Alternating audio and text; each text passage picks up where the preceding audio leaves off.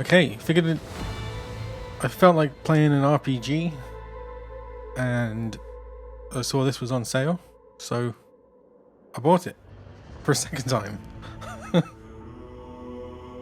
I did play this on PlayStation, at least the prologue, right after Baldur's Gate, and I enjoyed it, and I can't remember why I never finished it. But I figured now it's, 2 years? 2 years later, all the bugs will be gone, hopefully. And I kind of know a little bit more about Warhammer now.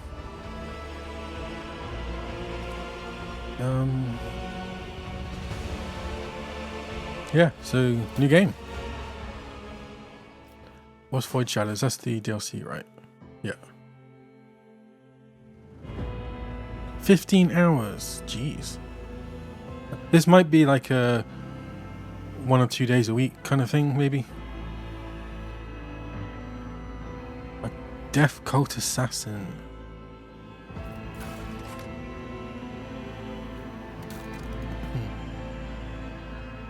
Okay, so how much of an idiot am I? Do I know what I did last time?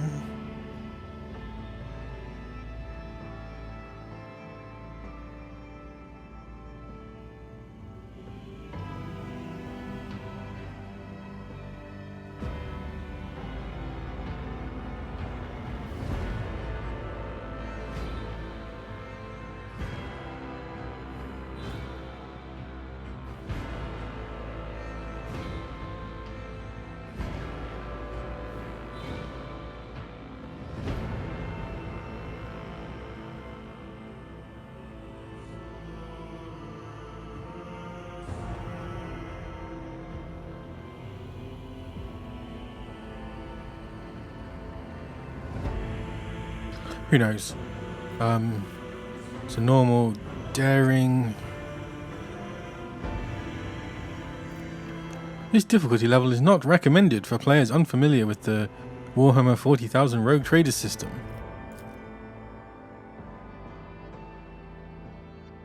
Gradually come into effect, reaching their intended values by the conclusion of Chapter 1.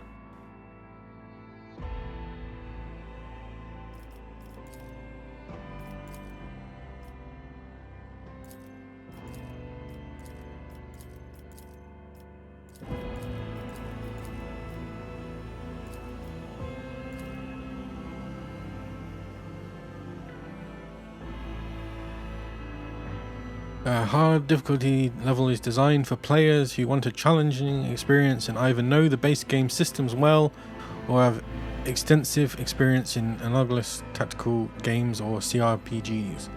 The stats and modifiers of enemies in the game environments are increased. Penalties for the player's party are slightly harsher. This difficulty requires an optimized and well-balanced party.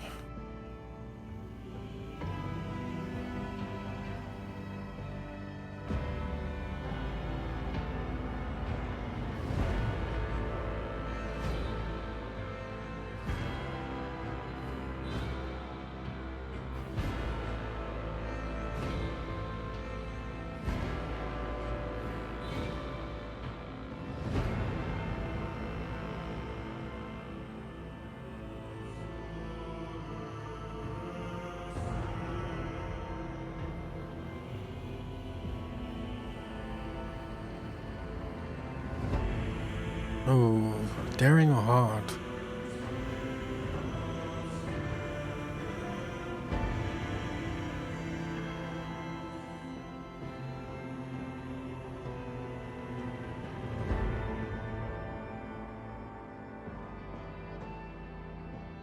You can change it, right?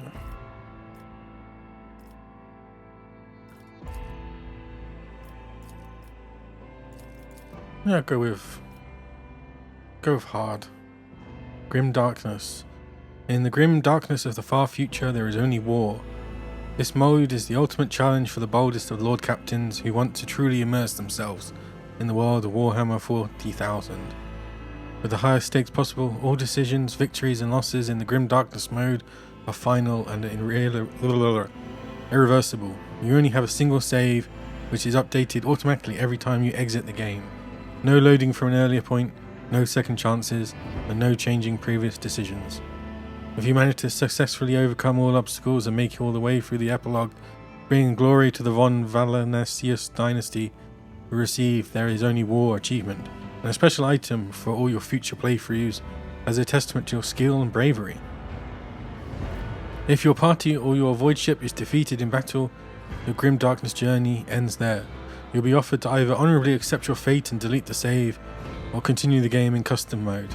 However, completing this story will not grant you There Is Only War achievement, and the special reward The Emperor Protects.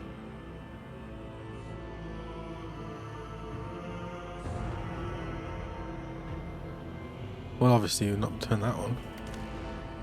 Choosing this difficulty is not recommended for players not familiar already with Rogue Trader's systems, as well as its implementation in this game. Yes, I am an idiot. Continue. Pre-generated character. Soldier, operative, warrior. Create your very own Rogue Trader from scratch. The possibilities are endless when it comes to customizing your character, choosing their homeworld, gender, background and more. You can also choose from a wide variety of combat, social and technical skills and abilities which determine how your character interacts with the world and what kind of challenges they are capable of overcoming. Finally, you can choose your character's archetype. Each archetype path offers its own unique set of opportunities and challenges, so choose wisely. With all of these customization options at your fingertips, you can create a truly one-of-a-kind Rogue Trader and embark on an adventure unlike any other in the world of Warhammer 40,000. So I do already have an idea of what I wanted to play, and it might be boring, but it's Officer.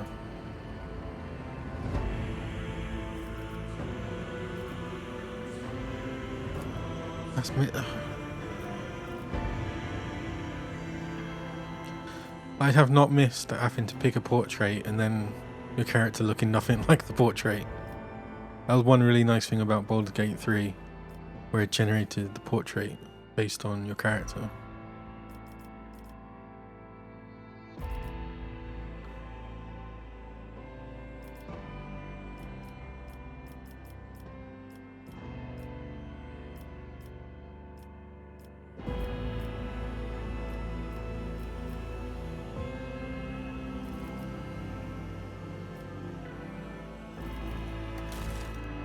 Oh, wait.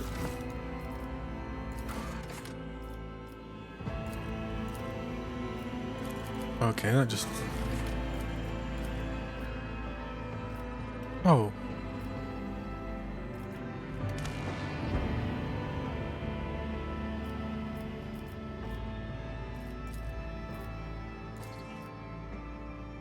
Why did it get rid of the...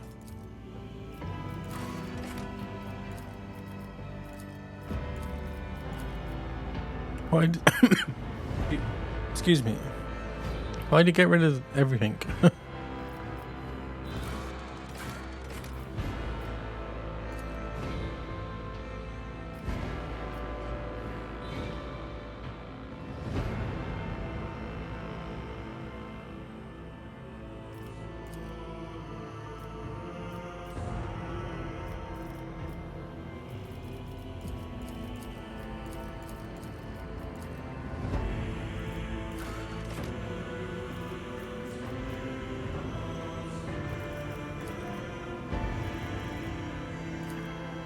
The more annoying one is when they add all these options and none of them look like the bloody pictures.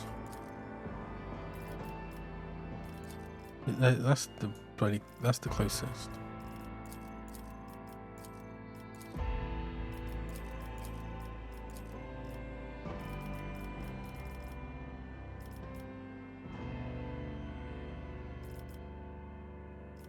She got like too thin. Too thick.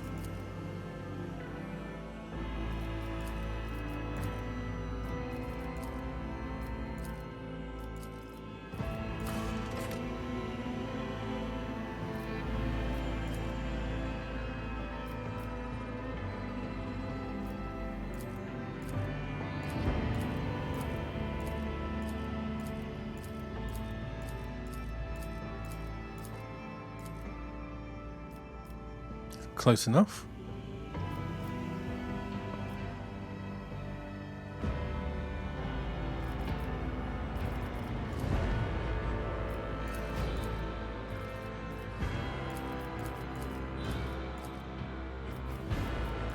I don't know what any of these symbols mean.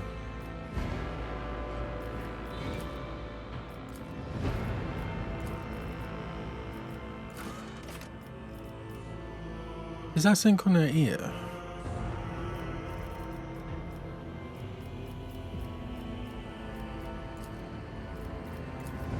Matrix. My tactics are flawless. Let our weapons be true, and our resolve unbreakable! Fire the lance batteries! The lance batteries. Let the macro cannons sing their deadly litany! Challenges make the spoils that much sweeter. Rend the flesh, shatter the spirit! Why is there no daring female? Now that's interesting. A new note in discordant melody! Your existence is naught but ashes. Through This could be an opportunity. Ha! Another clean strike. Power resides in the will of the righteous! I always keep my options open. I always get the job done. All hands, prepare for acceleration. Macro cannons! Send their souls to the void! Gaze upon the powers of the veil. Behold the wrath of madness! What? I don't like any of these. I'll mention this triumph in my memoirs. I did fine. I always get the job done. Probably this. If I'm gonna go noble. All hands, prepare for acceleration. Time to reap the spoils of the battle. Yeah, sure. Okay. And the little bit of research I did, it was either void burn because of this. You get extra 20% chance on checks, which is pretty good.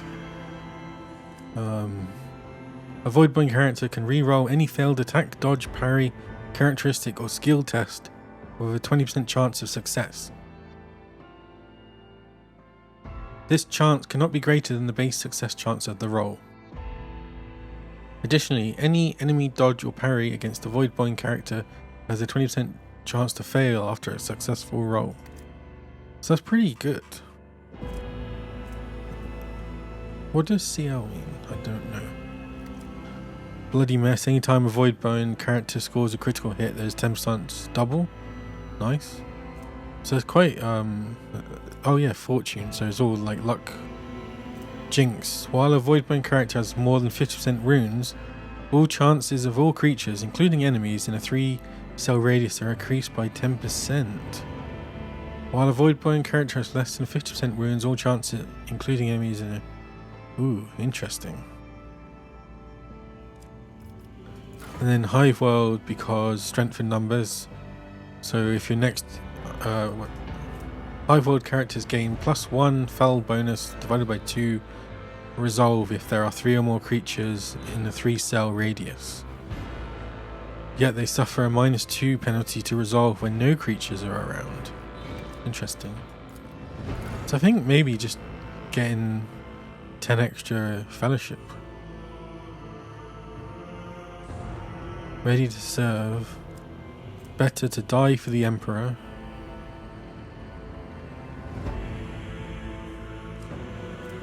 No heresy. I think Imperial World. It's kind of it seems like it's like it's the human of what's it called? Dungeons and Dragons.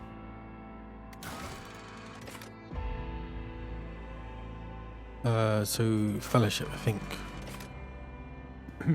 Fellowship represents a character's ability to interact with other creatures, to deceive, charm, or befriend them. High Fellowship will help a character find a way of approaching a gathering of unsociable servants or to effortlessly make deals with treacherous merchants. It also affects the persuasion, coercion, and commerce skills. Yeah, so this is like charisma, which is always a nice thing for your main character. Okay, and then noble. It's either noble or I guess I think it's too complicated, especially because I'm not going to be doing. I'm mostly going to be doing like buffs. The high nobility of the Imperium are an enormously privileged and powerful elite, a breed apart from the common masses they rule. You grew into adulthood upon a pedestal of affluence and grandeur that towered high upon the common masses. You expected their obedience and lived upon the fruits of their toil surrendered to you by your family in solemn fealty. The noble assigns one ally who will become their servant until the end of combat. Anytime the noble's ability affects the servant gains +5 to all characteristics until the start of the noble's next turn. Anytime the servant attacks a target that the noble dealt damage to last turn, the servant gains +10 plus noble's critical chance. Can only be used once per combat. Yeah, so I think that's good. And then it's just like general +5 to everything, really.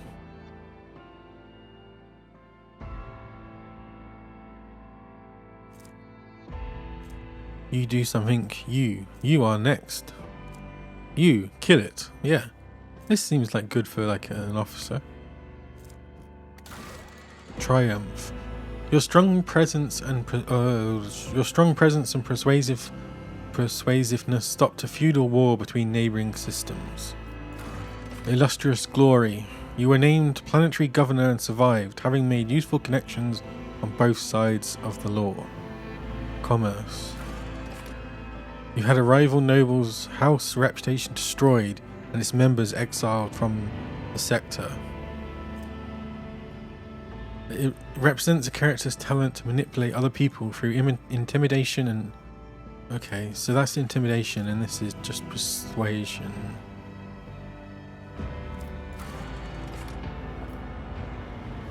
Let's go for coercion. Darkest Hour. The mysterious tome that you discovered in your family's library extracted a terrible toll on your mind. Law Warp. Law Warp. It represents knowledge about the nature of warp entities and their twisted physical manifestations.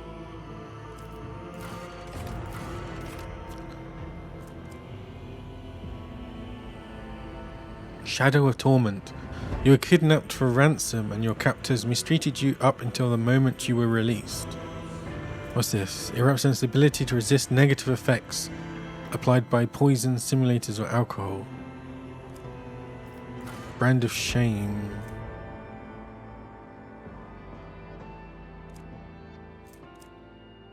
I'm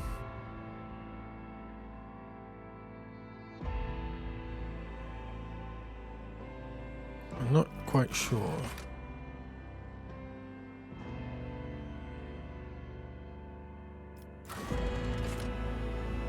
How big effect do poisons have? I guess I guess my intelligence is gonna get relatively high, so warp seems like it might be useful for a ship that's teleporting everywhere. Understanding of the Imperium. Oh, and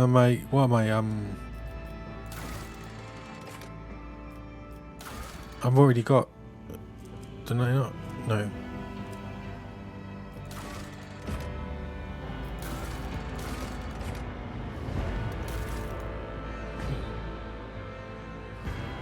Okay, officer. And then I think Master Tactician. Always in the thick of battle, using their leadership and combat prowess, Master Tacticians are able to harness the momentum of their party to enhance the combat. Press the advantage, last volley. Yeah. It's either that or this one. A master of battlefield positioning for themselves and their allies, the Grand Strategist is able to increase the battle effectiveness of their party by designating and strengthening important parts of the battlefield. The Grand Strategist analyzes the battlefield and can create specific areas, providing bonuses to all allies, including the Grand Strategist, frontline, backline, and rear. In the first round of combat, all 3 areas can be created in one turn. In the following rounds, only one of them can be created per turn. All areas can be moved within the corresponding abilities and cannot overlap. If there are 2 or more Grand Strategists in the party, the combat tactics area are common for all Grand Strategists, and the highest intelligence bonus, the fellowship bonus, is used. There cannot be more than one frontline, backline, or rear in the battlefield. Regardless of the abilities used, the Grand Strategist always acts first in combat.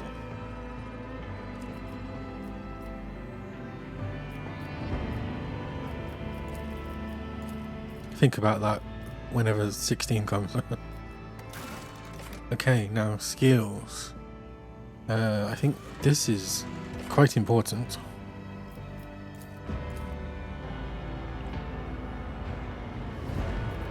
But how important is the question?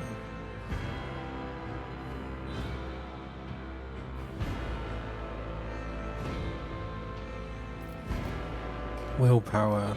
Willpower reflects a character's ability to withstand the horrors of the warp, the terrors of space, and the dreadful opponents they are bound to encounter in the Coronus expanse. High willpower allows characters to exert control over a crowd or interrogate a heretic. It also increases the chance of resisting negative mental effects. Perception describes how well a character perceives their surroundings. Characters with high perception can pick out a stray bolt of shell casing in between the day-to-day morass of the Underhive, or even tell when someone is being deceitful. Increases the awareness. Someone else could get that. Intelligence. Intelligence is a measure of the character's acumen, reason, and knowledge. For each point of an intelligence bonus, characters deal plus 5% more damage with non-burst range area attacks. Agility measures a character's quickness, reflexes, and poise. High agility allows a character to manipulate delicate explosions with finesse, or to keep their footing when crossing treacherous terrain. Initiative dodge chance.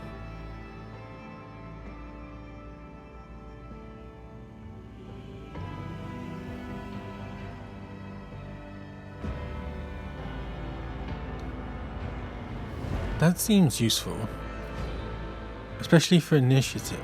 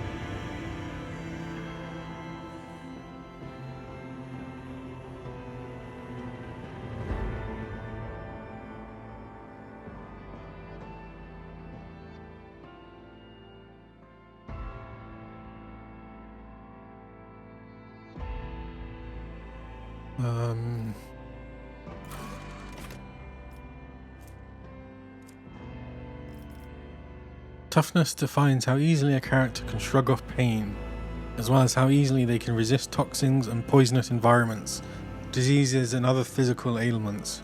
It increases the chance of resisting the negative physical effects and the amount of a character's wounds. For each point of toughness bonus, characters gain plus 10% wounds. Ooh, that could be good.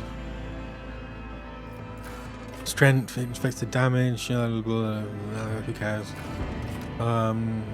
Hit chance of weapons, maybe. That's melee, so we'd never be doing that. I think just toughness. Just go pure officer.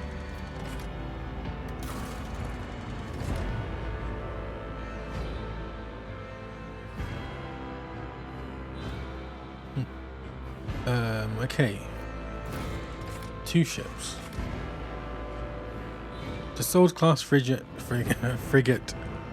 is a classic void ship design proven in thousands of battles, combining decent firepower, high speed and respectable survivability.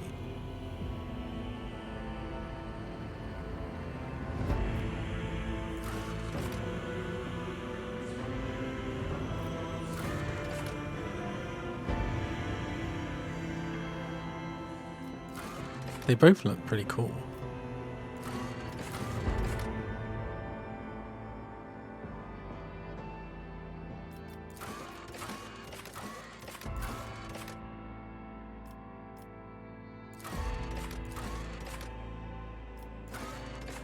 This looks more like a flagship.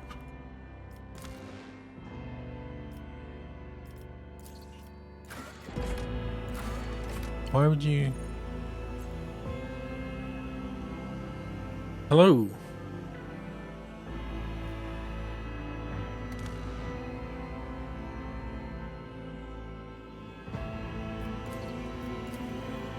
Eye of Providence. Atonement of the Abyss. Arcanium Redemptionis. Invictum Erebus. Endurance.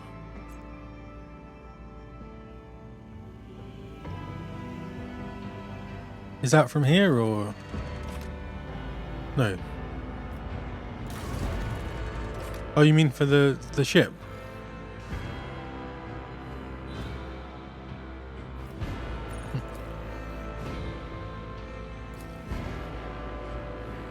Malefactor's Repentance. Void Treader. Endurance ship. Googles. Oh, you mean from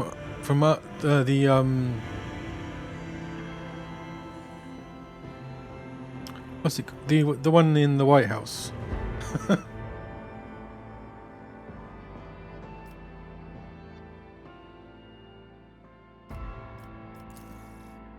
Destiny Hunter. Trailblazer.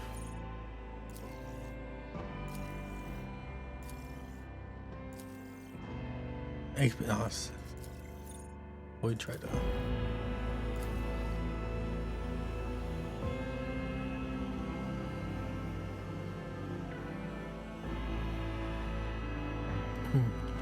Oh no, is the Resolute desk. Oh no, different ship. That's why it's called the Resolute desk. Ignore me.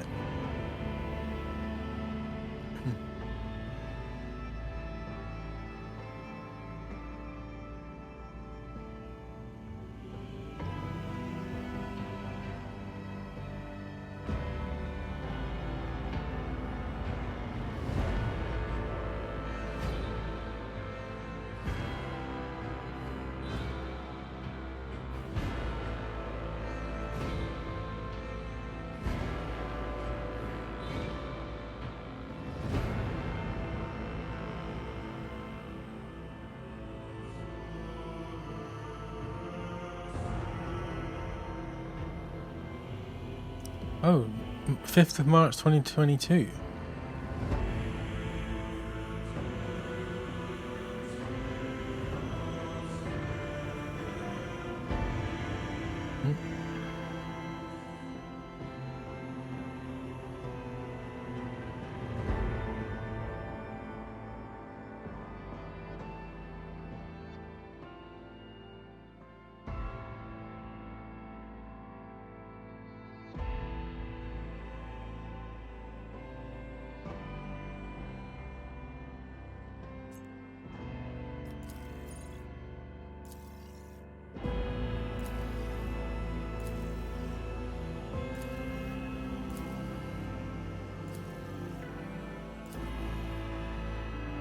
I think what's it called? What's the Howl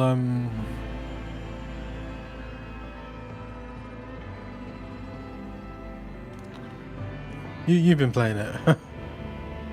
From Sony. Helldivers. I think the way you name your ship in that is much better.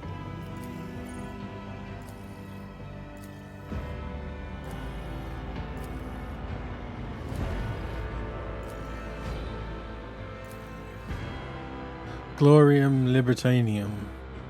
No, Glorium Libertatium.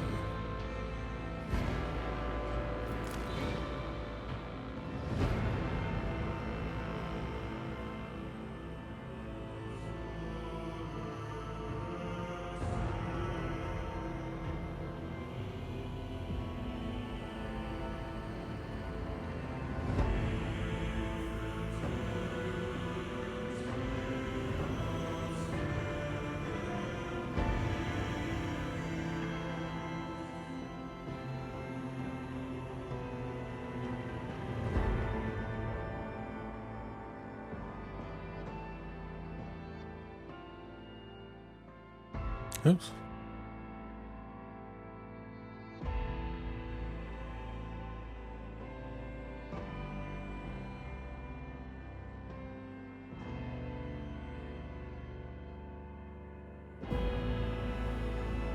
Yeah, let's put a bit of Latin in there. Glorium, because it's not Latin. It just sounds cool.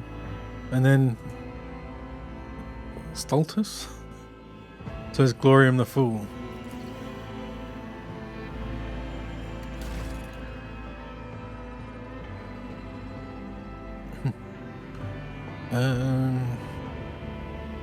Okay. You serve me.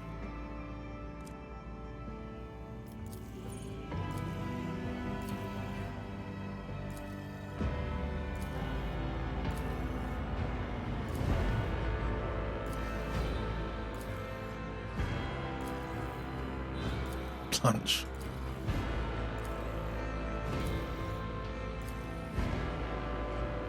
Caroline.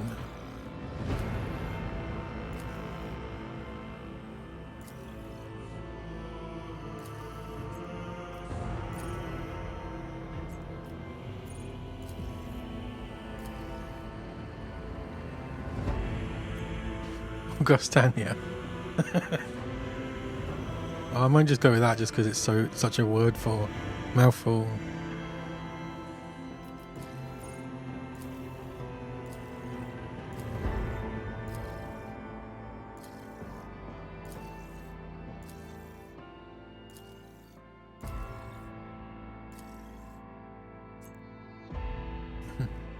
Could maybe go Imagine in for Baldur's Gate 1. Pandora. Open Pandora's box.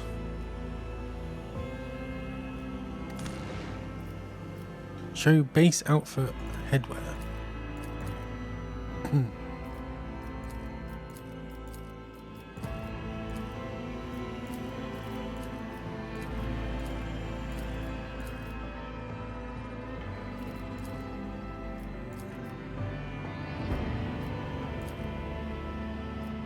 Show backpack.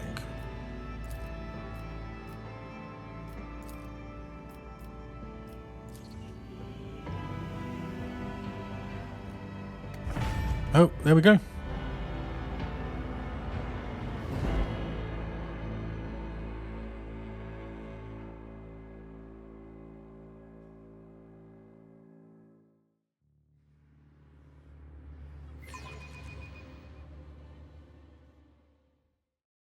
Cheers. I saw you started playing as soon as I pressed it as well. Have you played this before or?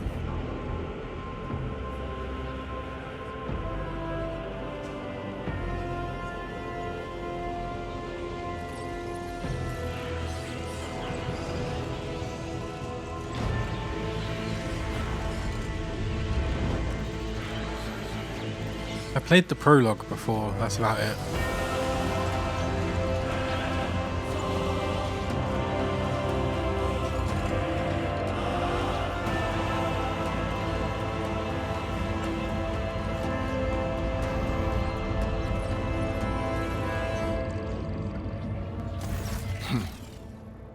An excellent place for contemplation. One has the best view of the cathedral from here. Mesmerizing, wouldn't you say? An impeccable manifestation of the God Emperor's sublimity. I don't remember it being voiced. Choices in dialogues. You are in a dialogue. Great. Available dialogues, blah blah blah. Oh, okay, so it's just like the important stuff then, I guess.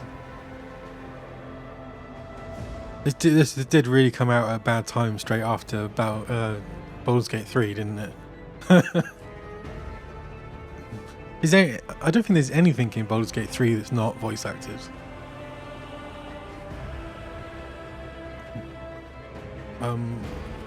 Will it let me go into settings? Yes. I think I put them at slightly too good.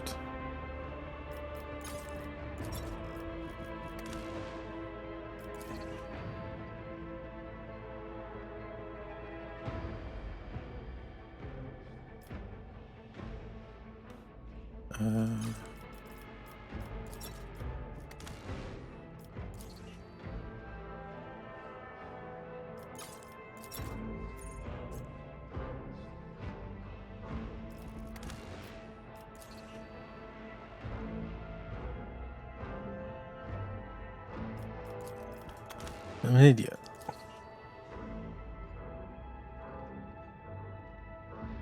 Okay, so now I can put it back up to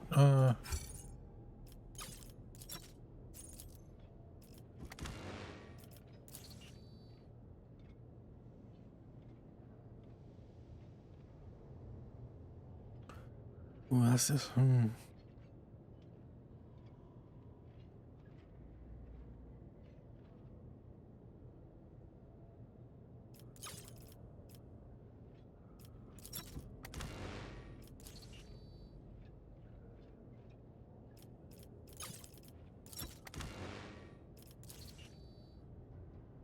Okay.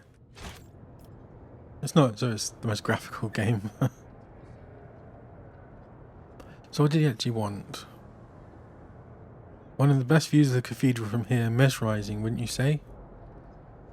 Truly an awe-inspiring sight.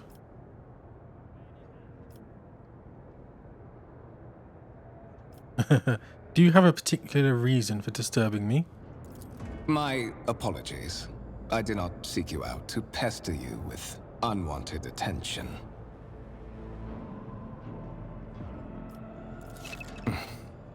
Allow me to introduce myself. Conrad Voigtveer, Master of Whispers, in the employ of Her Ladyship Rogue Trader Theodora von Valencias. At your service. I haven't had the pleasure of speaking with you in person before.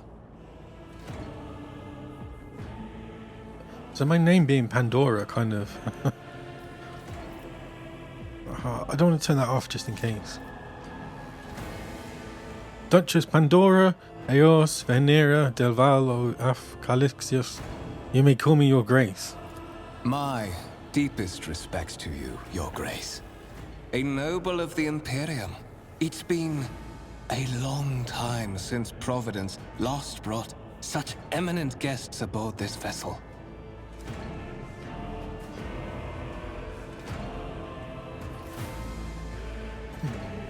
He smiles faintly, but you're not sure it's directed at you. This guy's a sucker for the Imperium, isn't he? I will be frank with you. You may forget your past titles, no matter who gave them to you, or what their origins are. From the moment you and the other candidate were brought aboard this void ship, your fate changed.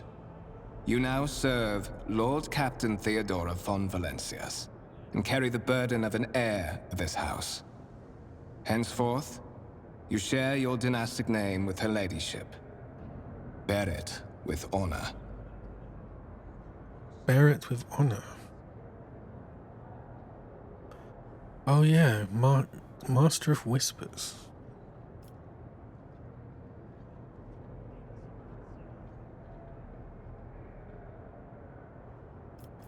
I think Pandora's going to be quite straight to the point kind of person.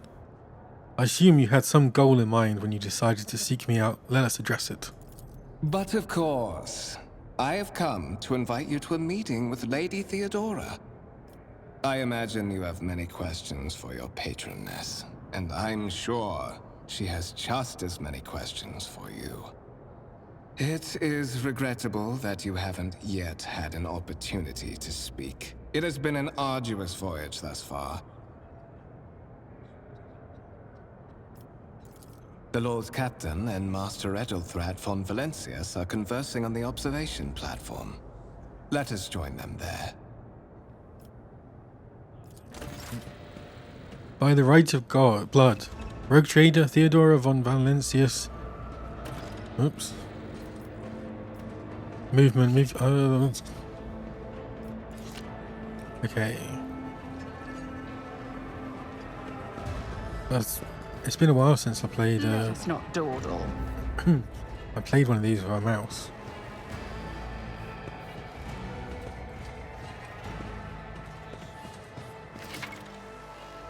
Interactable objects. Some objects in the game can be interacted with in a special way. They are marked with specific icons. Some icons allow you to study objects. Others will transfer the character to neighboring locations or launch a small event. These icons become visible when your character is standing close enough to the interactive object. Click the mouse button on the icon to perform the associated action. Some interactive objects, such as doors or chests, are not always marked with icons, but the cursor changes when you hover over them. Hover your cursor over the object. If the cursor changes, the object is interactable. Hold tab to highlight objects that your character can interact with. Okay. A massive conference table, obviously crafted from real wood, a resource of incredible value upon the void ship. Keep your wits about you. Can okay, you can read. Game language. Auto pause.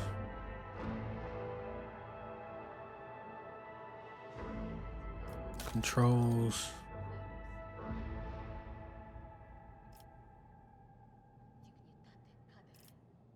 Screen. Keyboard scroll on screen.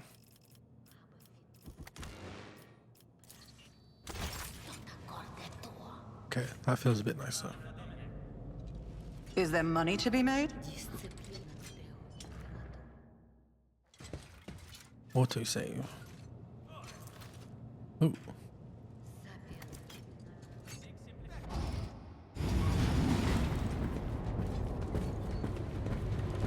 One of the von Valencius trophy rooms.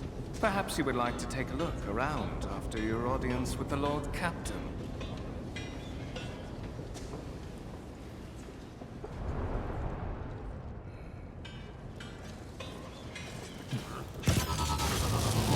What's happening? Oh no. Run! The servitors have gone berserk! Servitors.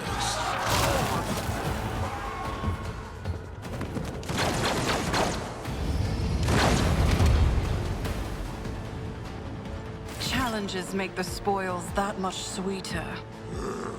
Start of combat. You have been ambushed. The battle begins. To survive in the grim darkness of the far future, you will have to face enemies of all kinds and fight for your life. These hints and oh yeah. Okay. Start the battle. Miss.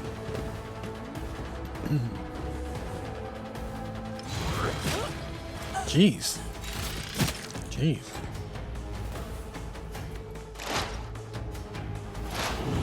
Joint analysts. All battles in the game are turn-based and take place on a grid. On their turn, a character can move, attack, and use their abilities. Select a cell within the highlighted area and double-click on it to move the character there. Movement points, MP. determine how far a character can move on their turn. 1 MP corresponds to 1 cell on the battlefield. Moving diagonally is more costly. Every second diagonal cell uses 2 MP. At the beginning of each turn, movement points are restored to their maximum value. Note that once a character starts moving, this action can no longer be cancelled.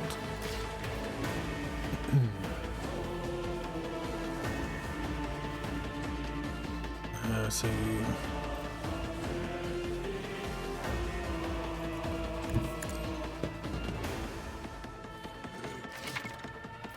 action points. To make attacks and use abilities in combat, a character must spend action points. Every attack or ability has a certain AP cost associated with it. The number of squares next to the icons of attack actions and other abilities indicate their AP cost. At the start of each character's turn, their AP are restored to the maximum value. To attack, first click on the single shot icon on the weapons panel at the bottom of the screen. Hover the cursor over the enemy, a tooltip will appear showing your chances of hitting that enemy and possibly damage you can deal on a successful hit. Click on the enemy to fire. The amount of damage your characters deal depends on the parameters of the weapon they are using. The effectiveness of the shot depends on the distance between the character and their enemy. When you target an enemy with a single shot, you'll see 2 areas denoting the weapon's effective and maximum firing ranges. Certain abilities in the game are considered attack actions and can only be used once per turn, unless affected by specific talents or other abilities the character may have. If a character performs an attack action, they will not be able to attack again and will lose their remaining movement points until the start of next turn.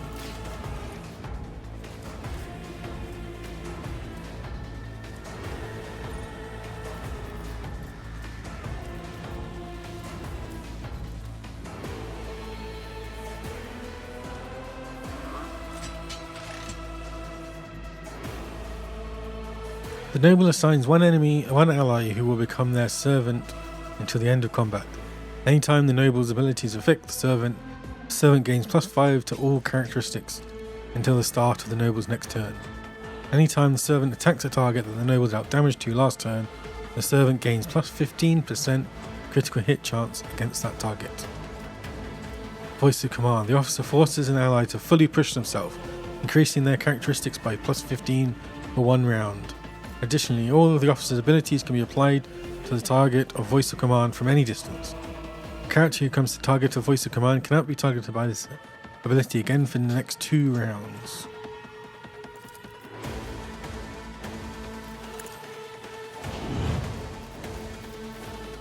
What's this? Reload.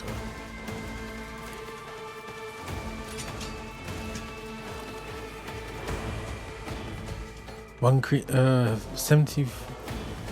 75% max distance. Who? Not me. When you're ready to go, end your turn, press space. Oh, so can I still use this? Oh yes, 0. I'll see to it personally. You serve me.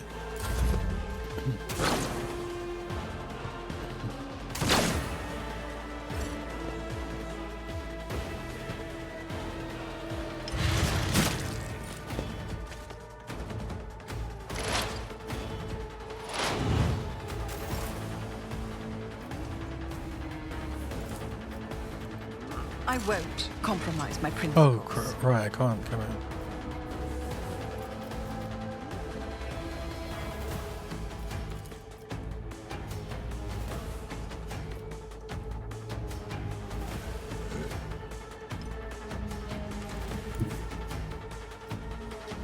I don't need luck. I have strategy. On it. Miss? Probably shouldn't have got so far away. My gut tells me it's a bad idea.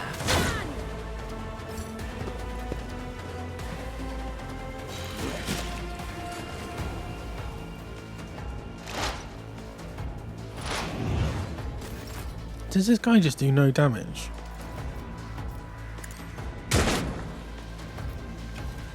I won't stand for it.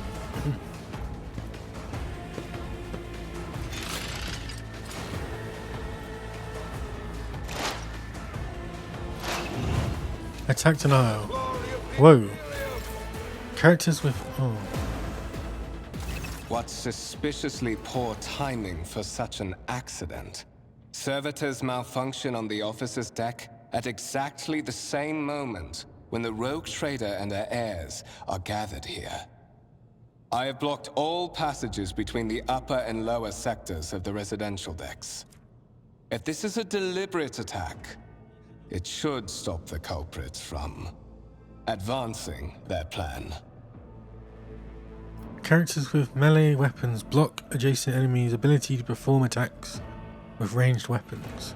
Pistols and shotguns are an exception to this rule. They can be fired at point blank range. Okay, got it.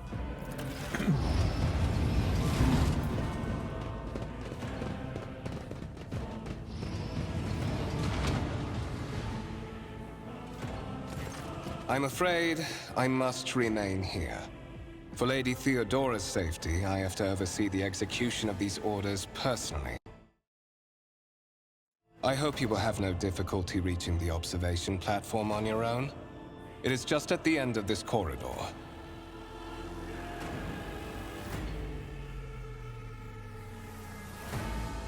Okay.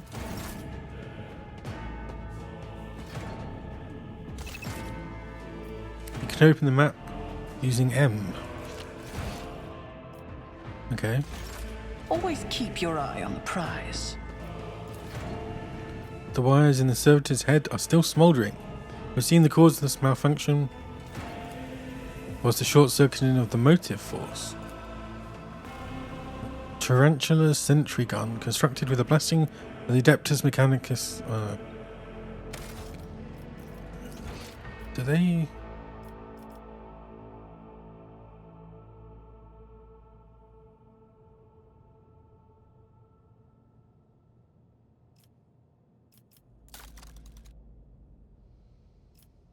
Let's control.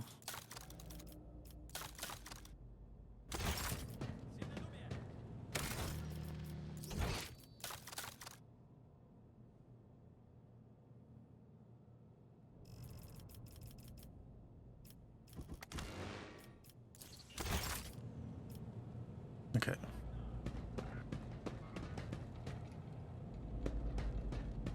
I always have a backup plan. Yeah, it's called reloading the save.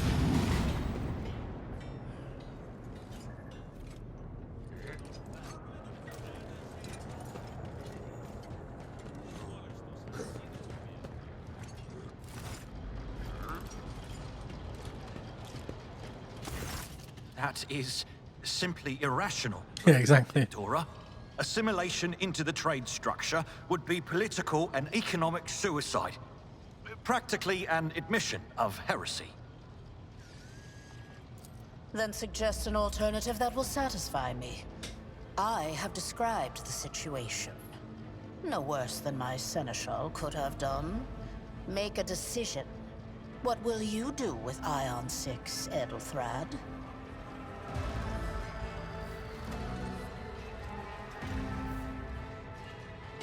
To survey the room. Your first impression of Eldthrad, who appears to be about 30 years old, is the parchment-like skin stretched over a tightly bundled mass of sinew, implants, and bone. The nervously twitching fingers, the face twisted by a slight tic, and the jerky movements are all signs of some illness or defect that has taken over his physical form. In stark contrast to Eldthrad, Theodora von Valentius's features appear as if they were carved from marble, eternal and indestructible. Head raised high, proud posture, hands clasped casually behind her back. Everything seems to emphasize the difference in status between her and Eldthrad.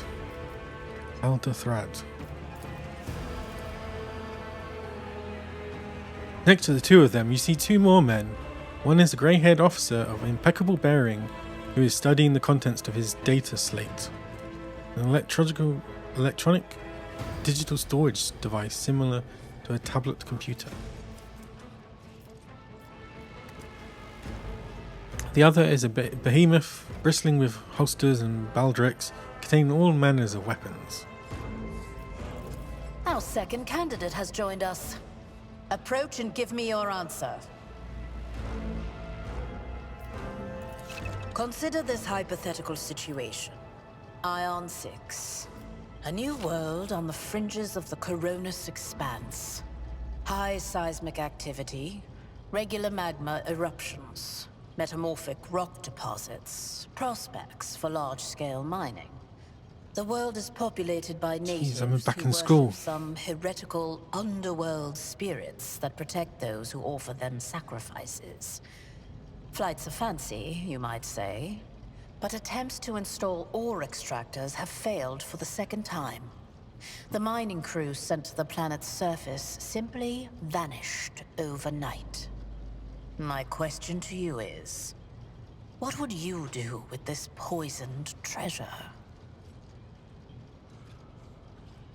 Attempts to install the planet's surface.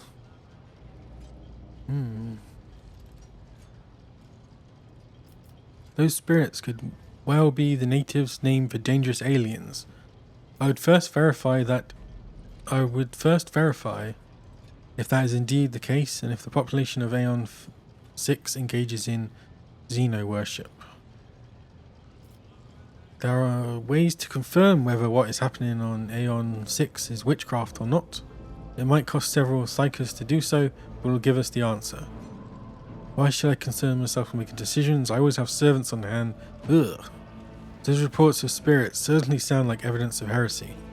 However, I would put my interests first, no matter what means I would. Aeon.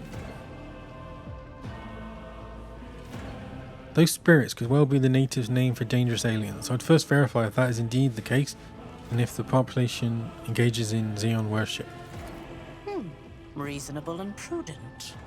However, chasing after ethereal creatures may prove a rather long and fruitless endeavor. Apart from Xenos, an untrodden planet might be teeming with myriad horrors that are far more dangerous and difficult to eradicate. I suspect that you are simply unaware of their existence.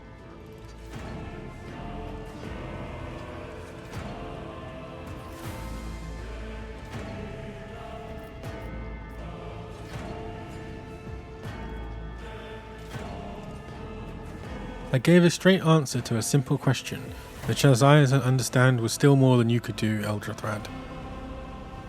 We are both servants of the God Emperor and Lady Theodora. Does it become anyone?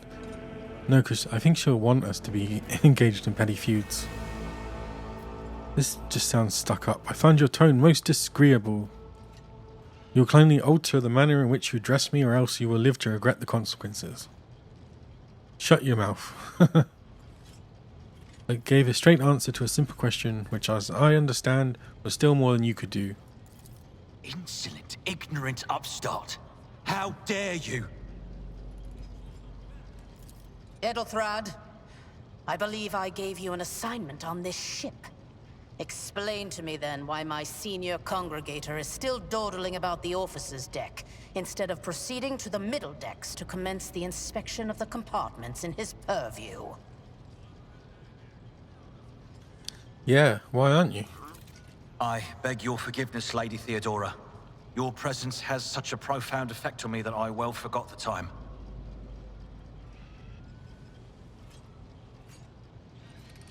Without sparing you another look. So, why are you here? Was it not you who sent for me? You have seeded the opening that was offered to you in a woeful display of meekness. Yep, you got me there. Admittedly, this tendency is equally strong in all who toil in the Emperor's service. You got me. Immutable hierarchy, absolute obedience, lick-spittlery, compulsion to please. I value none of these things. From the moment my envoys came for you, the terms of your existence changed. Okay. My name is Theodora von Valancius Massimo of Scaris. I am a rogue trader in the service of the God Emperor of humanity. and my rights and freedoms are vindicated by a most sacred relic. The warrant of trade, kept aboard this very vessel. Mine is the honor to venture into the darkness, beyond the Imperium, and carry humanity's light where powers wicked and heretical reign, and bow death and ruin to us all. The guide, the ruler, and the higher power to which humanity offers their prayers for aid and deliverance. Most would be driven mad with the despair if they knew the truth. What's the truth then? The Emperor, the guide, the divine presence who sits on the golden throne of terror in the heart of the Imperium, towering over his willing servants as their rightful master. He is depicted and worshipped in a myriad of forms by souls beyond counting. Through his Imperium, humankind is united and remains one of the most powerful, intelligent species in the galaxy. God Emperor.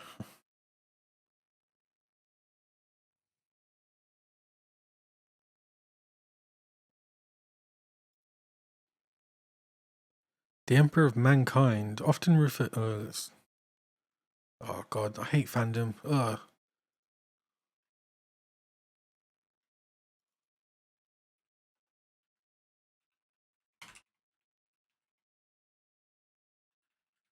There is another wiki, isn't there?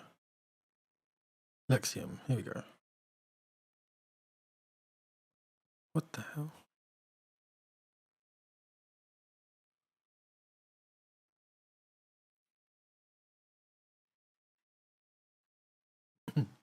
The Emperor of Mankind, often also referred to by the Imperial cult, Emperor of Man, his will is omnipotent, extending across hundreds of billions of worlds that comprise his Imperium. For 10,000 years, the Master of Mankind has served humanity. The Empress role as guardian. In the millennia since the ascension to the Gold Throne. History. Little known about them, of course.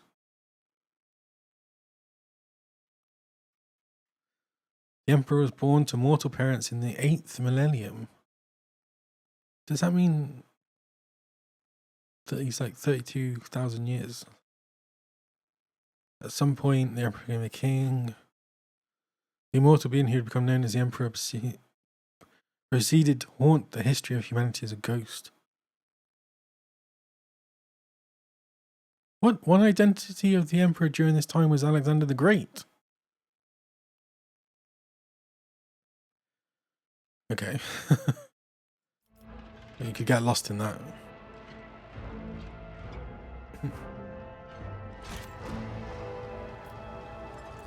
It is my decision alone to determine the fate of whatever I find past the bounds of the explored void.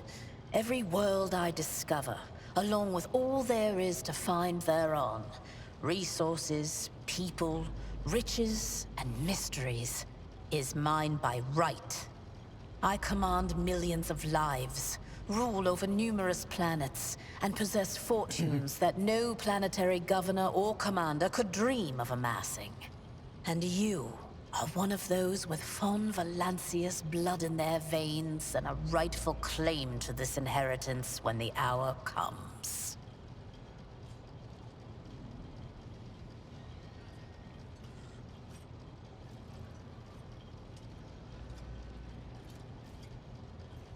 Okay. The question is, how do I have Von Valancius blood in my veins? I'm ready to take on this sacred purpose. Oh yes, you would be, wouldn't you? The question is, am I ready to choose you over the rest? You came aboard hours before the warp jump, and have not yet distinguished yourself in any way. As things currently stand, I have doubts. Well, that's not very nice. Suitable for the role of rogue trader. Bloodright alone is not enough to earn the high honor of becoming the bearer of a warrant of trade. Nonetheless, your abilities and talents may yet prove useful. If not for the role of Lord Captain, then for that of their closest ally. Alas, Even those responsibilities can at times be too challenging for those who share your blood. Kunrad Voitvir served me for many years before he made his mistake.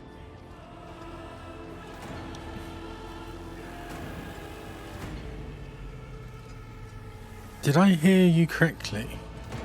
The Master of Whisperers is related to you.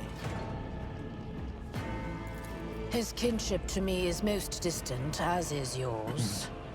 Nonetheless, he does bear the name von Valancius, even if he avoids using it publicly, and as such, strictly speaking, can be considered my heir. That door, however, is closed to him. Voitvir's performance in his current role is satisfactory. Or it used to be, at least.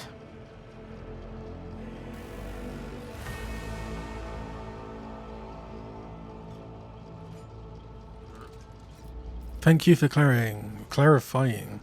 May I ask my questions now?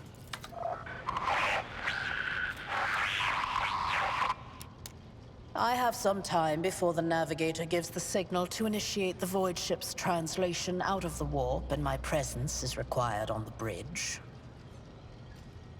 Navigator, a sanctioned noble mutant whose genes allow them to safely guide a warp-capable void ship through the warp. Don't ask that. That would be stupid. Just pretend, wing it. An incident took place and some services went berserk and attacked the crew. Is that so? Perhaps the technomats were careless during maintenance. Or it could be the warp playing tricks on us in spite of the Gellerfield. Or perhaps there is something to all the stories about the ship being possessed after all. Great. Lovely. A possessed ship. Lady Theodora, for the God Emperor's sake, surely you do not intend to start repeating idle rumors spread about by uneducated riffraff. Enough, Abelard. Such hearsay amuses me. Idira eagerly retells me everything she learns from the whispers of her unseen advisors. This ship is thousands of years old. It has enough hidden nooks, malfunctioning cogitators, and unused compartments to make ignorant folks speak of specters dwelling inside the bulkheads and plotting against those who yet live. Cogitators. Any type of digital computer. Oh. Okay.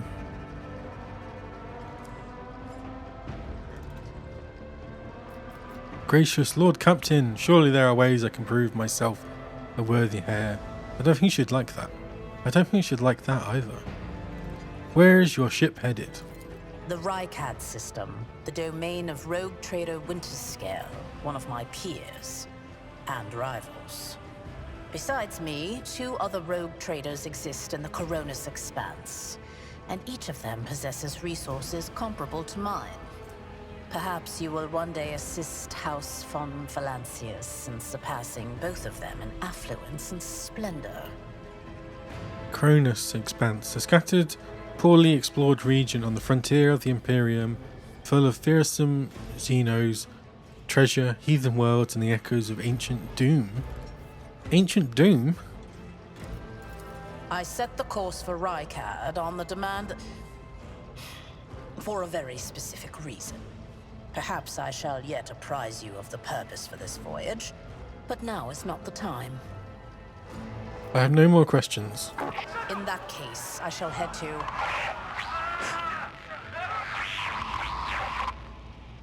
Disturbances reported on the adjacent decks.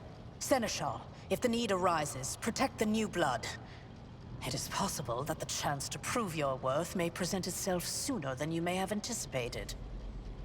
Great. I got main character syndrome. Oh.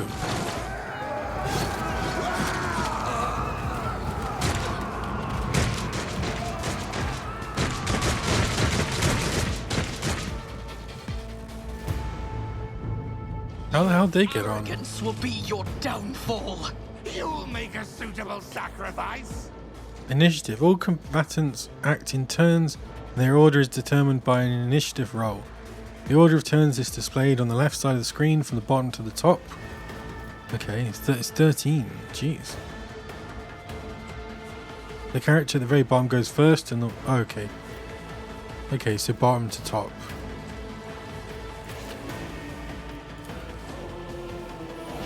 I can handle this. Follow my lead. Reduced to dust. Jeez. I took care of this one. Follow my lead. Whoa. Cross the feeble. Raise yourself, Avalon.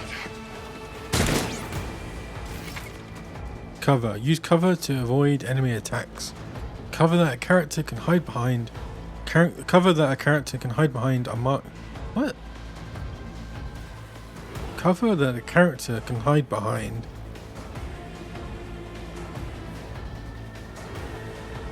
I don't know if my English is just bad or not, but that reads really weird with R. Are marked with a shield, or a shield with a skull. When standing close to them, the character will automatically take up an advantageous position.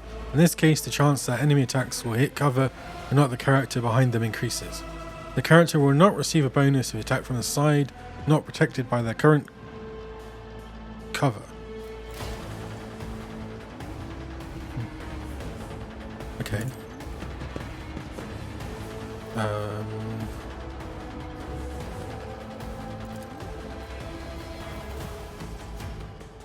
You serve me, Alballard. Yeah. I'll make it happen.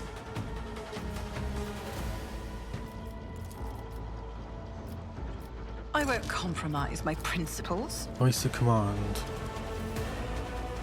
Okay.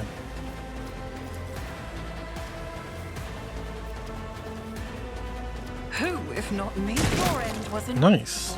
Actually killed someone. Death to non-believers! I serve the ruinous powers! Chaos guides me! I've suffered worse.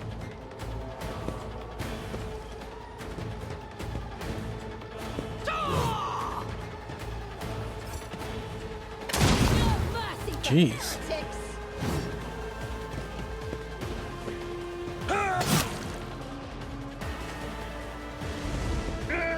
Interesting choice being someone that attacks with a sword when there are guns around, right? What the hell?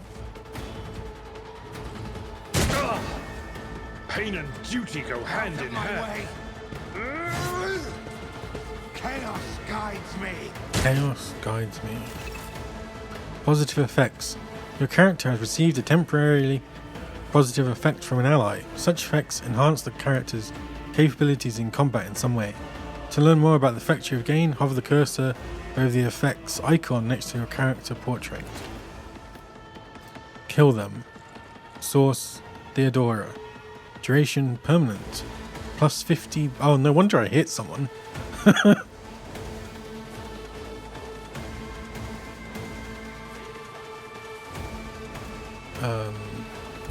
Taking calculated risk is my second nature.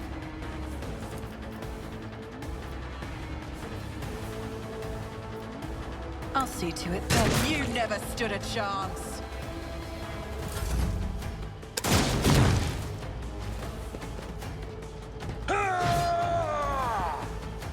I think I'm going to be seeing a lot of that. For the glory of the Imperium!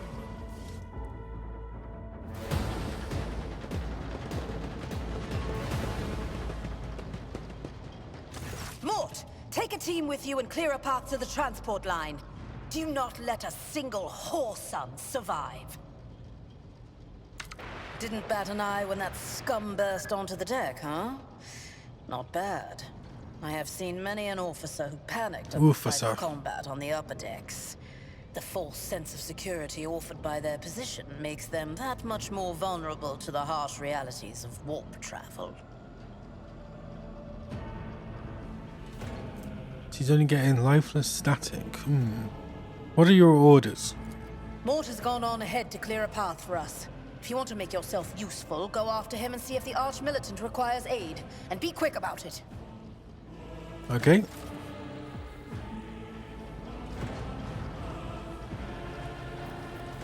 Let us not dawdle. Journal. Okay. By the right of blood, find the Arch-Militant. The officer's deck is under attack by an unknown enemy. So Arch-Militant Mort has left to clear the way to the lift leading to the upper decks. The officer has not yet returned, so it's time to find out the cause of the delay. Rumors.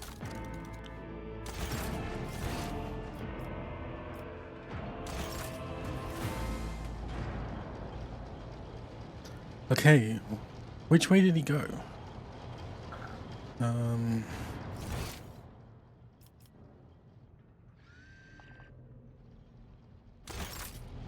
Oh, that's cool.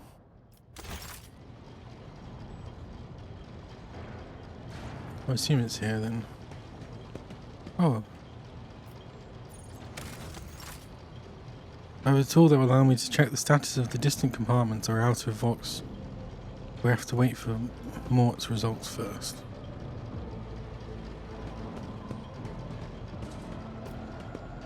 I always keep my options open.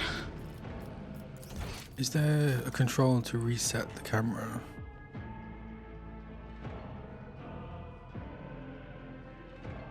F and Control X.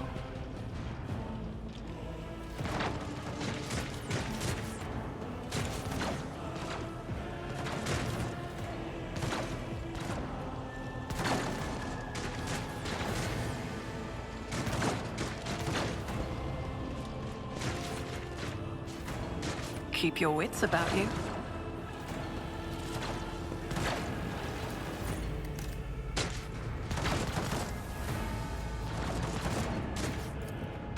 The heretic is riddled with a single shotgun lies smoking in his hand.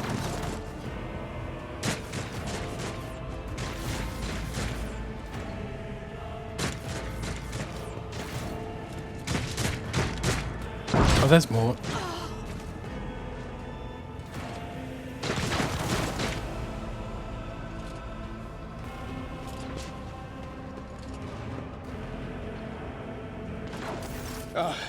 Thank Providence you are alive and well. Always on time, eh, Coonrad? The moment we finish chasing the riffraff around the deck, you show up. Always just after the fighting's done. You could set your chrono by it. Interesting, he doesn't have a picture. Mort, pull yourself together. Wonder what that could mean. Foreshadowing. What, did the Lord Captain send you to chivvy us along? We're all done here. I'll report right away.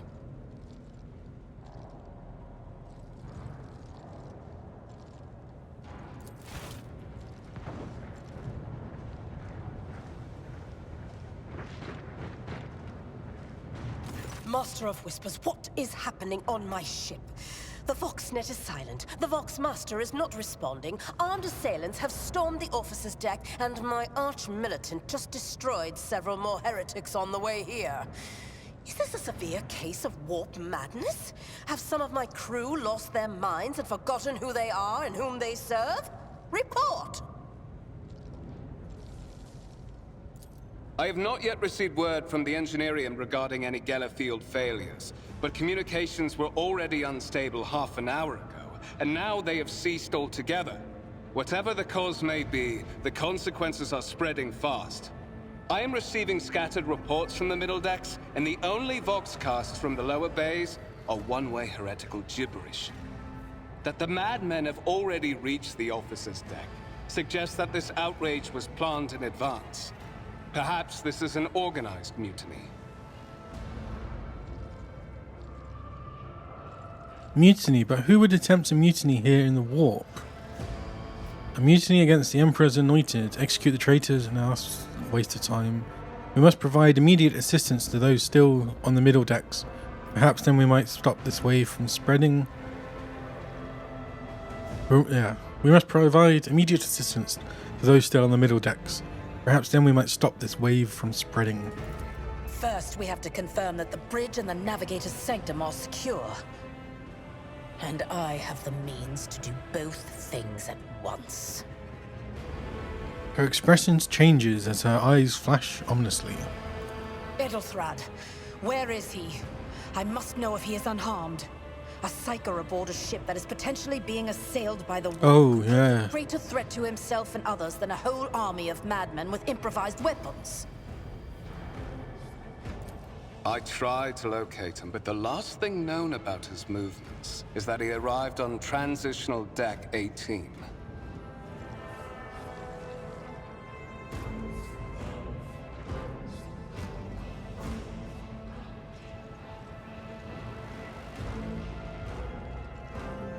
I tried to locate him. Transitional Deck 18. Blast it! Master of Whispers, find Edelthrad immediately. Seneschal, locate Tlas and the Sister of Battle. Both are to remain at my side. Arch-Militant, with me. I must go to my study. And it appears we might encounter heretics along the way. Theodora glances at you thoughtfully. If I may, Lord Captain. Transitional Deck 18 is at the heart of the disturbance, and if our goal is to bring Edelthrad back, I could use some support. After all, I'm not as adept at directly confronting enemies of the House as the esteemed Arch-Militant, and taking into consideration Edelthrad's psychic powers.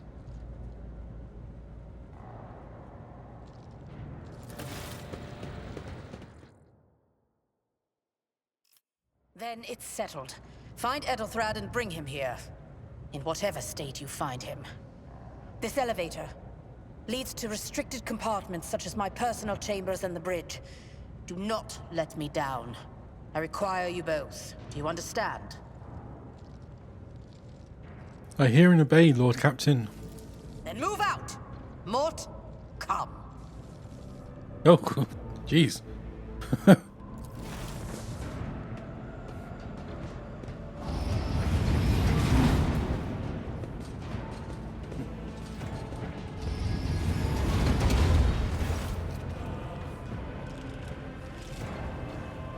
Are you ready to head to 18? It is a long walk, and you do not even have proper gear.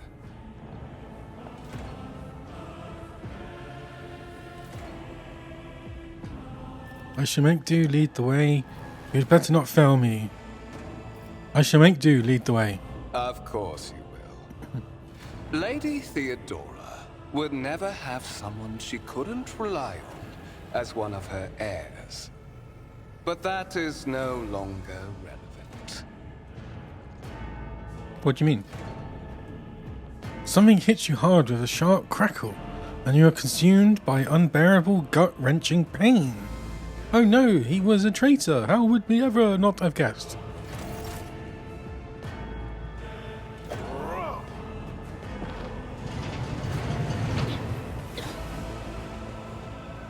I promised you a special destiny, Pandora.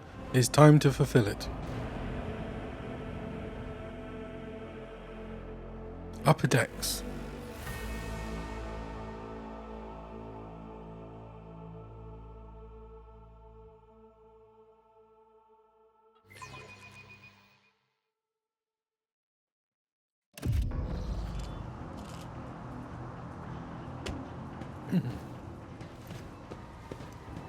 Careful, careful. Be gentle with our guest.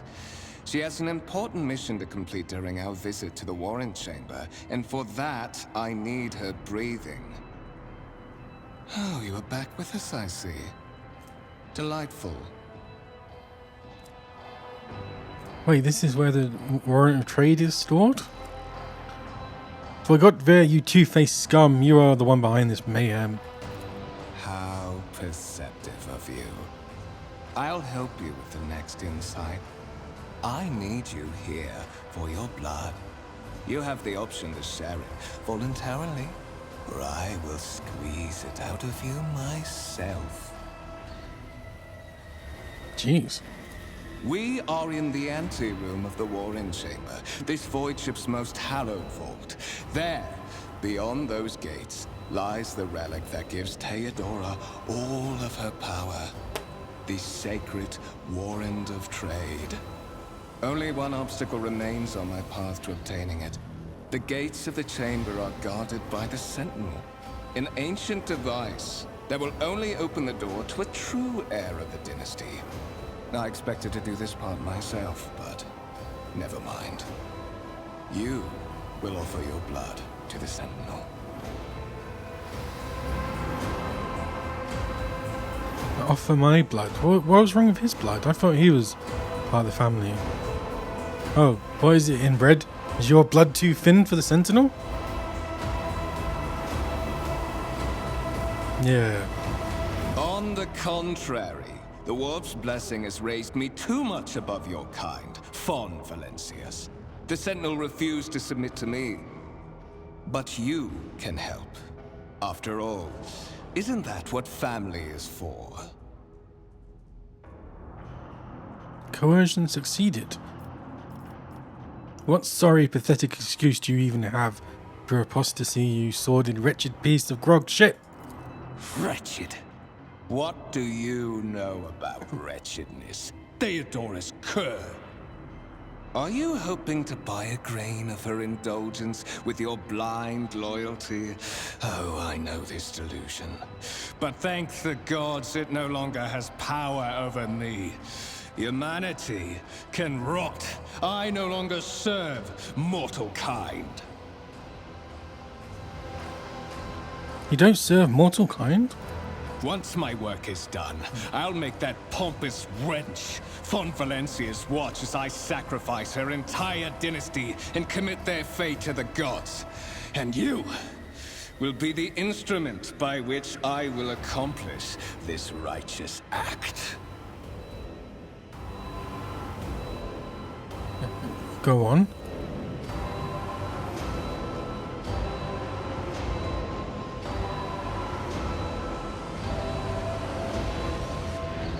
The blade flashes in the dim light and drops of blood appear on your palm.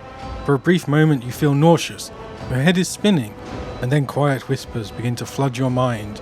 More and more sourceless voices echo each other, drowning out your own thoughts, replacing them with a singular urge: go to the gate. I will do as you require, but I will find a way to make you pay for this, you filth. I doubt it, my dear. But that's enough talk. Fulfill your destiny.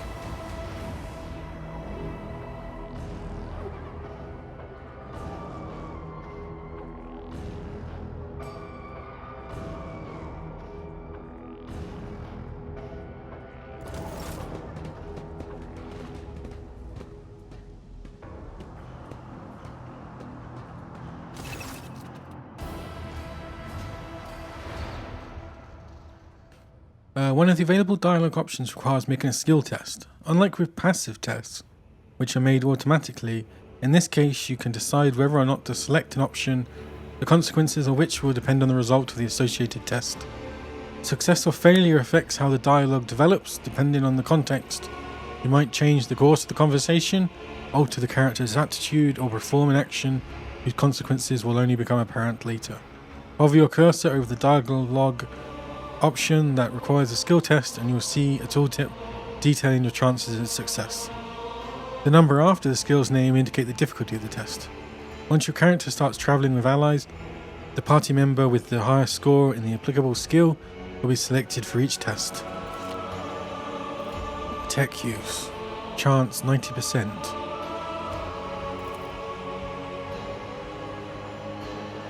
Succeeded. You carefully inspect the design of the gate Cogitator? Any type. Oh yeah, a digital computer. What immediately catches your eye is the strange alloy that was used as material for the machine's components, some of which are unfamiliar to you.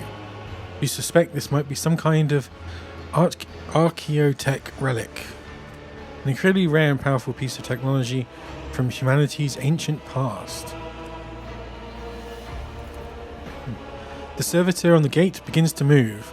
With a screeching and groaning of metal, it leans forwards, closer to you. Its lower jaw opens with a drawn-out shriek, much wider than the jaw of a living human could. The servitor's mouth is filled with sharp metallic fangs that glint in the dim light. The vid screen to the right of you lights up, showing strings of mysterious symbols on a green background. A whisper runs through the consciousness, insisting, demanding sacrifice. The voices that filled your head after Vogtavir wounded you with his blade did not go away. On the contrary, their source coiled itself into a tight knot somewhere in the depths of your mind.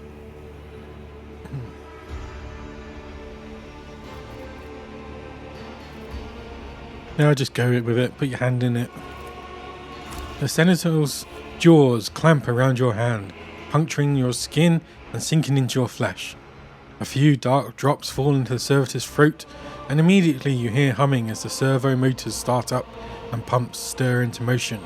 The vid screen of the congregator flickers. Several long minutes pass. The Sentinel's jaws remain closed, and you are beginning to feel sick. Perhaps if you were to lean against the gate, you could catch your breath, maybe even close your eyes and pretend none of this ever High levels of caustic humus. The subject is in a state of heightened stress. Do you require assistance?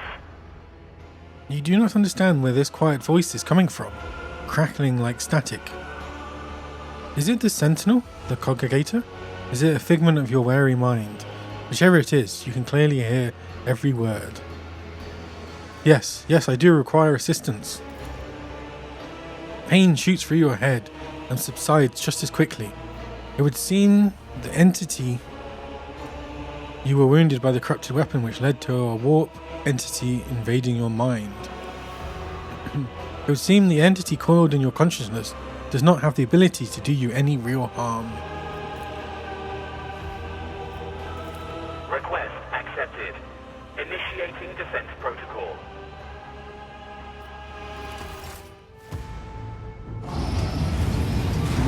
Nice.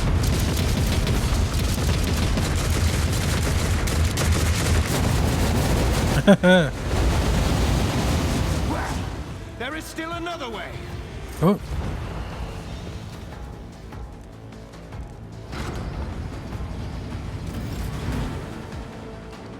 By the right of blood, check the warrant chamber.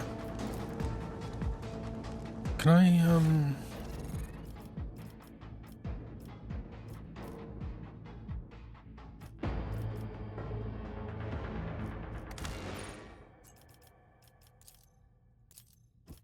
I don't like the monocle. What is outfit?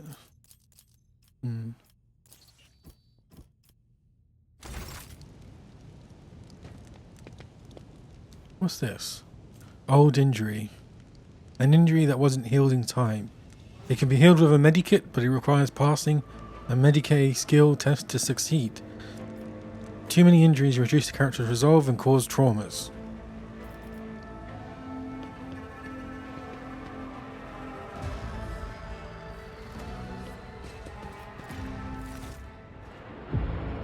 Let it be known that by my will and the true word of this document, I appoint this person to the bearer of the warrant of trade, and bestow upon them and their dynasty the great mission, to be the paragon of humanity, unbroken by adversity, to walk bravely first into darkness, to unite and reclaim what was lost, to triumph over nightmares untold, to hold boldly to the reins of fate, to walk steadily to the roads of thorns, and I missed the rest. Escort the child of the house to safety. Escort the child of the house to safety.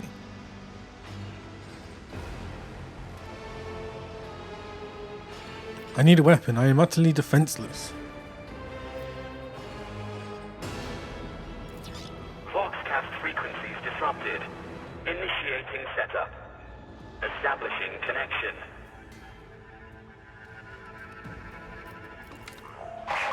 Voxmaster, restore communication with the navigator's sanctum.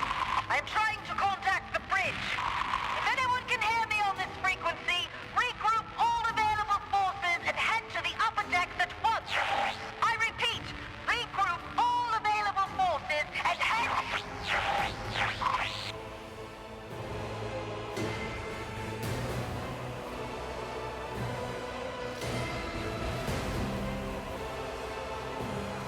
In place of mechanical screeching. Okay. Communication protocols breached. Signal latency assessment unavailable. Unable to establish two-way connection.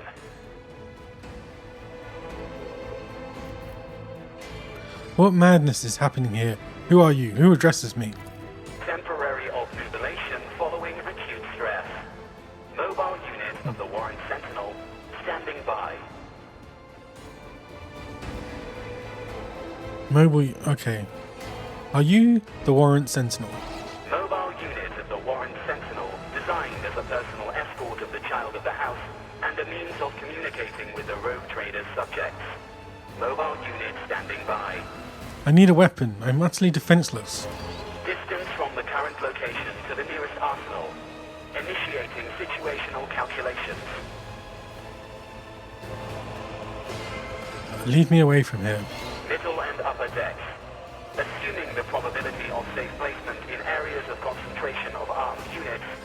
Calculating. To prevent unauthorized units from breaching the warrant chamber, preemptive sealing must be initiated. The mobile unit will start executing the received order immediately after the safety of the warrant is secured.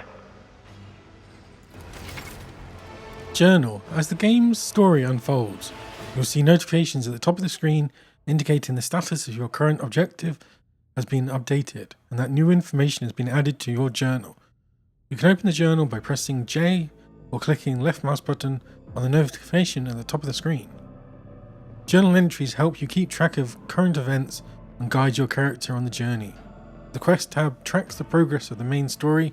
Here you can find information about any quests you have accepted and their current status. Use the journal to help yourself understand where to go on the next steps of your adventure. The Rumors and Contracts section also contains important information. You will learn more about them later.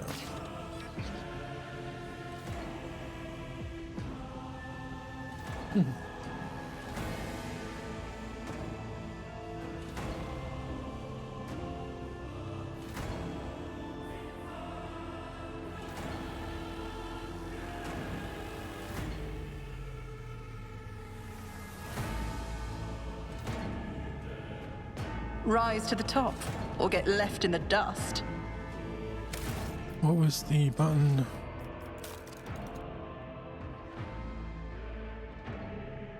F.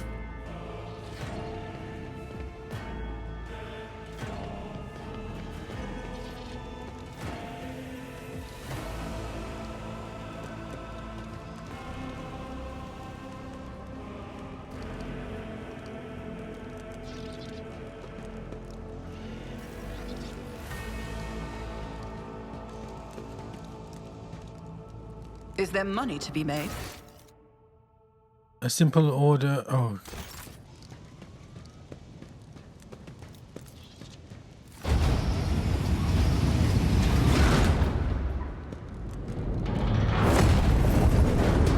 What the hell?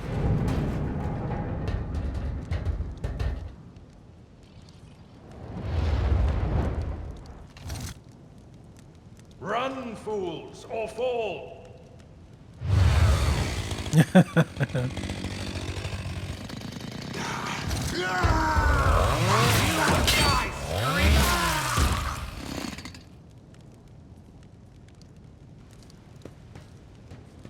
Chainsaw sword. Chainsaw. Mistress? Whatever are you doing in the Warren Chamber? How did you...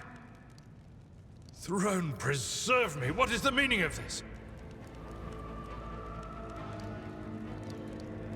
An arcane cybernetic artifact that encases the God Emperor's physical remains entire and preserves them using stasis fields and psi-fusion reactors.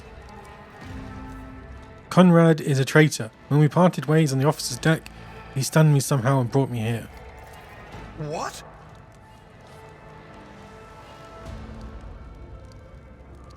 He intended to take revenge on Theodora for something, and trying to reach the warrant chamber was somehow part of that plan. Oh, holy God, Emperor. I presume he is the one responsible for the mutiny. And, Mistress, I wish to remind you that you are to refer to the Lord Captain as Lady Theodora.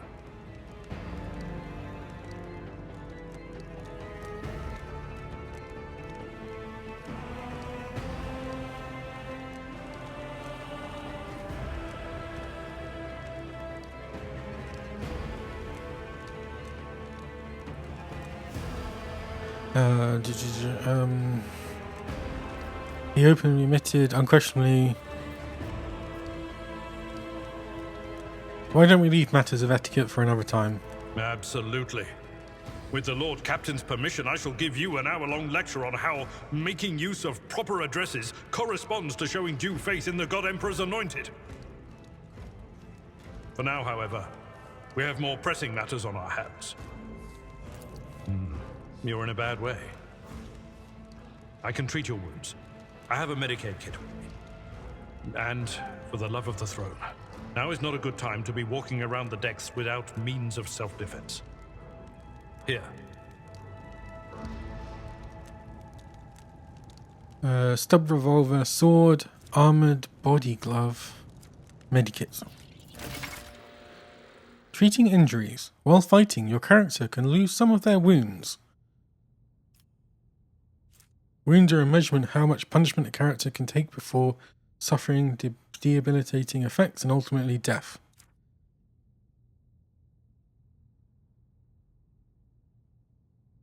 Your character has suffered an injury after being attacked by Conrad. After falling into a trap or receiving damage that exceeds 50% of their total wounds within one round, your character will receive a fresh injury of blah blah blah blah blah. When a character initially suffers an injury, it is considered a fresh injury during the first 3 rounds. Once 3 rounds have passed, a fresh injury becomes an old injury. A fresh injury can be healed using a medikit without passing any skill tests. Old injuries can be healed with a medkit, but they require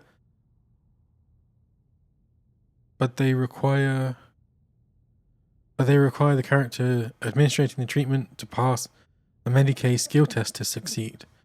Use medikits to restore wounds and heal injuries. Once combat is over, the wounds of all party members are replenished automatically, but any injuries they may have sustained remain. Those can be healed with a medikit. Medikits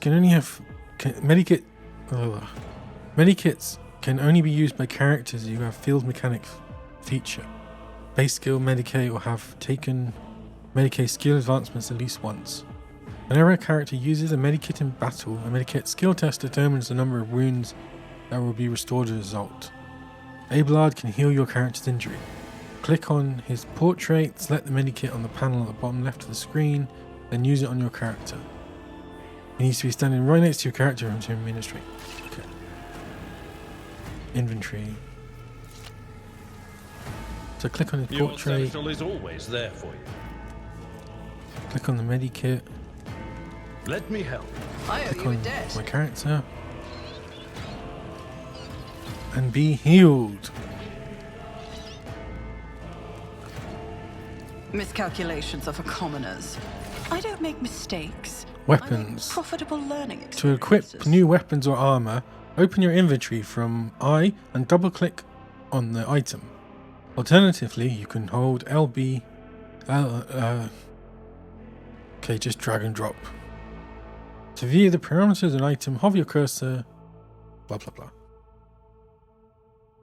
You can switch between character members using the arrows at the top of the inventory screen or left clicking on the character's portrait. Item descriptions contain comparisons with any corresponding items already equipped by the character. One-handed. Armored body glove.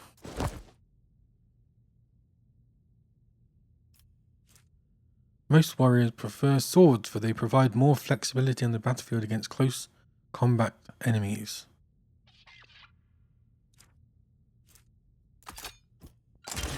That is a noticeable improvement. Now you're prepared for the trials ahead. The lower decks are teeming with heretics instigating the rabble to revolt. But that is the least of our problems.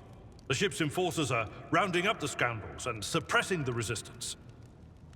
The situation on the middle decks is much worse, although strike teams have already been dispatched there.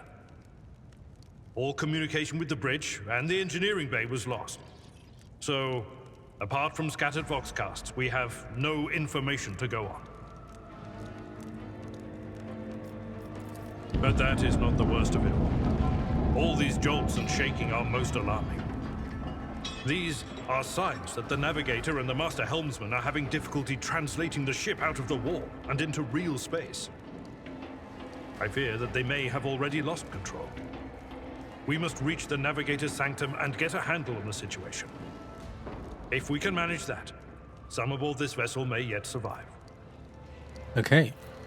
What exactly has gone wrong with the translation? I am no helmsman. Oh, God Emperor preserve me, navigator. However, I have spent my entire life aboard void ships equipped with warp drives, and I know that portents such as these do not bode well. It could be that the Gellerfield has faltered. Perhaps the navigator was struck down by warp corruption and is fighting for the last shreds of his humanity as we speak. If we get thrown off course, we will be forever lost in the war. Naturally, we would likely not have long to live in that scenario.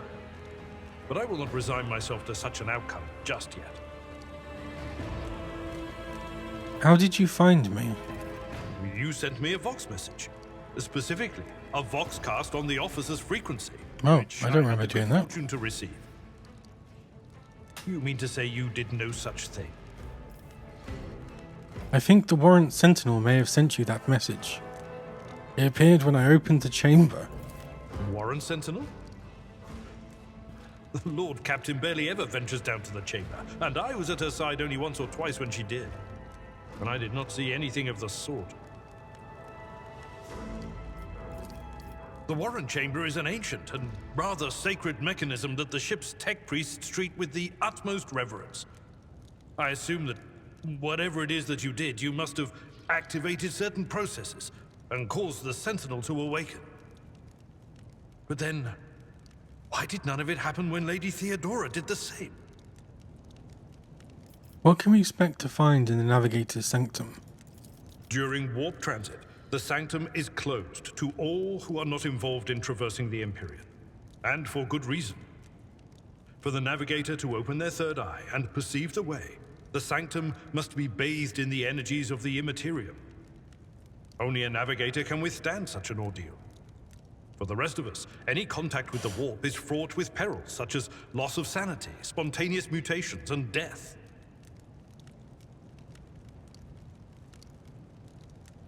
I heard one of Theodora's Voxcasts. Lady Theodora's. Which one? The last one I received was about the Navigator's Sanctum, and that was a good while ago. In any case, let us hope that the Lord Captain is well, and safely in charge of the ship's defense. In the meantime, we must do all we can to prevent the ship from veering off course. But the Empyrean and humanity lead the way, Seneschal. Come.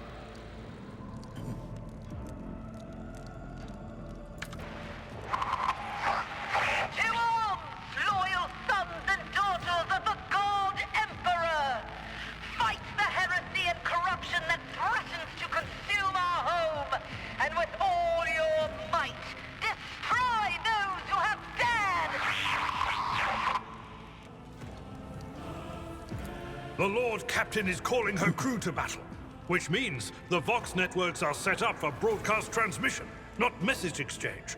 Splendid. While the rogue trader inspires proper resolve to fight in her subjects, you and I shall prove that her trust in us is well deserved. Onward. Onward. Oh, that's a lot of people. Prize is already calculated. Combat begins with the tactical phase, during which characters cannot attack or take other actions, but may try to take up advantageous positions. Select the character by clicking on the portrait top right, then click. During the attack, each player in the party may move up to their maximum movement points, but cannot position himself adjacent to an enemy.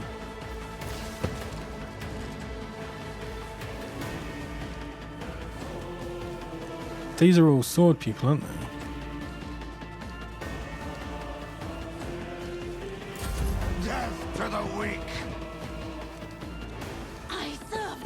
heinous powers. I am your doom.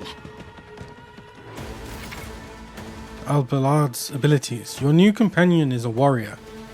Alballard specializes in melee combat and drawing the enemy's attacks. Charge is a unique warrior ability that works only when they are using a melee weapon and is not considered an attack action. Use charge to close the distance between you and the enemy and deal damage. Left click on the ability's icon and choose a direction to charge in. If an enemy is in the direct path of charge, Alballard will attack them and will still be able to use an attack action afterwards if he is not used at one of his turns. Note that charge can only be used if the character is 2 or more cells away from their target. This character is using a melee weapon. Melee attacks require the character to be adjacent to the enemy. To make a melee attack, left click on the strike ability, then on the enemy you wish to attack. Unlike single shots, melee attacks hit automatically with no need for a roll. The enemy will try to dodge and parry the attack if they are using a melee weapon of their own. Melee weapons can be used to make area attacks. All creatures in the area will suffer damage unless they succeed on a dodge test or a parry test if they are armed with a melee weapon. Damage dealt by melee weapons depends on the weapon's parameters and the attacker's strength score.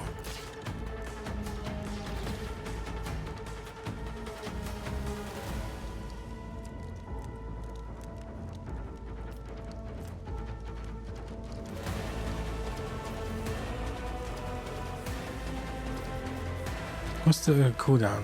1 round. Viewer target. Characters with melee weapons can make attacks of opportunity if an opponent is in an adjacent cell and initiates movement. It can also be triggered by some abilities. All characters with melee weapons, including members of your party, can make attacks of opportunity. The chance to hit and deal damage is calculated just like a normal attack.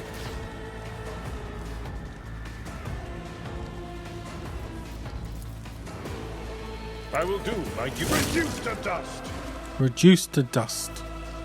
Brace for impact. For 1 round, the Navy officer and their allies will 3+2 deflection.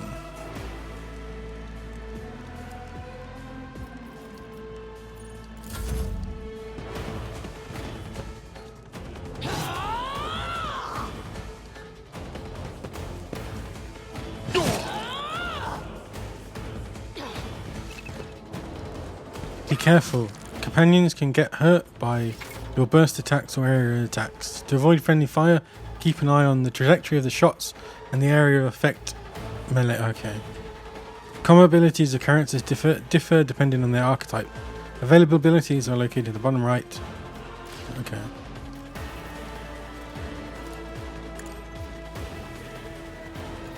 It's as good as done.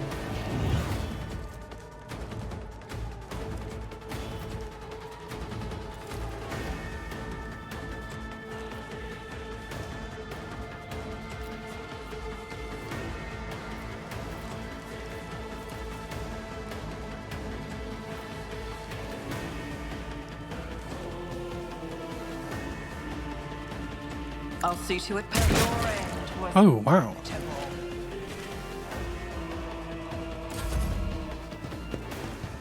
Oh, he's got a gun. A temporary setback. Why did you hit me, you fool? Non-believers. At your beck and call, I took care of this one.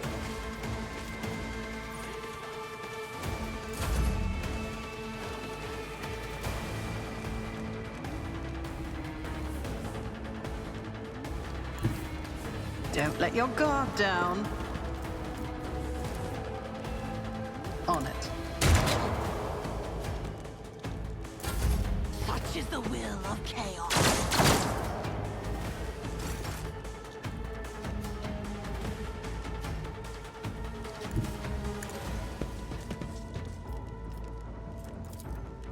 Indeed.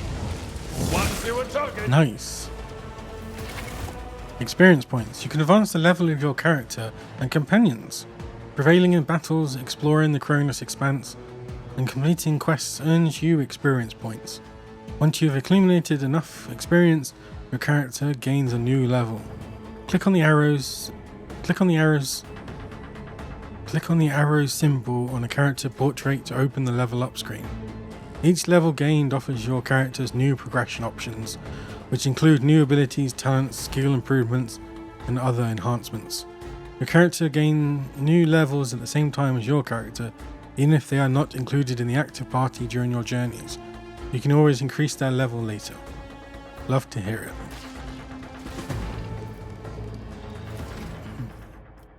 Okay. 1 rank available.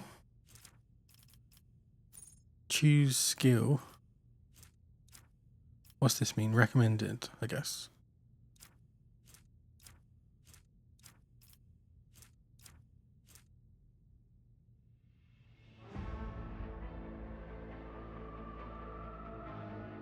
Skill value 60. 65. So I'll go with persuasion.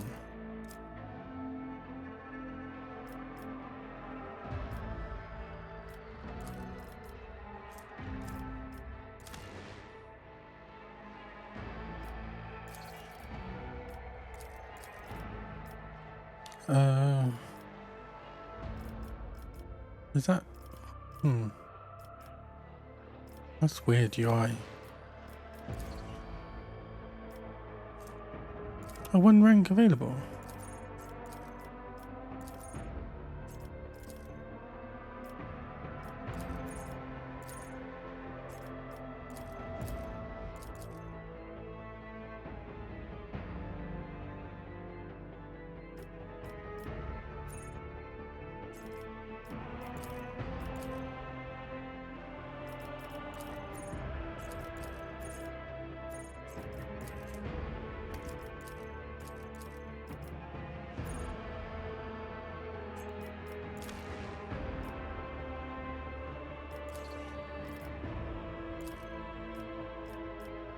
Oh, just complete. Jeez.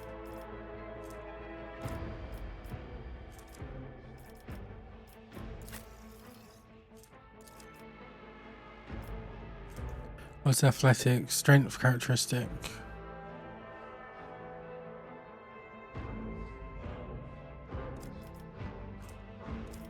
Athletics.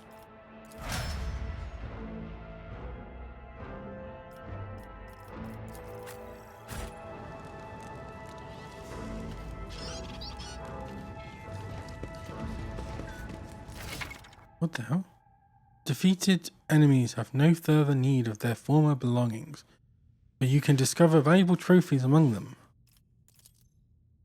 Trophies on the right side of the screen. Trophies on the left are packaged and sent to your ship.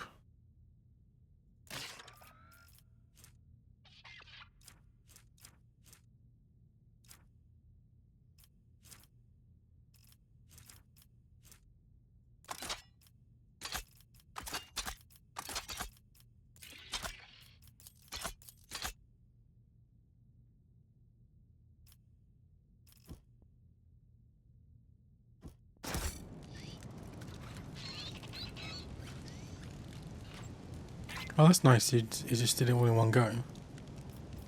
I have a nose for profit and a taste for adventure.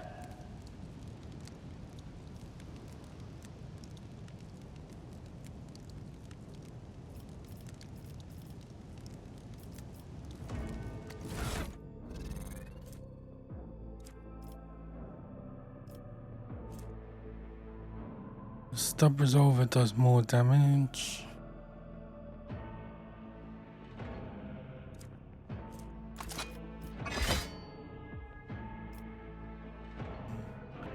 Ready to kill some, what are they called, heretics. Let us not dawdle. Sometimes you consult the appropriate treaties on tactics. I will lead us to fortune. Inventory, character. Pause. Do I have to... What advice do you seek?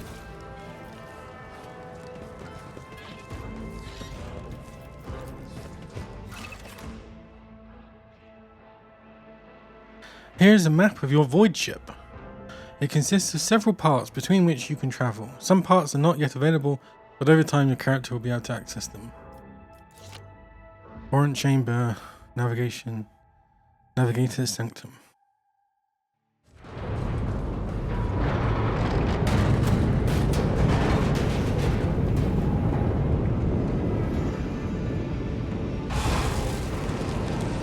Uh-oh. I hear it here on the threshold of the blinded guide. Doom comes from the heavens. Master, watch your head. Idira, would it be too much to ask that you phrase your soothsayings plainly for once? That was too close.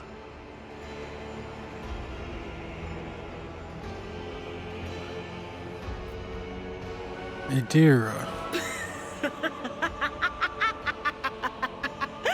Sorry, old man. Their voices are so loud I can't even hear myself. They shriek, they sing, they... Oh, Abala, how they sing. Do I just kill her? She's gone mad. This is Idira Tlas, personal psyker and diviner of Her Ladyship Theodora von Valancius. Idira? I'm not drunk, old man. I'm suffering the effects of the warp that is seeping through these walls. I see the ship's fate. To die in the waves of the immaterium, fall under the burning rays of the final dawn. And in the roaring blaze, I see a figure standing. Who is it? I have no answer. I'm not drunk, Leo. The entity in your consciousness shrinks. Shrinks and crawls in deeper. Its claws scraping against the walls of your mind, as if the presence is trying to hide from the seer standing before you. A diviner, are you? The voices from beyond the threshold whisper to me. Sometimes their murmurs are clear, they grant insight. Sometimes they drive me mad. But I am patient. I know how to listen and discern. But now, with this clamor around me, too many voices, too loud.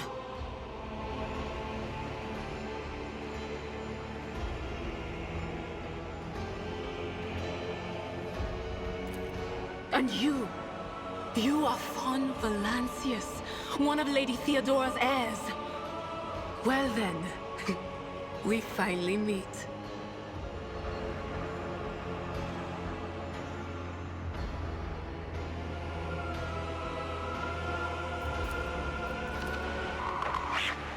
Officers frequency.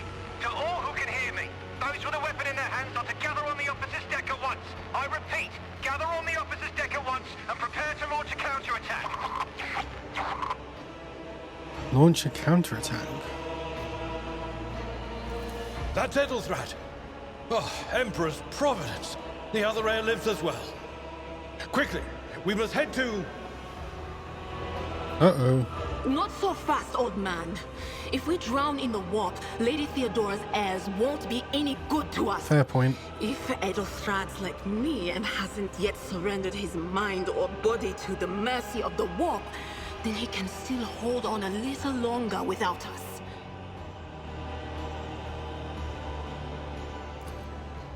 Blast it. You're right. First, we need to deal with what is happening here. What are you doing here? The whispers called me. The ones I could make out among all the screams and screeches. Those who are rocking this boat hit us where it hurt. They went after the navigator, our guide through the warp. Other whispers called me to the engineerium, but it was too late. I heard the cry of our master Cog, and the silence that followed. Okay. What? You don't mean the Engineer Prime is... Said, without a doubt. And the voices wail, heralding countless nightmares, cackling at each soul among the hundreds that are now joining the warp. The shriek from the Navigator's sanctum was louder than the rest.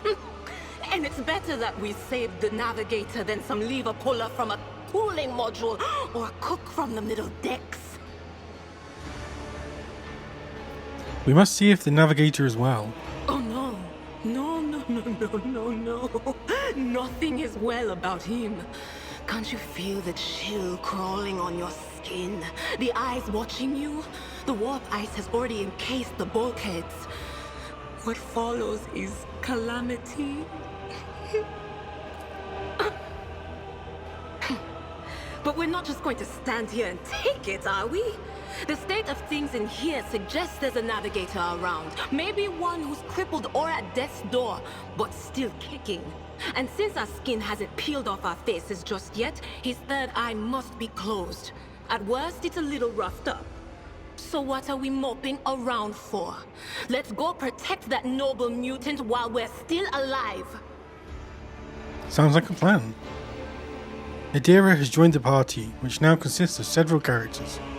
To select one character, click on their portrait. To select multiple characters, to select the entire party and issue commands at once, press backspace. God, that's a bit awkward.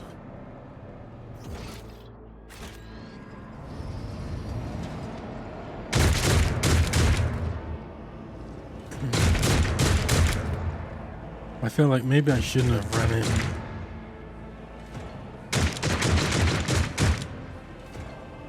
Let's do it. Keep my options open. Close ranks! You'll make a suitable sacrifice?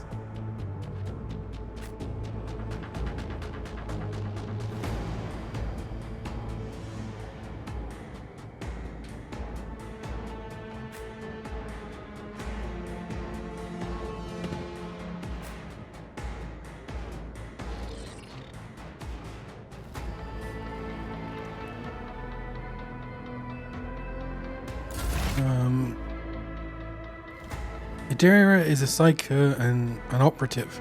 As an operative, she can study opponents and identify their weaknesses, and her psyker abilities allow her to deal damage to them. Analyze enemies is an operative ability which applies the exploit effect to all enemies within the operative's line of sight at the start of each of the operative's turns. The operative can also use this ability against a specific enemy to inflict several stacks of this effect. The higher the operative's intelligence bonus is, the more exploit stacks will be inflicted.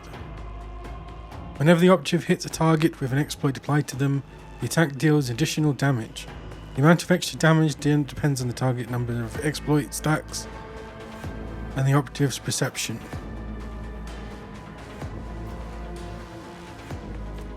Expose weakness is an operative ability. Idra is armed with a special staff that can allow the Psyker to unleash psychic powers against enemies. In the future, you will encounter staves that only a Psyker versed in a certain discipline can use. For example, you might find a staff that lets the Psyker use Inferno, but to do so, they must first have the Pyromancy psychic discipline learned. Okay, so she goes first then. Analyze enemies. Psychic shock. Forewarning. And then this is the staff stuff. Strike. Okay.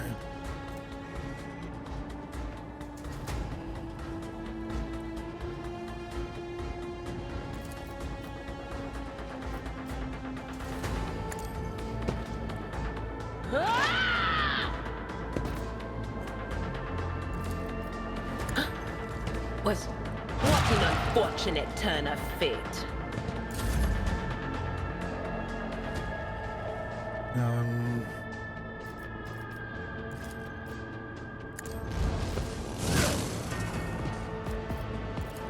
It will be done. Reduced to dust. Critical hit.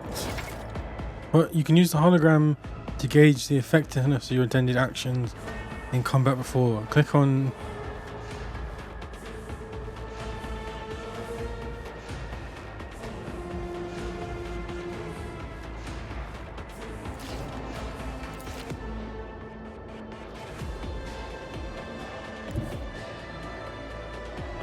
Oh, I see.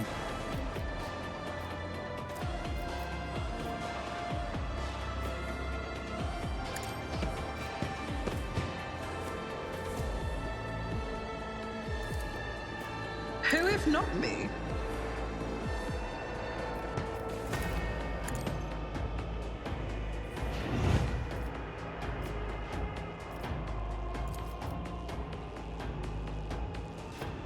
Does that move me out of cover?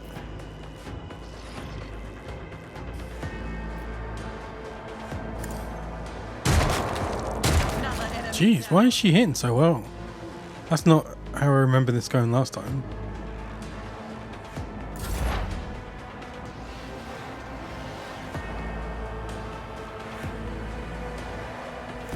What is this foreboding?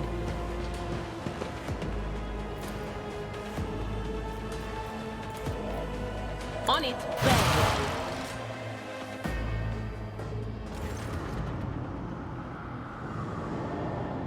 The creature in the chair appears as if it has become one with its throne. You see pink, parchment-like skin stretched between the seat and the limbs that have too many joints for a normal human being. The navigator is breathing heavily, the air whistling as it exits through the two dark, gill-like slits on its cheeks. The creature's eyes are shut, the two ordinary eyes as well as the third one that sits in the center of its forehead. I believe Master Vespider still lives. Well, the servants are dead, but the chamber, thank the Emperor, is still sealed from the warp. Well, we have a chance of leaving this place alive. I address Adira. What is wrong with him? Wounded, exhausted, fighting back the endless horrors of the warp that are forcing their way into his head. Pick one. Your time is short. The navigator stirs, barely able to lift his head and half open his normal eyes. A dark drop rolls from under the closed lid of the third eye and down his face, leaving behind a black trail. Your time is short. The voice is coming from the Vox grill at the base of the bizarre chair. It is unclear how the navigator is able to produce human speech.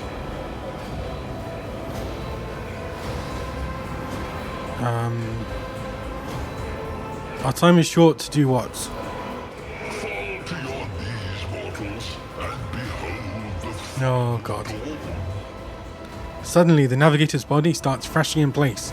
It lurches forward, then falls back upon the seat, then thrusts forwards again as its bones crack and its skin tears open.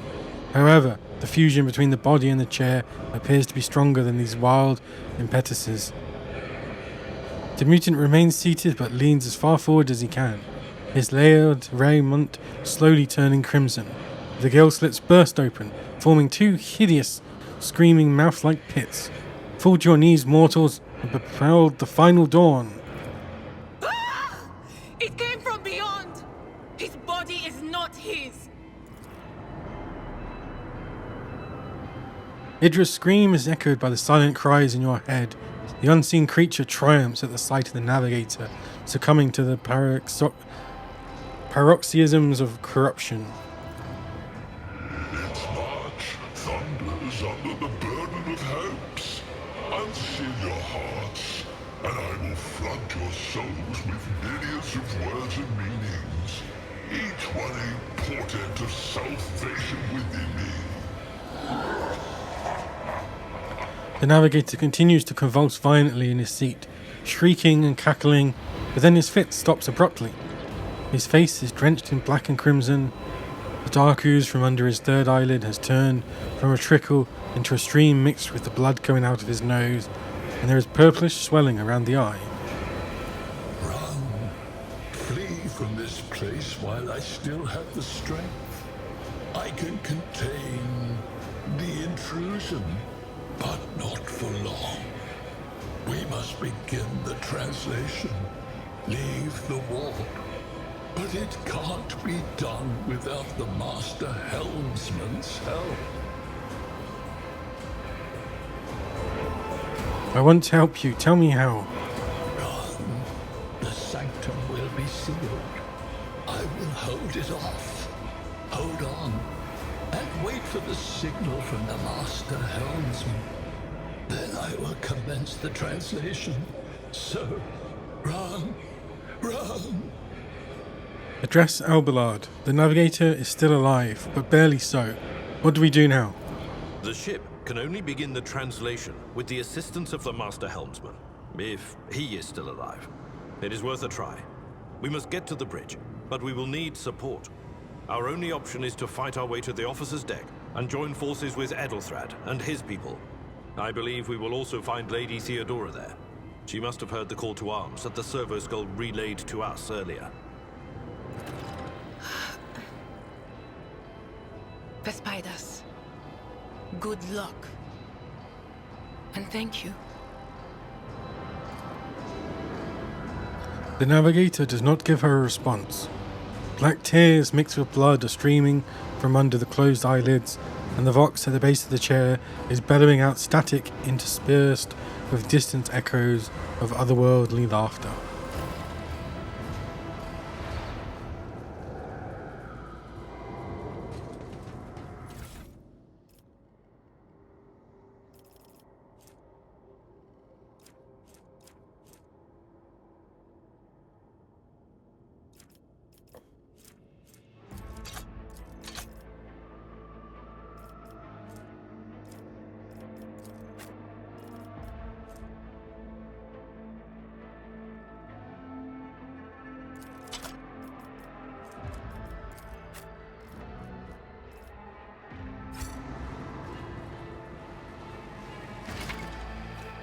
Alternate weapons. In combat, a character may need to use different kinds of weapons, which can be prepared in advance. Open your inventory and prepare different weapon sets. Keep your wits about you.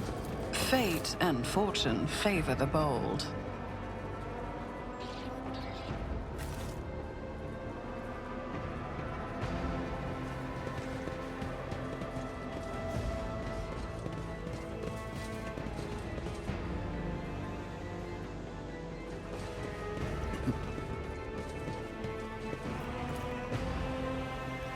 The door does not budge.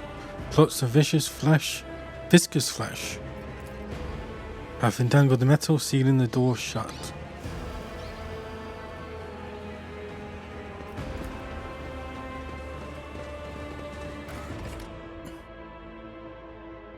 Officer's deck.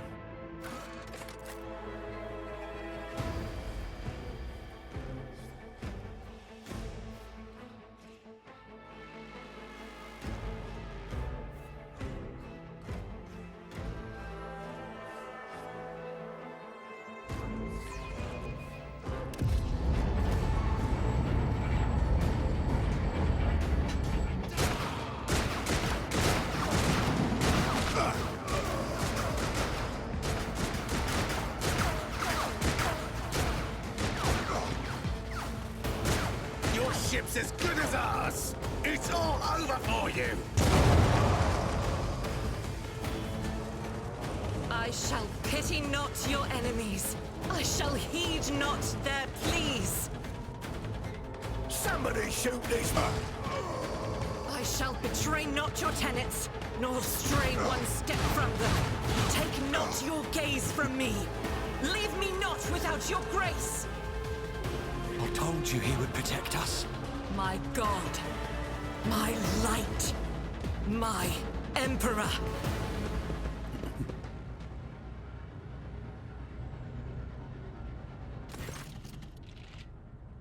The white-haired warrior turns to face you, her dark eyes blazing. The weapon quivers in her hands, and for a brief moment, it seems she's not going to stop, and will instead continue eliminating every target she sees, starting with you. Sister Argenta!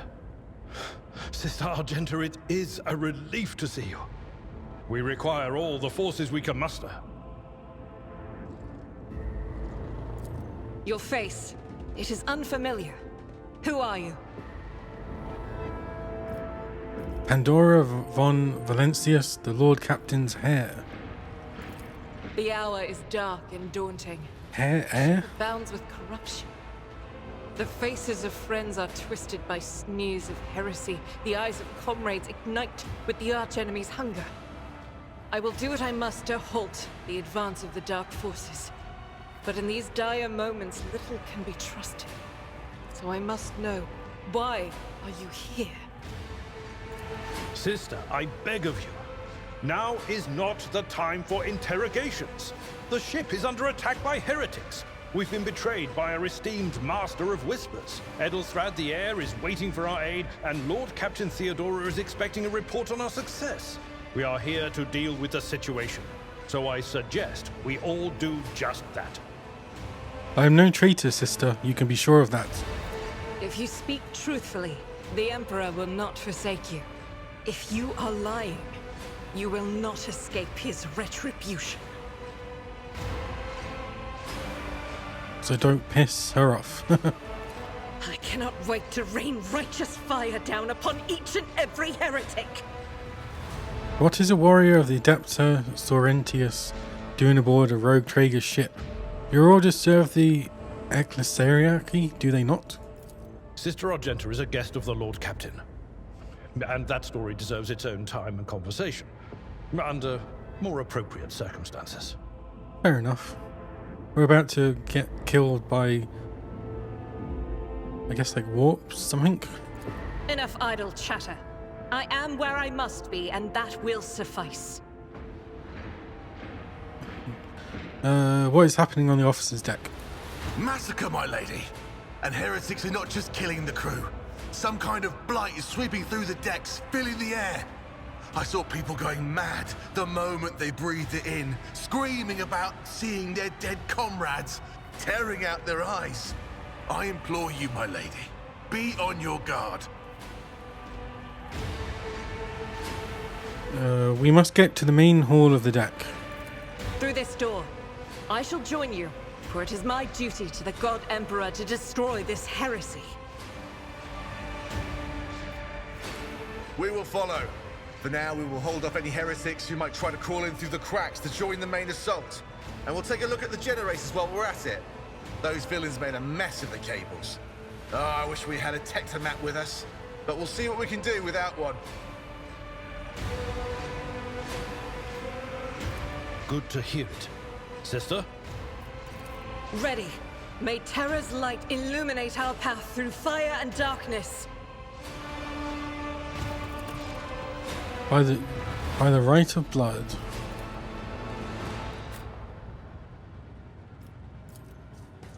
The door is closed, but the lock looks intact.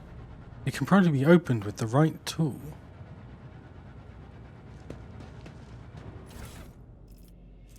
Low capacity fuel tank.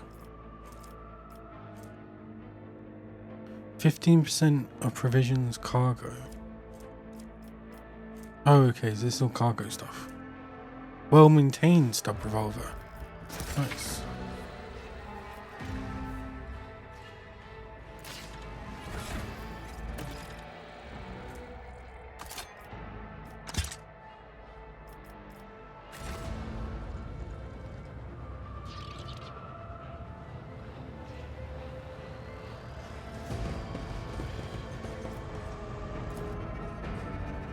The explosion blasted a hole through the door, large enough for a person to get through. I always have a When the backup faithful plan. are idle, heresy grows.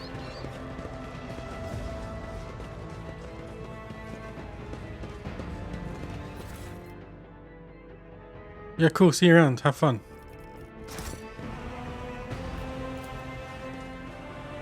The door will not move an inch. It is blocked.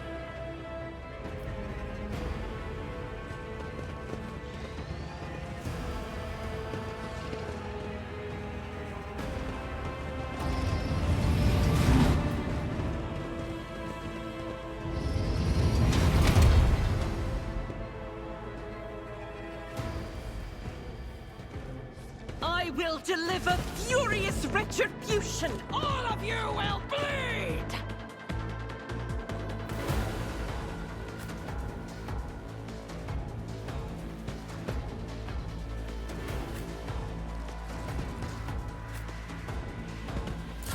I bring ruin! Ah!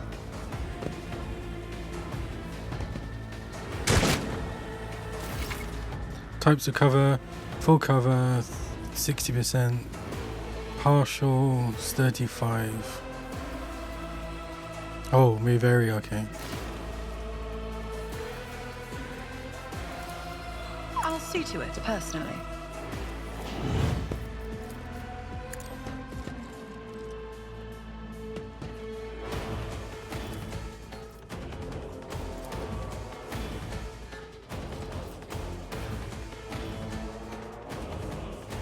Will that go through her? It's as good as... Oh, who cares? I missed.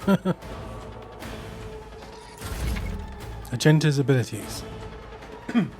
Agenta is the warrior of the Adeptus Sororitas. Sororitas. Adepta Sororitas. And a soldier. She is an expert with burst ranged weapons and weapons that deal damage in an area. Another Agenta's strength is her mobility in combat.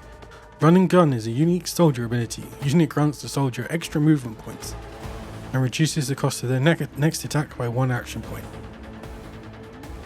The soldier will also suffer a -10 for this attack. Okay. Revelant Slaughter. Once for each 3 enemies, kills. Okay. Certain types of weapons let you make burst attacks. Unlike single attacks, burst fire requires you fires most of these. Be careful. Okay. Furious Recital.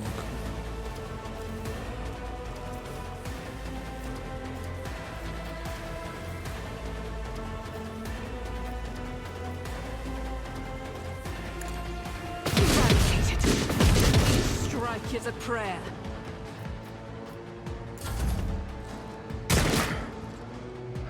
Brace yourself, Abelard.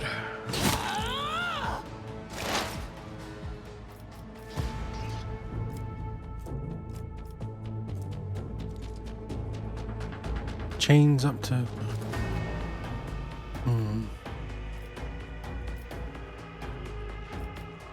Bit too good.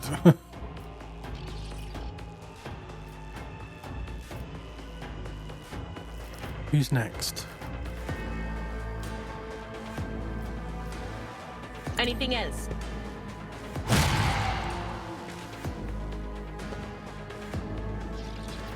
Oh, I forgot about this bar.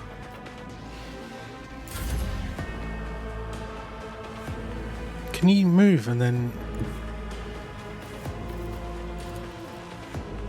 At your beck and call.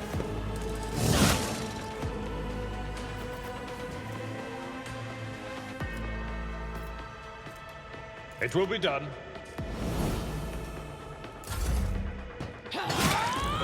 Just a minor setback.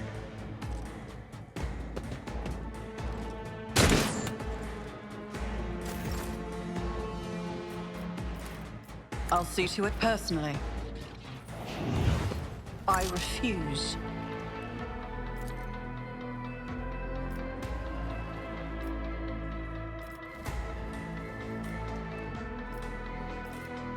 On it.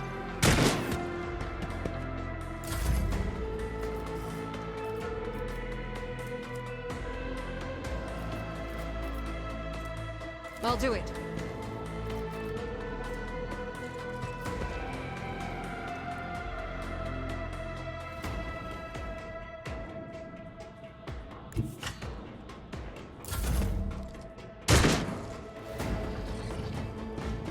What? Oh. What the hell? Oh, I misread what it said.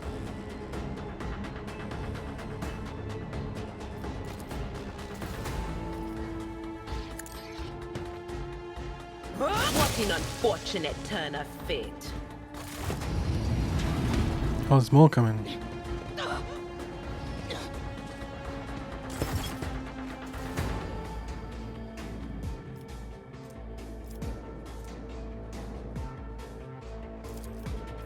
Will do. I serve the ruinous powers! I am your doom. Chaos guides me!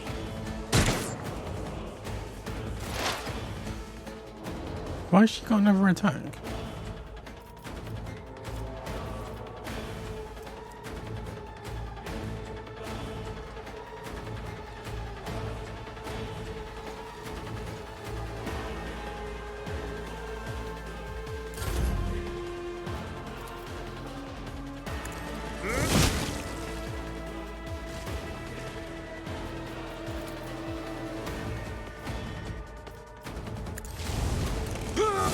fewer target. Crush the feeble. Out of my way!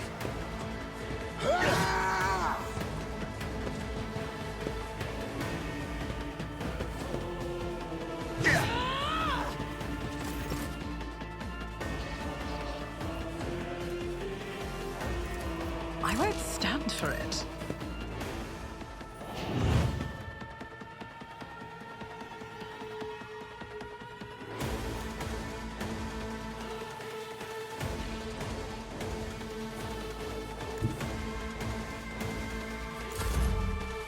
No, I keep forgetting I have to press twice.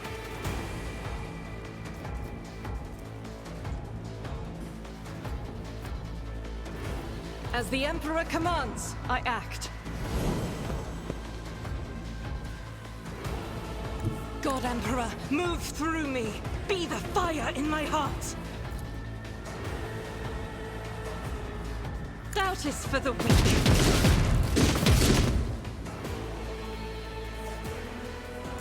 Chaos guides me.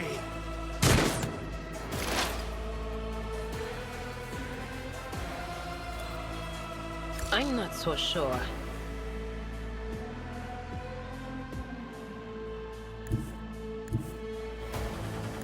There is movement in the Empyrean.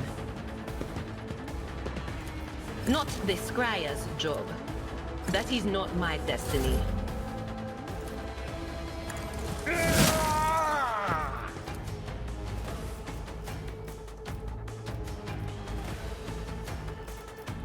I'd rather not.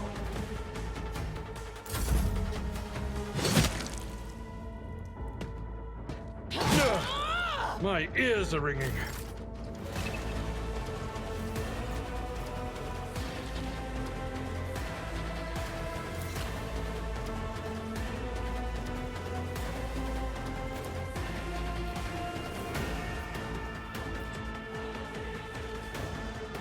I won't compromise my principles. I'll see to it personally.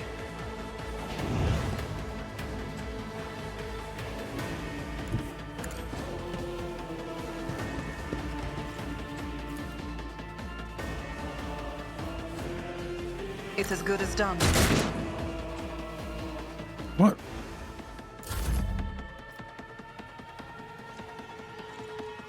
Rejoice in battle! I'll do it.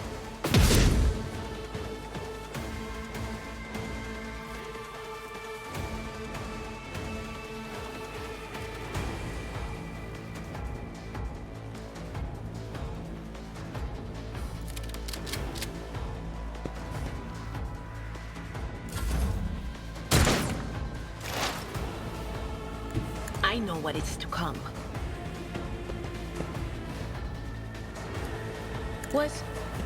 Was that you?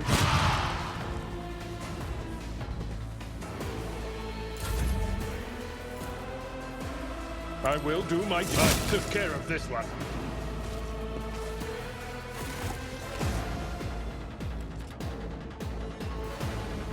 We are the spearhead of the Imperium. We are the spearhead of the Imperium.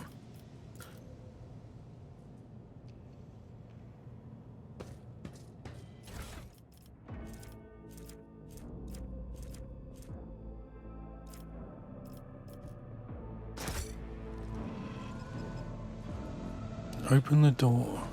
Rise to the top, or get left in the dust.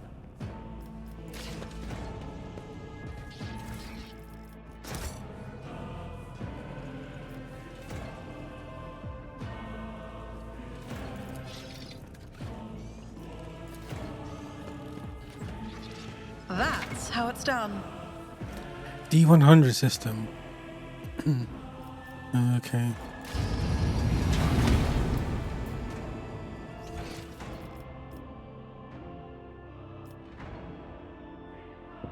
This could be an What? opportunity. No. Where are you going? Keep your eye on the prize.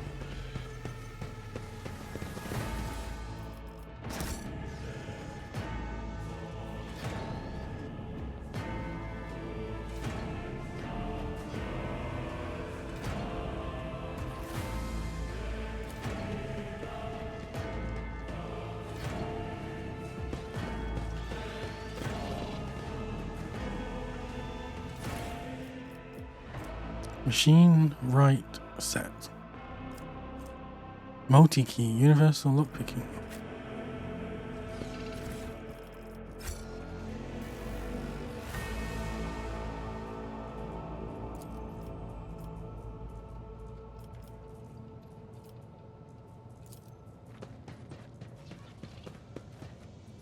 I always get the job done.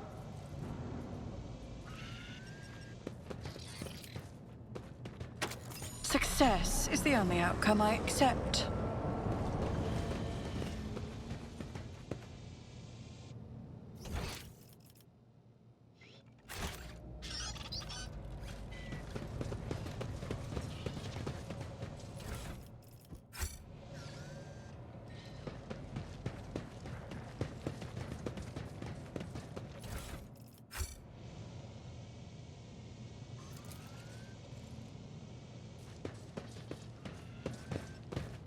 Is there money to be made?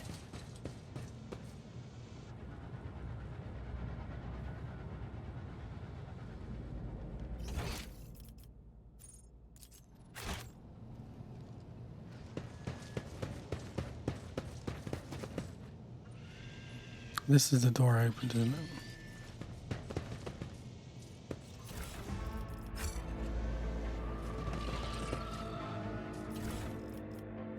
Operator's gloves.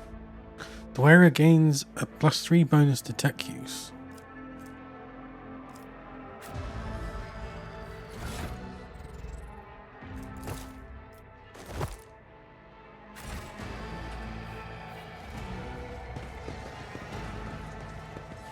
I always keep my options open.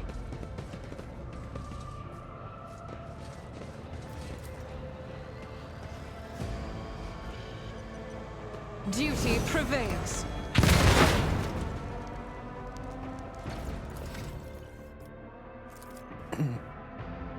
Improvements. The officer immediately grants ally an extra turn with 2 AP and no MP. If this ally is under the effects of voice of command and kills an enemy before the end of the officer's turn, the ally gains a one-time additional +10 momentum. This ability cannot be used on the same ally more than once per round.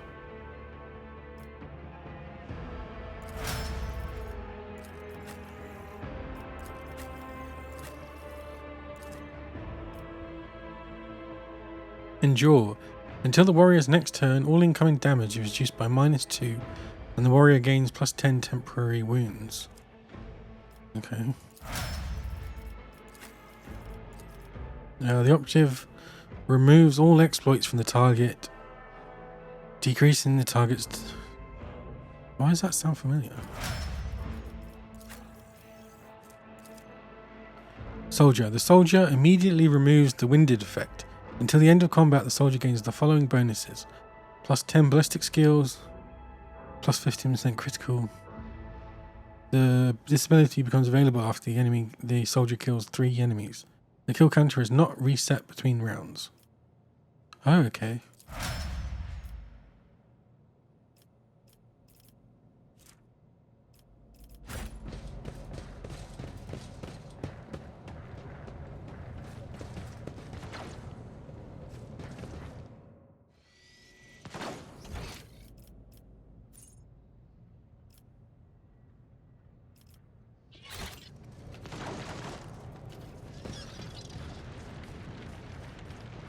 Keep your wits about you.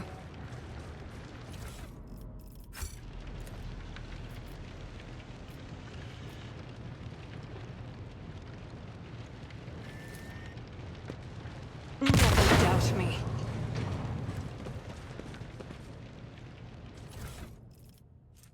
Deck officer's helmet. Grants 5% armor.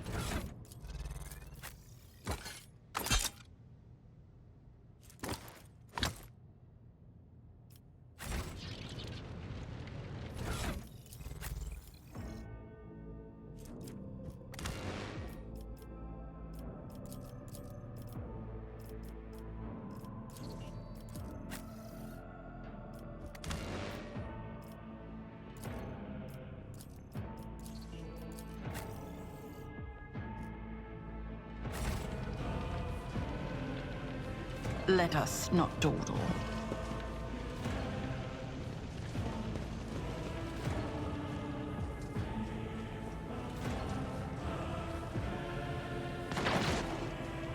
We should deal with this. Multi-key.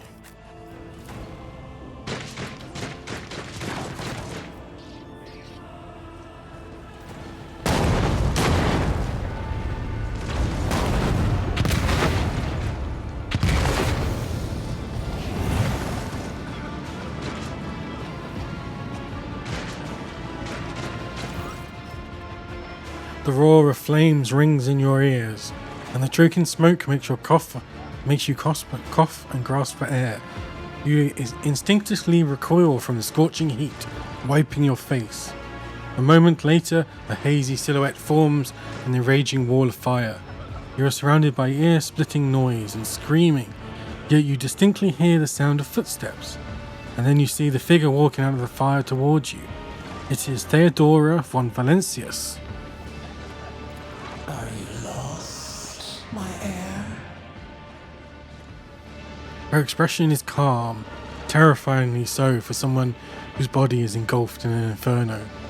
One of her hands is resting on the hilt of her power sword, the other is raised in an inviting gesture. An apparition. A sorceress. Apparition. Trickery of the warp. Sister, you will lower your weapon. Threatening the Lord Captain is outrageous. How did you get in here? I am a rogue trader. I am wherever my will demands me to be. Would you prefer to be elsewhere at this time? Indubitably. Indubitably. Are you ready? I can lead you out of these flames, show you a path, rid you of pain, and give you a weapon so that you may defeat your enemies. Decide. Your mouth begins to salivate. Each word Theodora speaks is like music to your ears. The entity that now dwells in the deepest recesses of your mind is pleading, begging, demanding, and you give her an immediate answer. And that answer can be nothing other than acceptance. Do not listen to this abomination. If there is naught but his light in your heart, if you are resolute in your faith, then step into the flames. The Emperor protects. His faithful will not be deterred by either darkness or deceitful promises. Nor will the fire burn those who carry the torch of faith in their soul.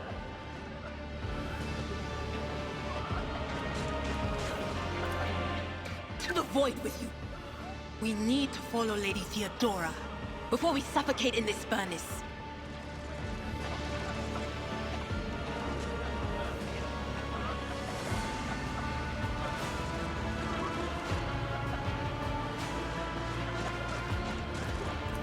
The people! The survivors from the middle decks! We must help the crew! Lead them out! Find a way around! Then we'll miss our chance to meet up with Edel.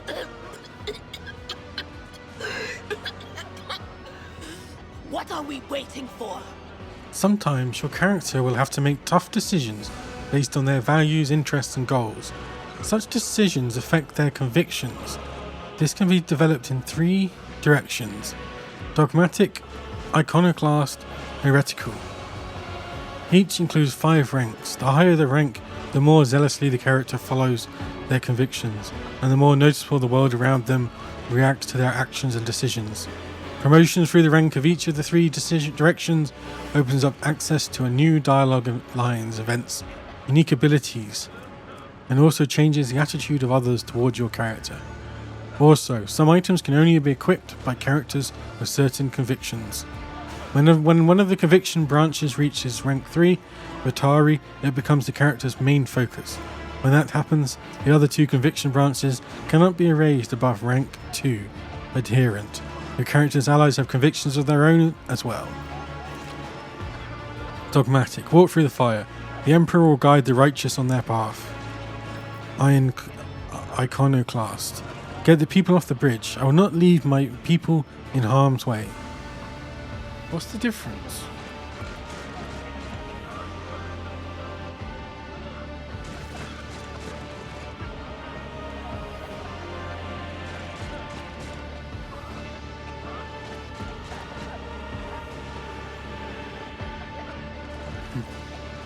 Iconoclasts do the right thing.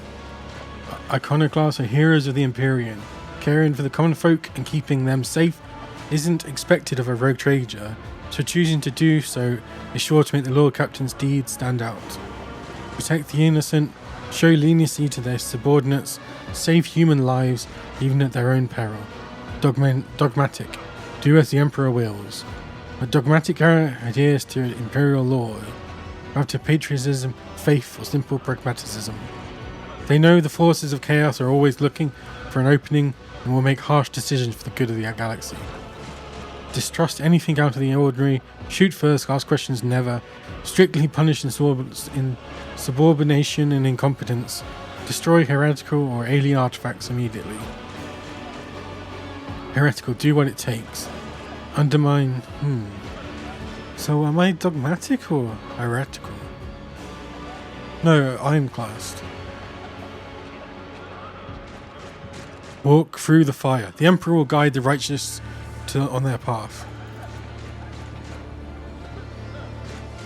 Thousands of needles pierce your consciousness, but are powerless to stop you. You take a step forward, and the illusion breaks. A wave of excruciating pain crashes over you, and Theodora's voice fades into the firestorm. You hear the voices of your companions calling you from behind, and the screams of the weak dying in the inescapable blaze.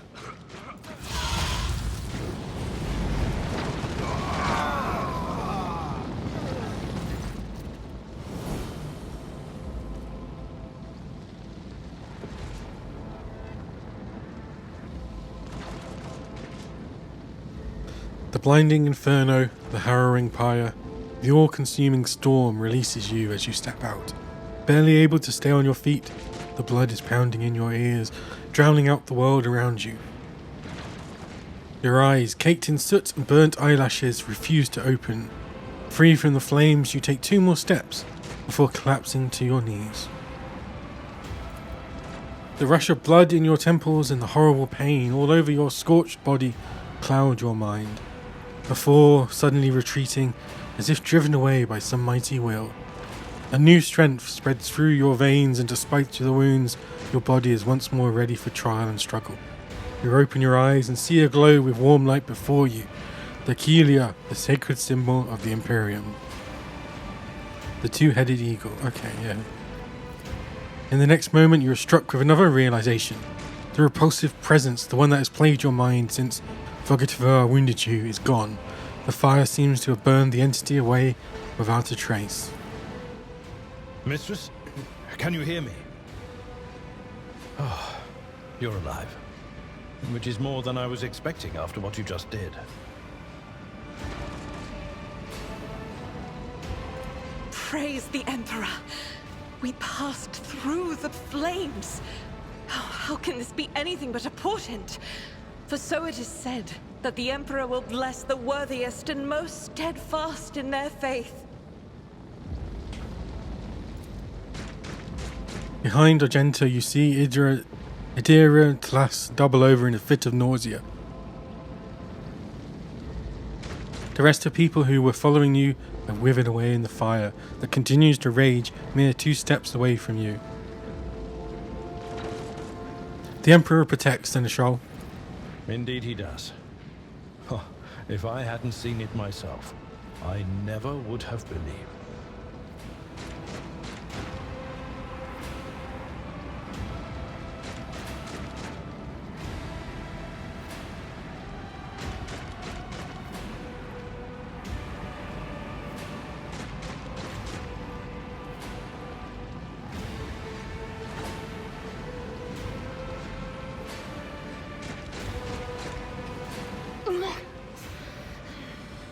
What happened to Lady Theodora? Did she follow us? There was no Theodora, witch. There was an illusion, a temptation, a foul taint that tried to lead us astray. But she perceived its true nature. Yep, the little wormy in my brain didn't affect me. Is that right, Adepta Sanctimonious? What? We'll just pretend like we didn't see the Lord's Captain standing there in the fire? Abala, you tell her. Whatever it was, it matters no longer. Your conduct is bordering on madness, or holiness. A path opened behind you, where one moment there was fire, the next only smoldering embers remain. But what am I saying? My eyes must have deceived me. Too much smoke for my lungs. Truly, would you have received wounds like these if there had been no fire?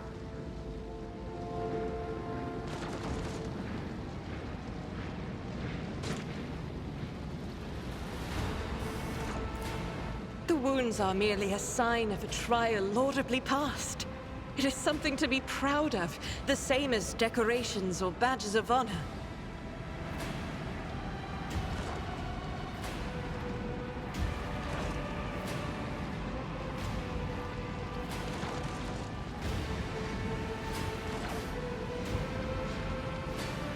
Rise and stand tall. No elements hold powers over the righteous. Even if you are anticipating another wave of pain, it does not come. Your muscles feel strong and your limbs obey you without fail. And yet, deep inside, somewhere next to your heart and stomach, you feel a certain tension, akin to that of a taut string. You're at your limit, be it adrenaline or strength for your face. It will not carry you much further.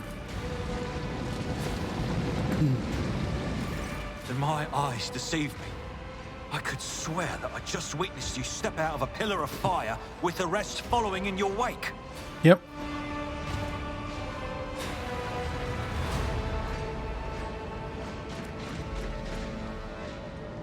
I hurried here to join forces with you and the others.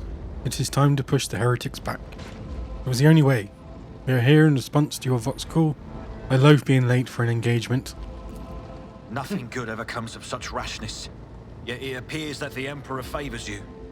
Be that as it may, your wounds are highly worrying.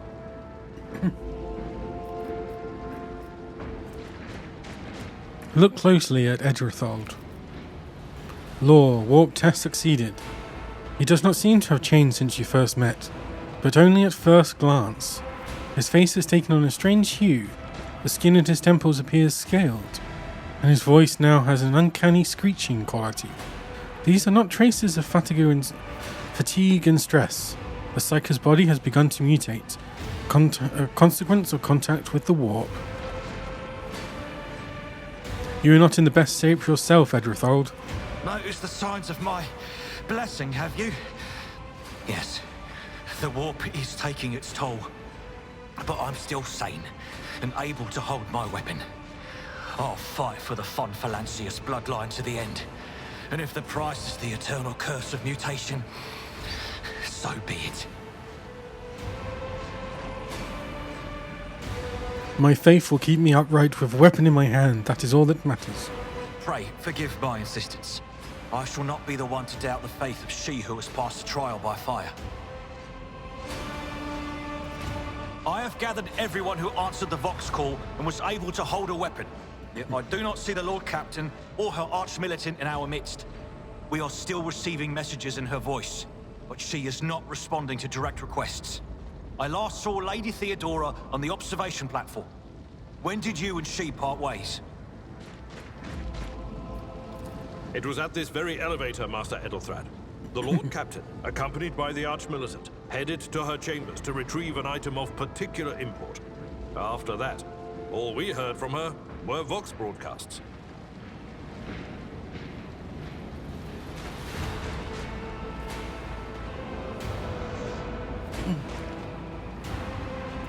This is troubling, and the timing is inopportune. I am still receiving fragmentary reports from the bridge. Kunrad Voigtveer was spotted there. and even what scant intelligence on his activities I have reminds me of descriptions of sorcerous rituals. If that traitor has resorted to witchcraft, we must stop him at once.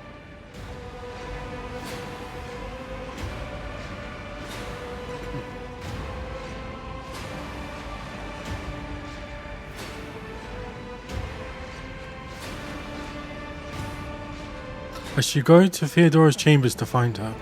A reasonable approach. Take your escort with you. You may be waylaid. Once you have found the Lord Captain, you must beg her to go to the bridge and lead the counterattack. The rogue trader's appearance is sure to fill the defenders' hearts with hope, however frightened or exhausted they may be.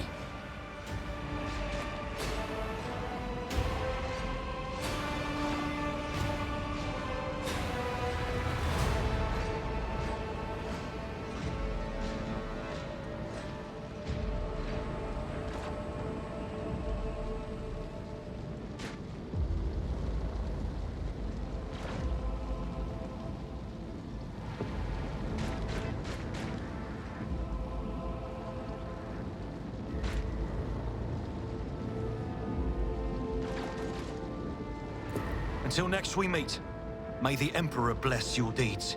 I shall see you on the field of battle. Okay.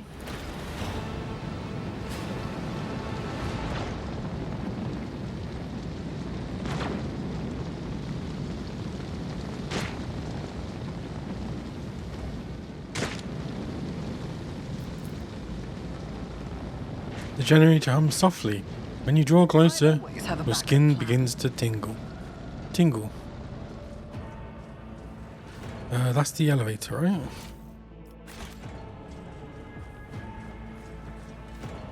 Or is it this?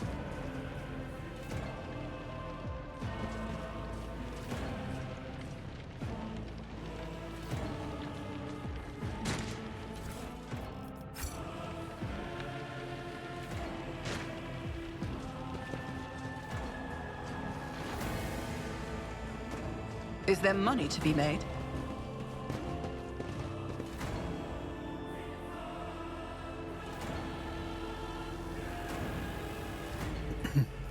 Am I wounded? I know how to take risks. I am at your service. I will leave. Is that worth it?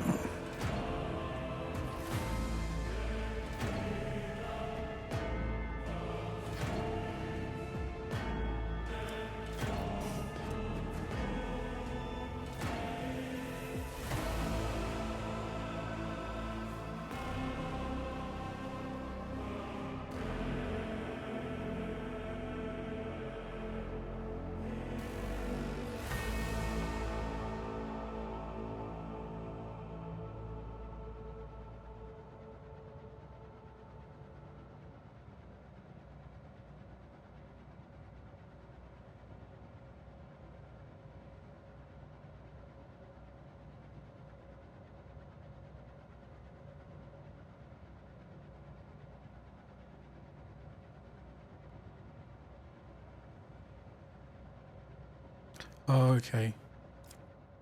So I need to do the fresh one. What advice do you seek? Medikit. This wound will make a fine scar. I'll make sure to return the favor one day. Rise to the top, or get left in the dust.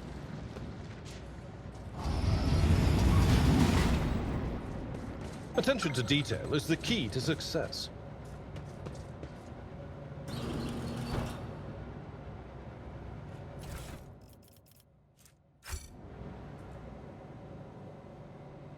Well, what do we have here?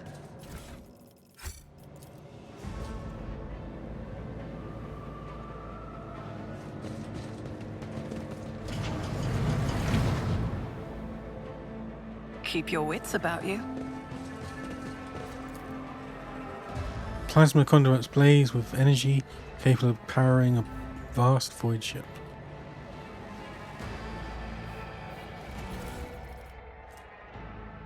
Logic.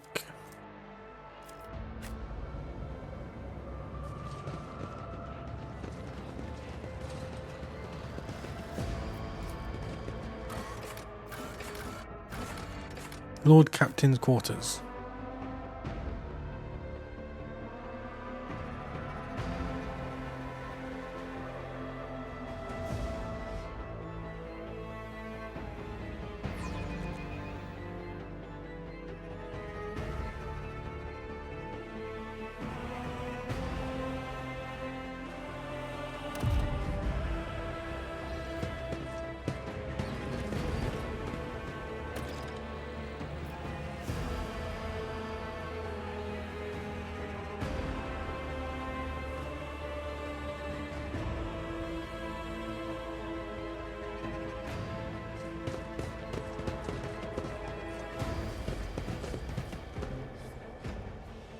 Let us not dawdle.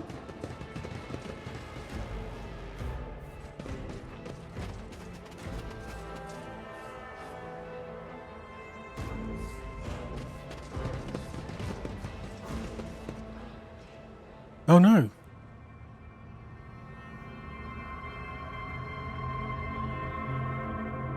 Is that her?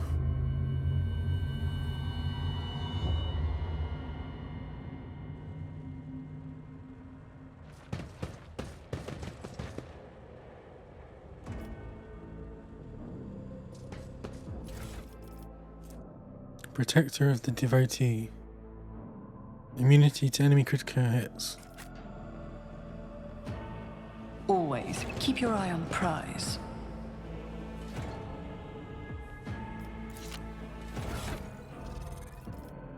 I assume she's dogmatic, so...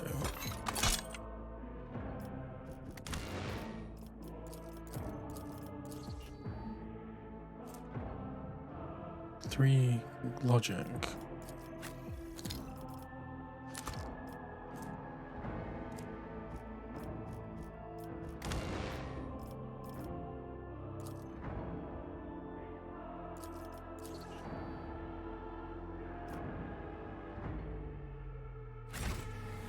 Fate and fortune favor the bold. I always keep my options open. The murder scene looks like something caught the victim by surprise. Theodora von Valentius's body is sprawled on the large, blood-drenched desk. The arch-militant's corpse, still clutching a weapon, is slumped against one of the bulkheads. Emperor, accept thy faithful souls. No! Lord Captain, I didn't hear a thing. Not a whisper, not a breath. It was so loud. Why didn't I foresee this?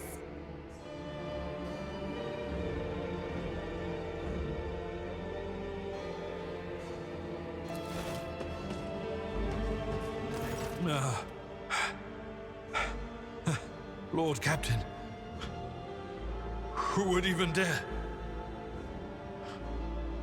Unless that rat, Whitebeard.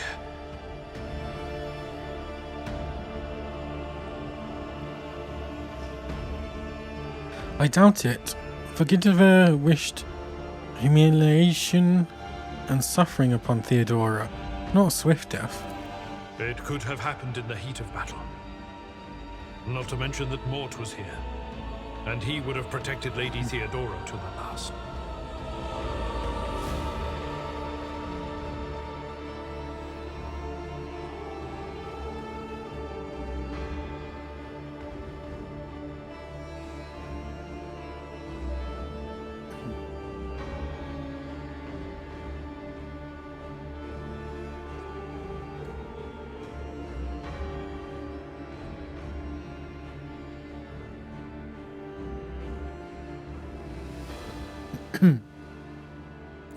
How could Mort have failed her so terribly? The Arch-Militant was born on a death world. He had lightning-fast reflexes.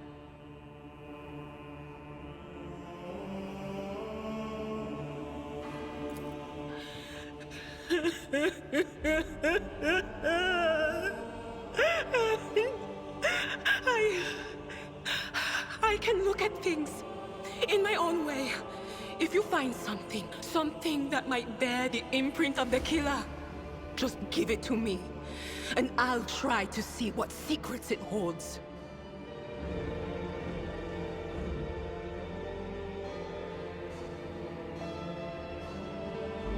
Examine Theodora's body.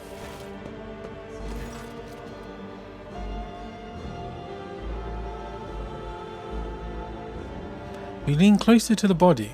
The cause of death is apparent. What ended the rogue trader's life was an auto-pistol shot.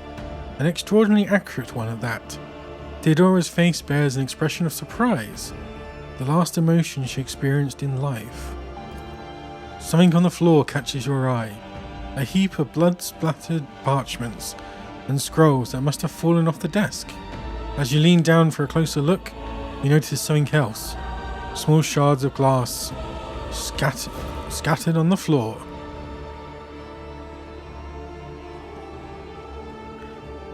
Inspect the papers. Reports, accounts, dispatches. You go over the scrolls until you stumble upon a document that is starkly different from the rest. It is a handwritten letter signed with the initials X, C, and a seal with a symbol that is vaguely familiar to you. Law Imperium. Test succeed and sends a shiver down your spine. The author of this letter, addressed to Theodora von Valentius, signed it with the seal of one of the holy orders of the Emperor's Inquisition, the secret police of the Imperium that relentlessly hunts heretics, xenos, and other enemies of humanity. Let's look at Mort quickly.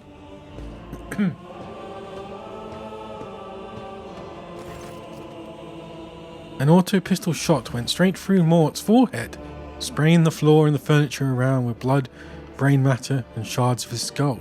The safety on the arch-militant's weapon is off. The killer must have been a split second quicker than he.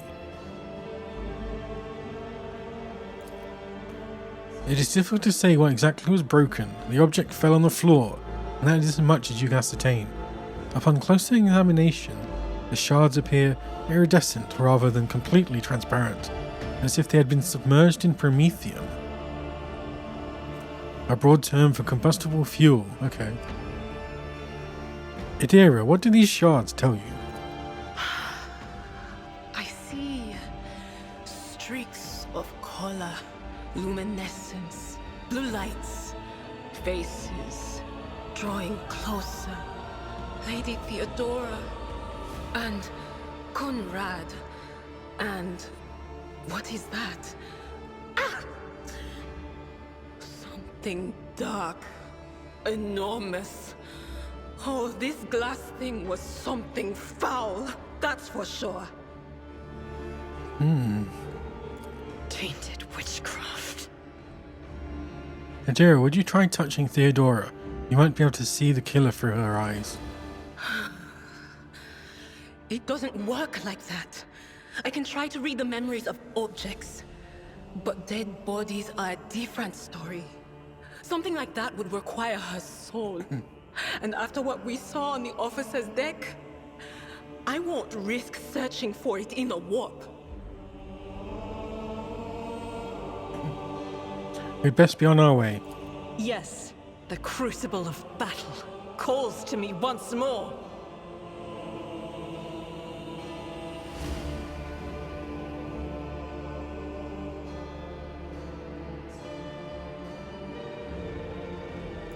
No, wait! We must see if we can find anything. One sec.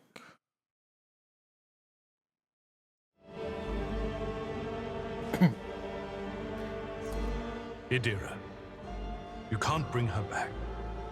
Let her go. You'd give up so easily, old man? I expected as much from the sister. It's not like she has a heart. But you? Oh no. I'll get to the bottom of this. I'll find the one responsible for murdering the Lord Captain. And when I do, that scum will regret the day they were born.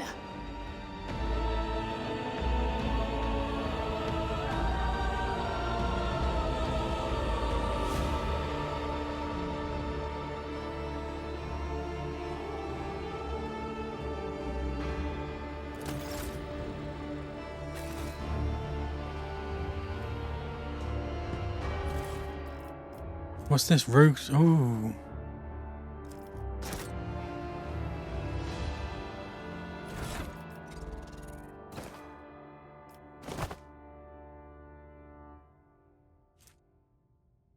Esteemed Theodora, a change in circumstances has demanded your immediate assistance in our mutual cause. Forthwith, upon receiving this letter and performing the necessary preparations of the crew, you are to depart for the Riker system. One of my occult's interrogator, Heinrich van Kalox, operates there at the present time. Upon your arrival in the system, you will, without delay, make contact with him and offer any assistance required of you. After which you will provide him passage to the Furibandus system aboard your ship. On footfall, the interrogator will remove himself from your presence to await further instructions. Anticipating any questions you may have, I will stress that the nature of the interrogator Van Kalox's activities on Rykad Minoris is of no concern to you. If required, Van Kalox himself will disclose the details of his mission.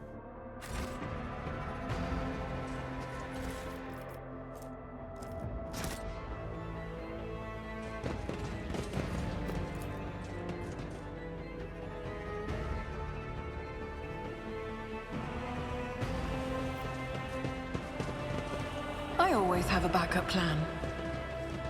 Oh, what were they doing in here?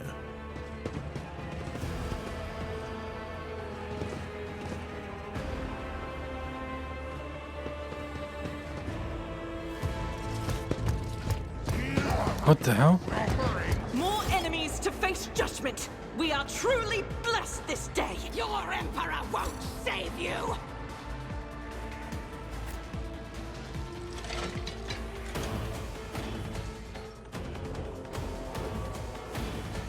The music is decent.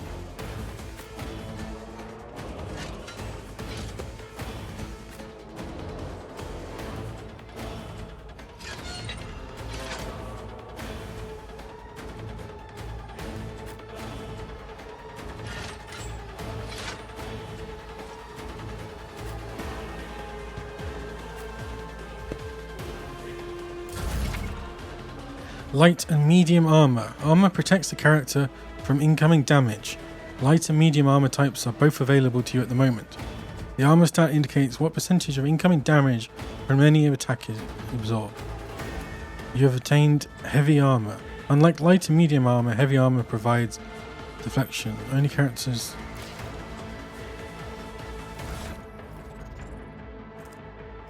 What's heavy armor then? Essential. Oh, he does have any.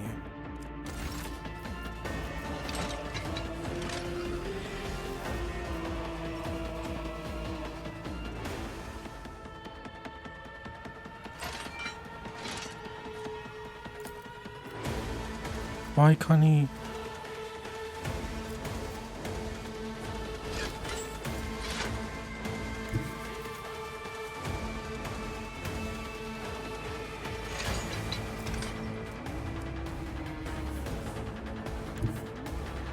A tactically sound approach. Oh wait, is he too heavy? What the hell's going on? Dodge penalty.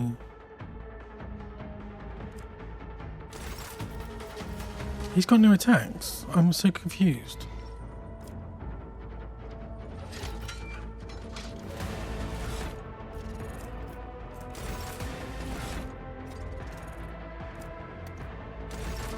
Oh god. Can I...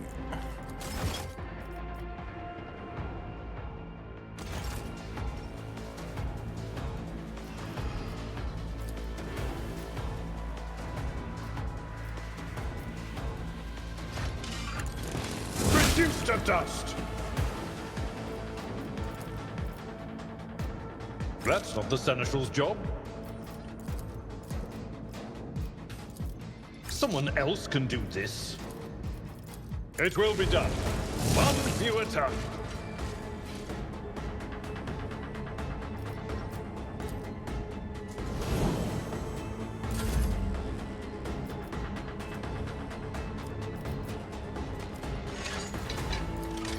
I'll see to it, personally.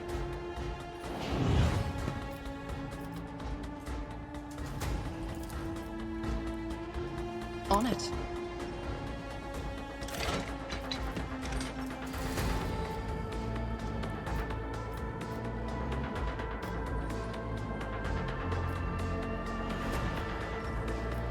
As the Emperor persists, none can escape the Emperor's judgment.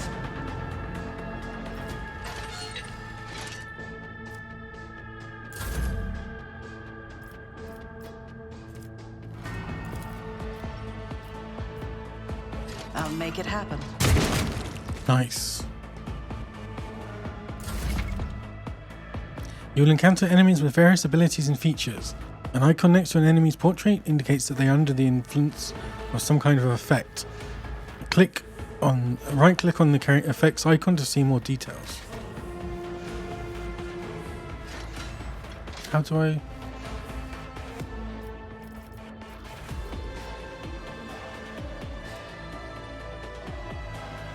Heavily damaged.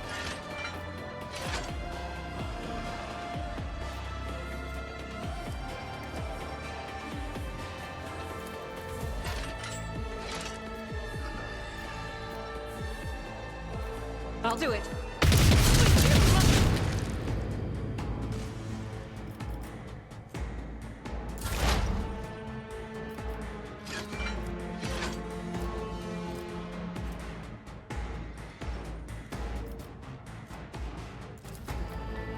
On it.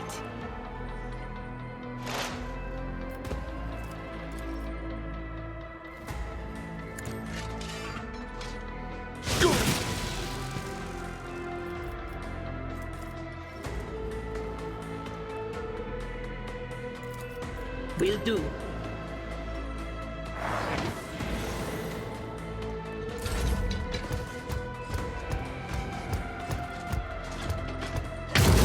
Holy crap. Dodged out. I've suffered worse. Victory is imminent. Grey hair, sure hair. At your beck and call.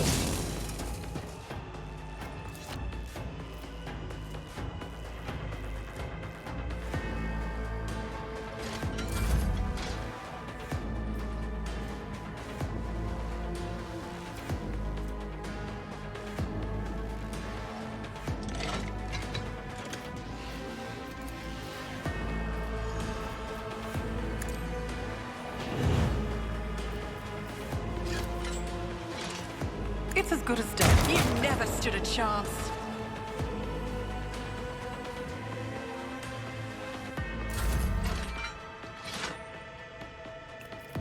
What's this? Overexerted. Yeah. Revel in slaughter.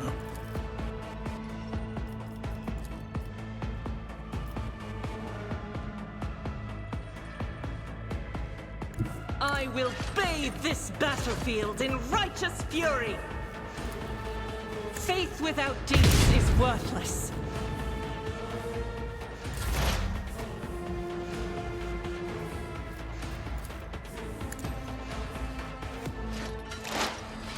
Anything else? Be gone. Nice, I leveled up again. Finest hour. The officer grants... Choose talent. The officer grants an ally an extra... Wait.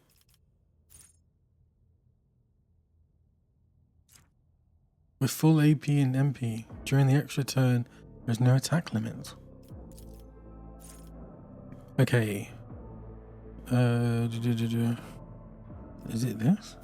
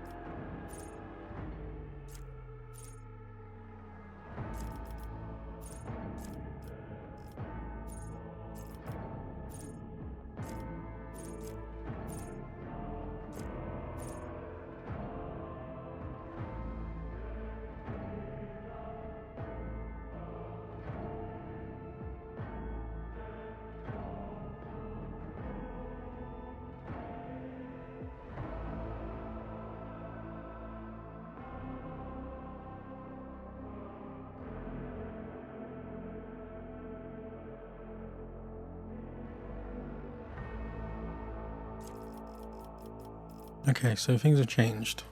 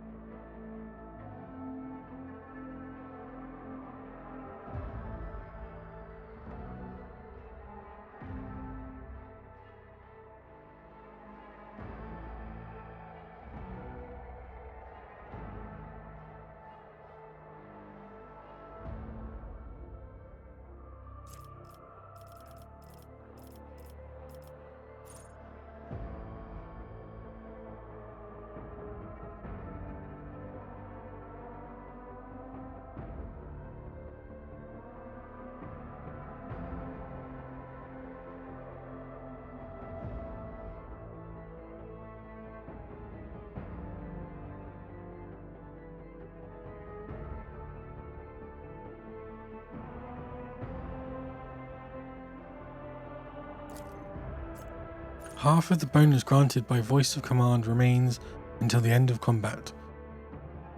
This bonus does not stack with itself or with bonus granted by voice of command. Okay, yeah, that sounds good.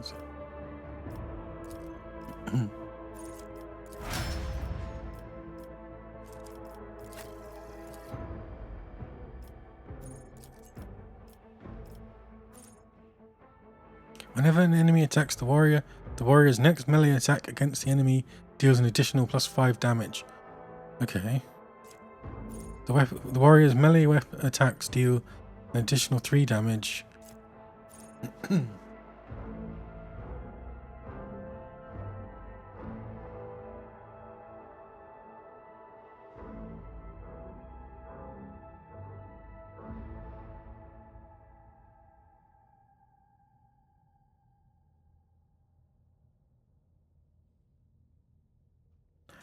I kind of want him to... I don't need the damage, I need him to survive. The warrior gains 1 damage deflection. Their parry chance is increased by +25% to the warrior's total armor.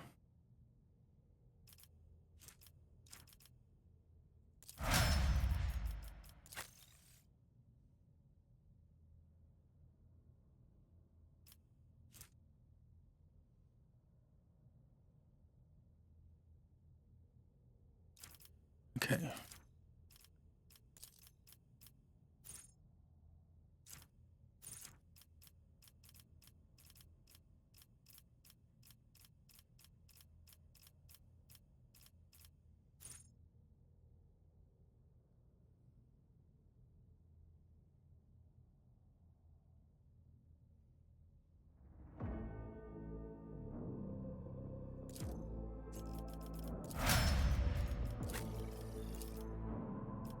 The soldier gains the ability to make a number of extra attacks equal to their weapon's rate of fire, minimum 2. Using the weapon attack that normally costs the least AP, these attacks do not spend AP. Okay.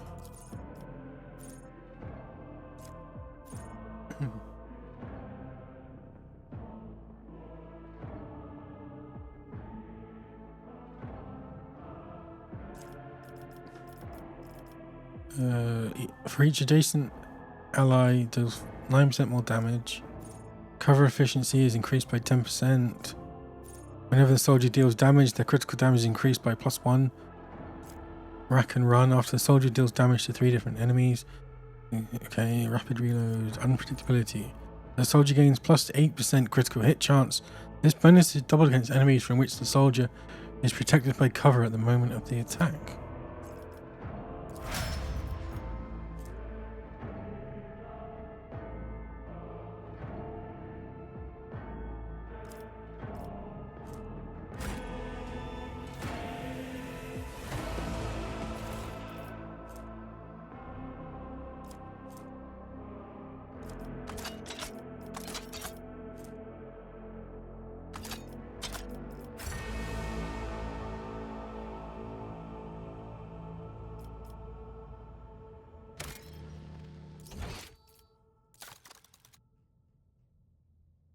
Quick save F5.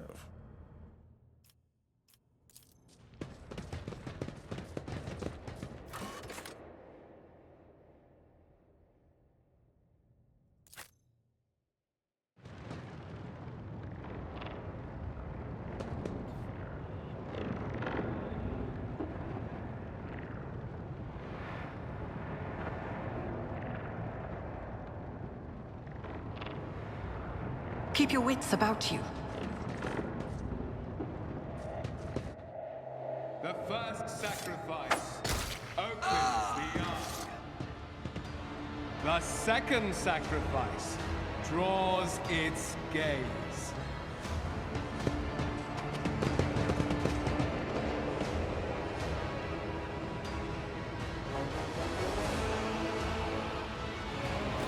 You are here. But where is the Lord Captain? Theodora von Vancelus is dead. I found her and the Archmilitant in her study. God Emperor preserve us. The rogue traitor is dead. The ship has lost her Lord Captain. And the house its head. No matter what ritual Kunrad is performing there, the warp is too strong. I cannot withstand it. I feel my body changing with every second. The warp is ringing in the air. This is the end. We will perish in the warp, along with the Warrant and all the dynasty's heirs. The enemy of humanity has triumphed.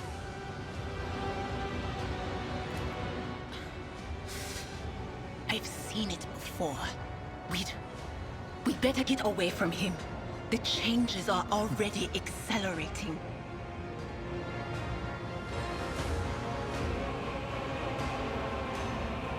I forbid you the very thought of yielding. Only by resigning to your fate will you truly suffer defeat. Words worthy of a righteous soul. Save the lofty words for later, will you? The navigator's ready to take the ship out of the warp if he gets some help from the bridge. Then we have no right to bow our heads.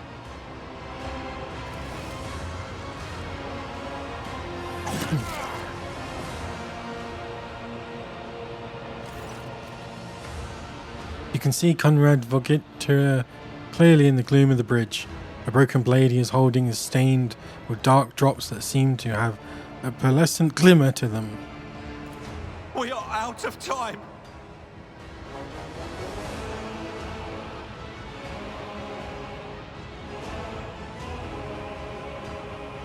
Vogitura, you duplicitous cur, the rogue trader's death will be avenged. What? Theodora is... Oh, so he doesn't know. No. Interesting. That can't be. Not now. I still haven't.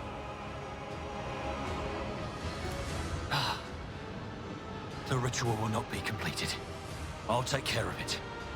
And you, see to it that the void ship breaks free from the warp. Watch over our realm. And farewell. I mean, he seemed like a decent person in the end. Edelstrad, don't!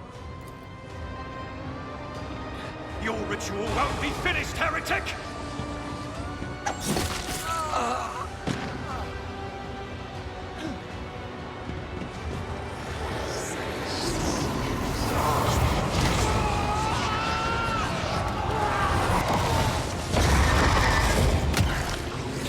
The hell?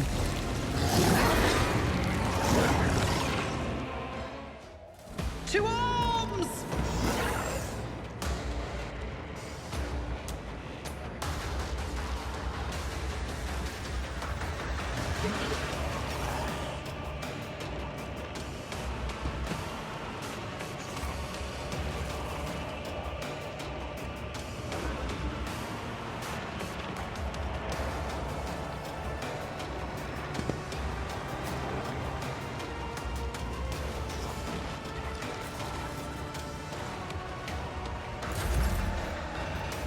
Enemy status. You will encounter enemies with various abilities and features.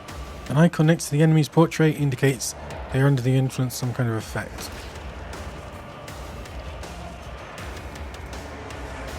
Natural armor.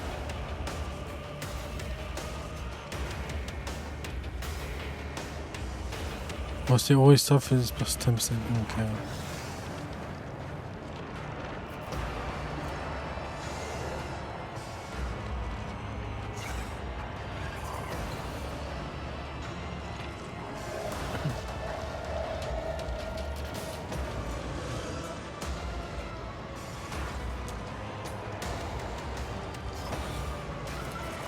I'll see to it personally.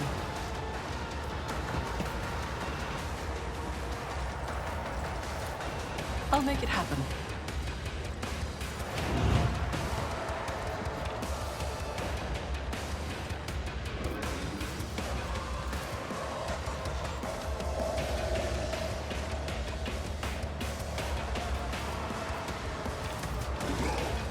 My gut tells me Oh, it's a bad idea. That's annoying. I am ready for whatever comes. I refuse.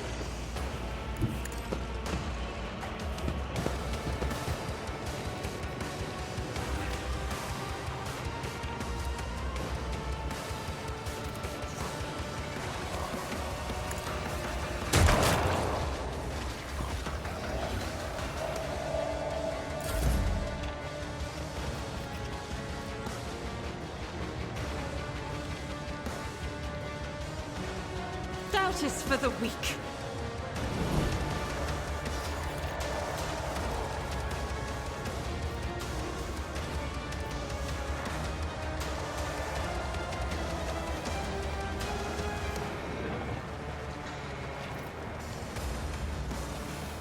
As the Emperor commands. We didn't taught you to fight like this! Yeah, worth it. Death to non-believers! I serve the ruinous powers!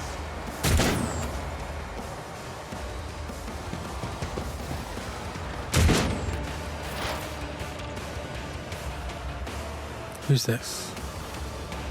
Okay. No can do.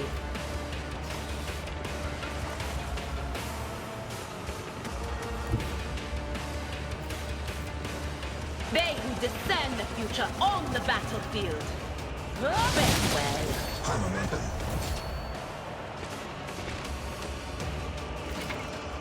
Momentum. To use unique abilities called heroic acts or desperate measures, momentum is required. Depending on the actions of your party in the combat, the momentum bar will increase or decrease.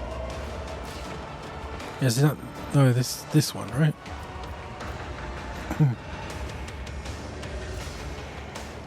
Chaos guides me.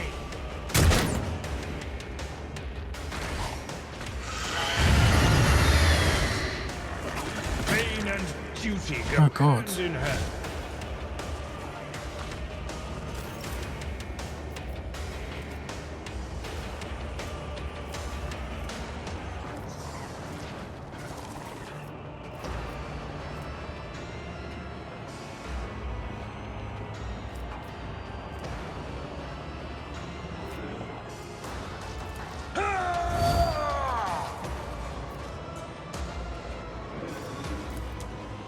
I will do my duty.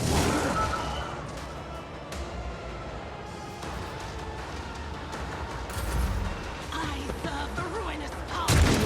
What is a ring?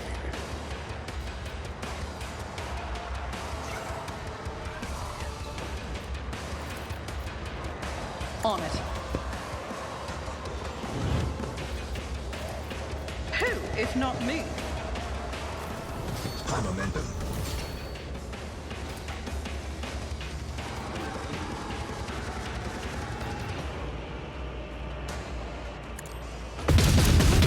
My Emperor!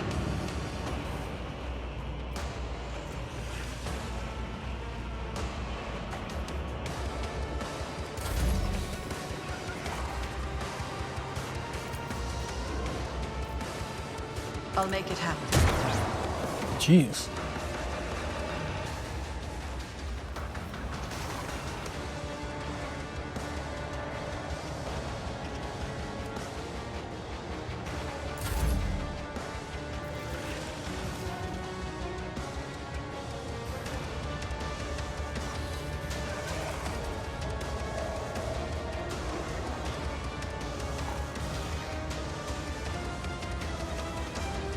In thy light I stand, and thy light I crave.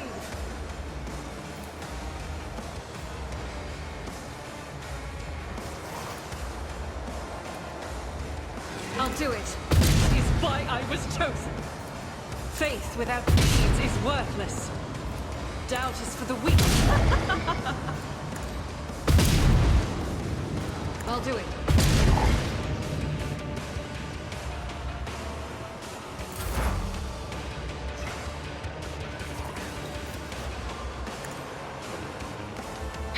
What an unfortunate turn of fate.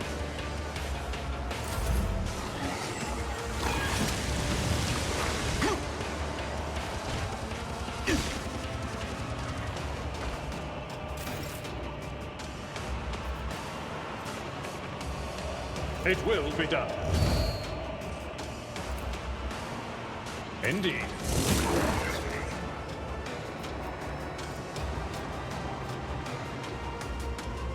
It will be done.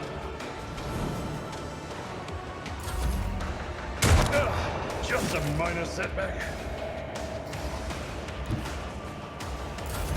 Oh crap. I did it again.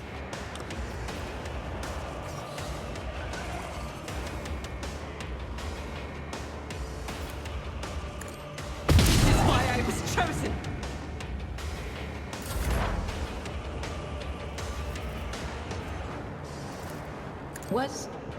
Was that you? Or anything is? Oh, what the hell?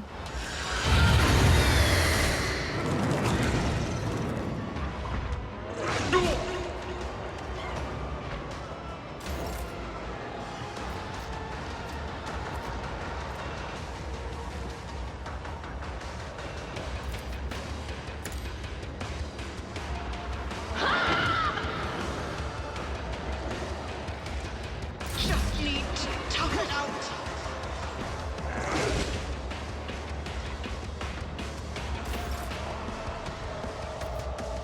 I will do my duty. Victory is imminent. Emperor. Oh, come on.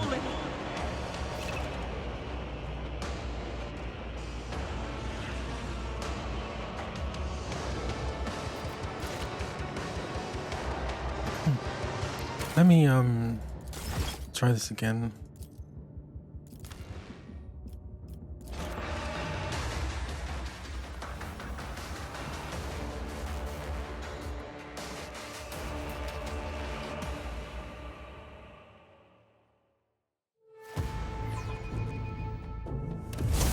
I gotta remember to double click.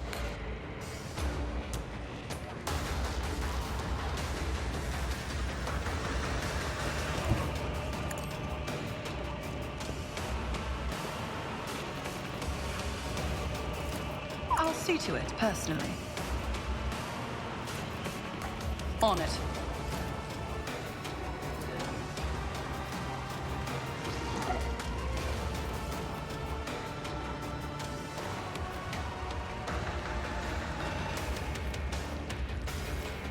As the Emperor commands, each strike is a prayer.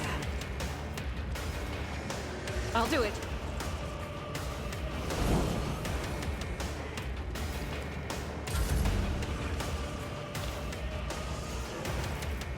I'll see to it personally.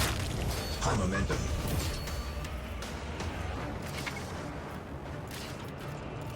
Who, if not me?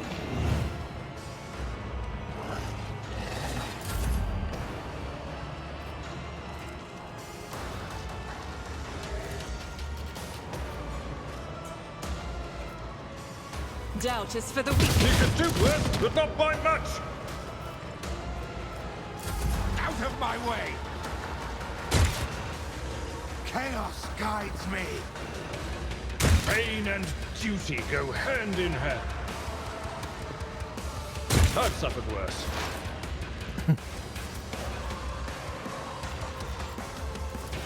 But of course.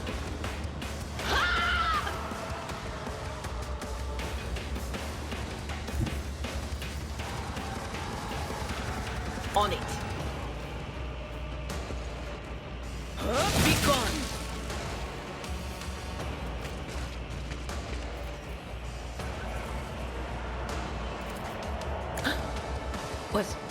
Was that you? Or...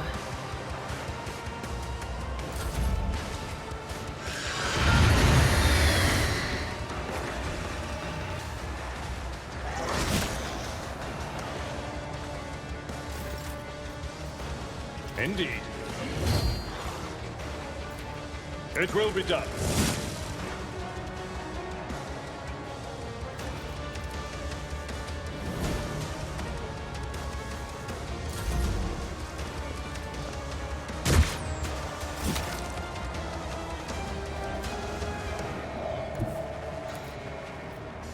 I won't stand for it.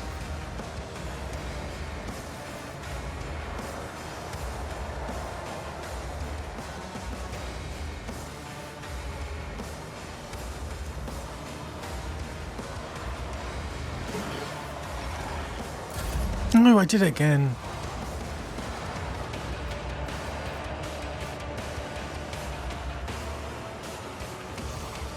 I am his will made manifest. As the Emperor, this is why I was chosen. Faith without deeds is worthless.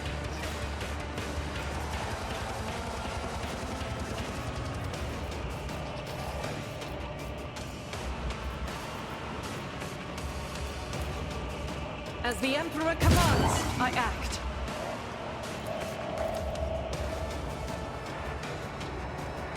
I'll do it.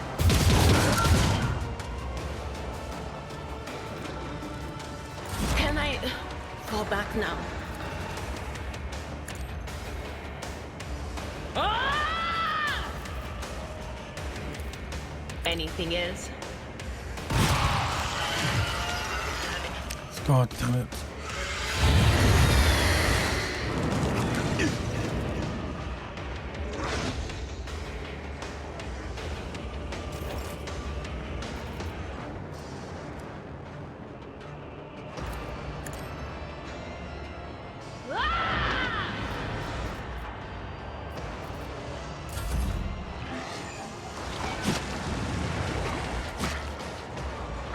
Brace yourself, Abelard. I will do my duty. Victory is imminent. I've faced worse than this. Let's make some opportunities. I won't compromise my principles. My gut tells me it's a bad idea.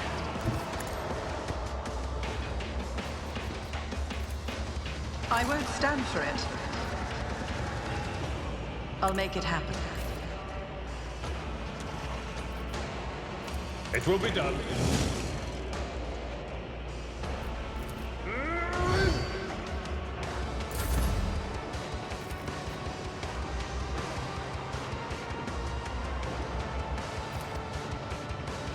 It's as good as done.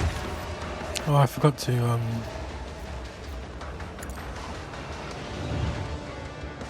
not injured. I'm enraged.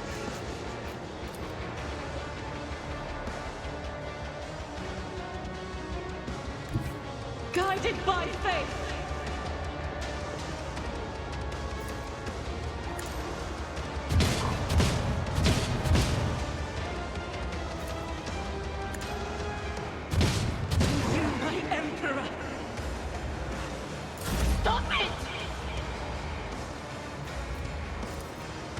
course.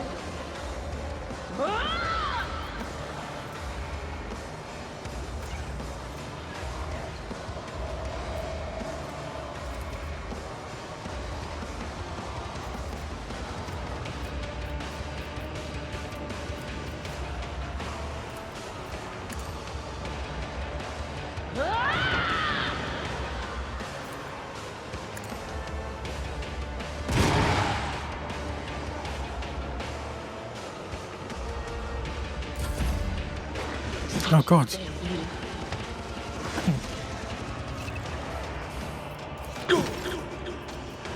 Indeed.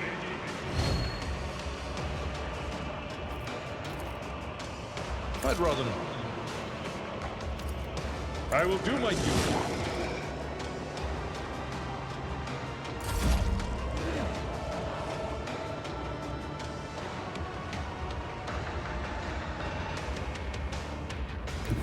Taking calculated risk is my second nature.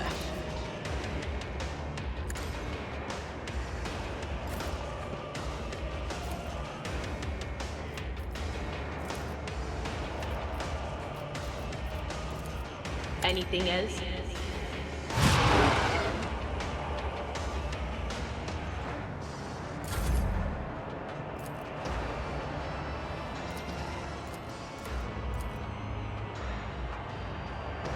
I'll make it happen. Why did I not foresee this?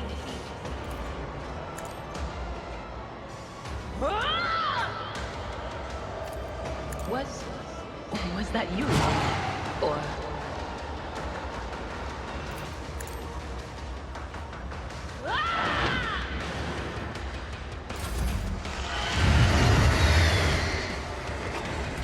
What is a ring? Don't you dare Jeez. give up now! Just need to tough it out.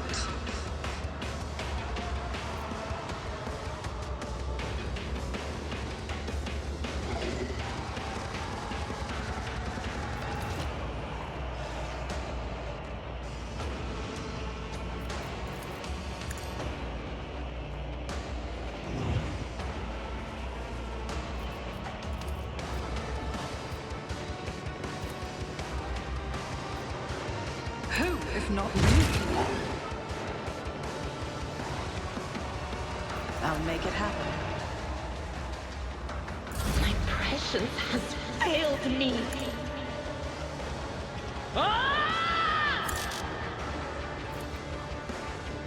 Will do.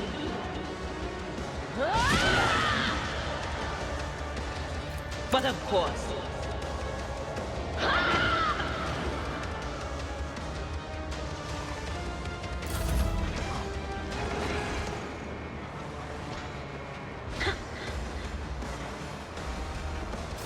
I should have foretold that.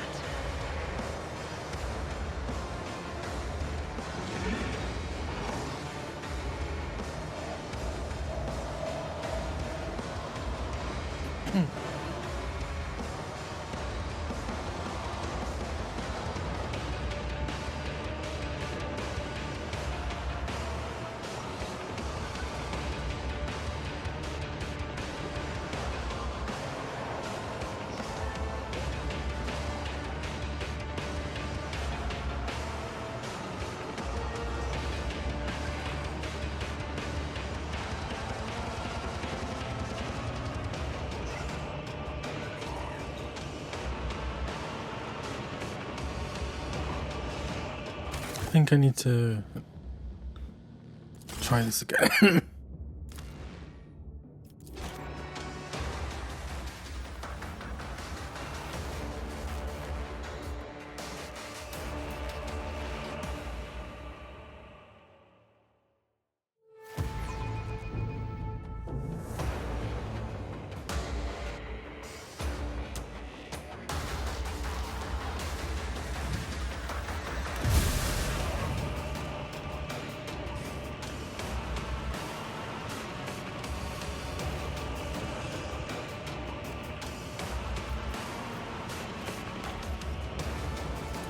On it.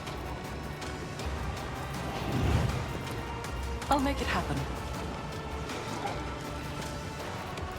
It's as good as done.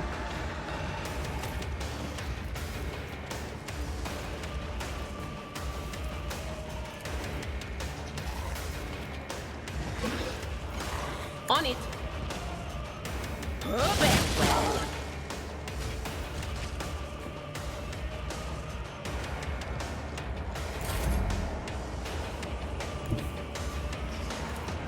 I won't compromise my principles.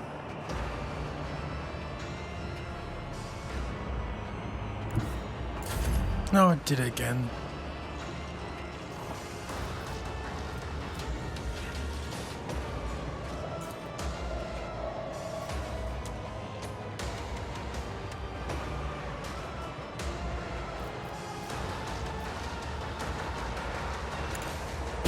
Eradicated.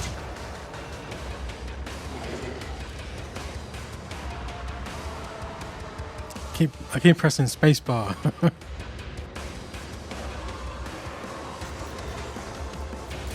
Death to the weak! Ugh. Pain and duty go hand in hand.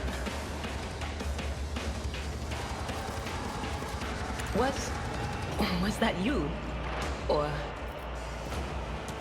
Did I give him forewarning?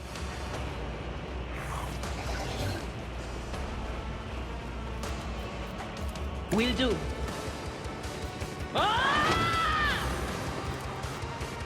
But of course, be gone. High momentum.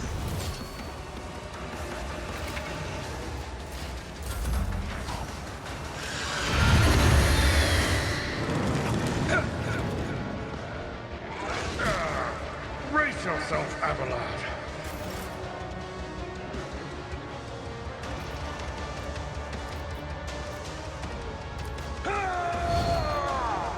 At your beck and call. Victory is I fought you.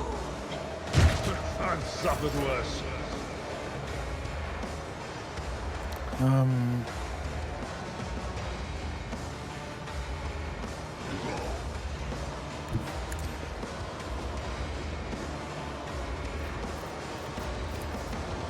I'll make it happen.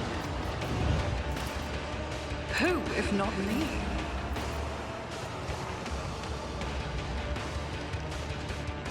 As the Emperor commands, I act. Wait.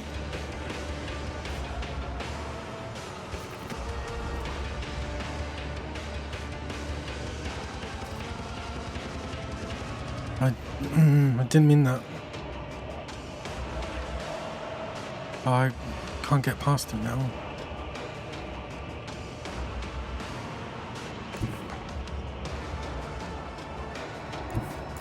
No, I did it again. Oh, bloody hell. Oh.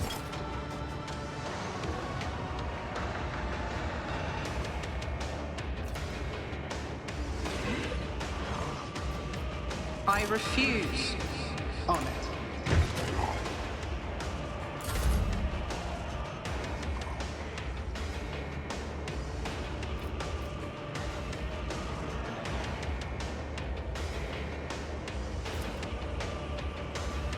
Is that hittable? In thy light I stand, and thy light I crave. Faith without deeds is worthless. Oh, come on, kill him. Doubt is for the weak. Okay, yeah.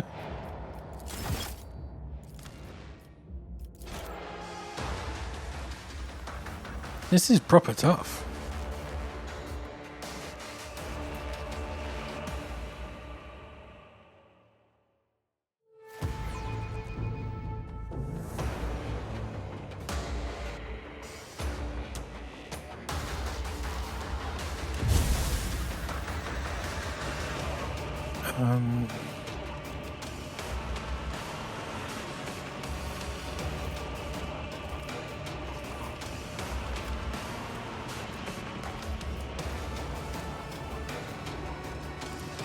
I won't stand for it. What?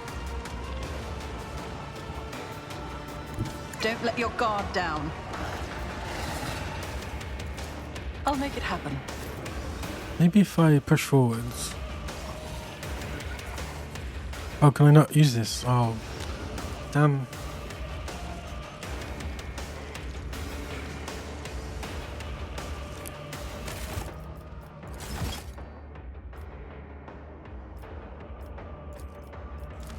Load a bit further so I can place my characters differently.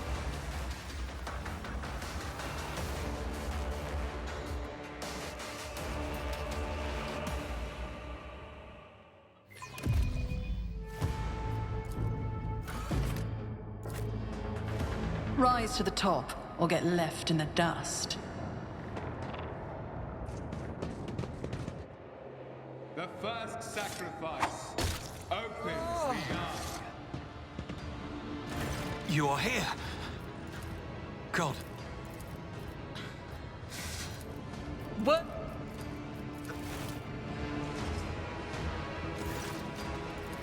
We are out of... What? You should have just stayed and bloody done nothing. Okay.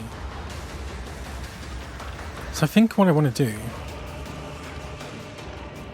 I just can I? Okay, I can save here. Good.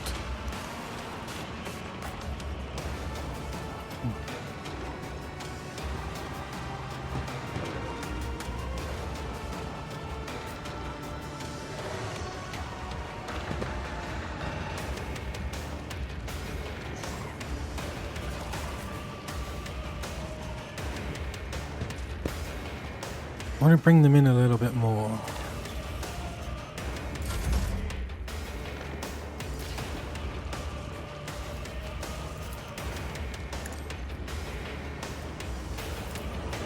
I'll see to it, personally.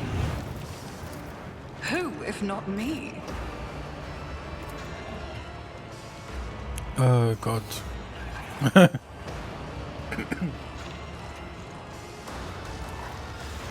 I'll do it.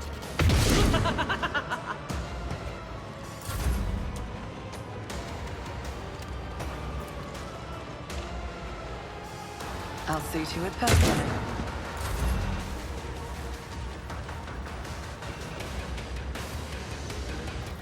As the Emperor commands, I act.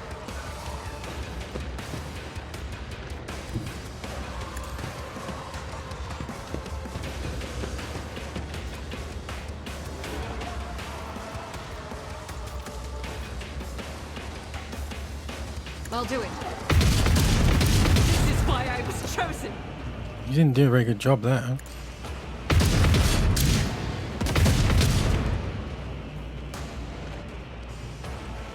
This is unacceptable.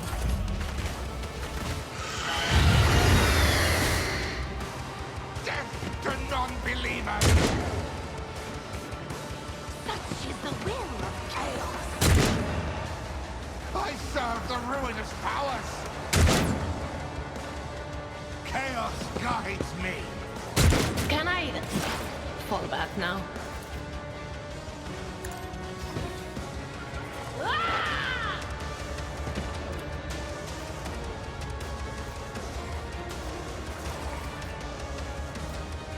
Not this grey as Jordan.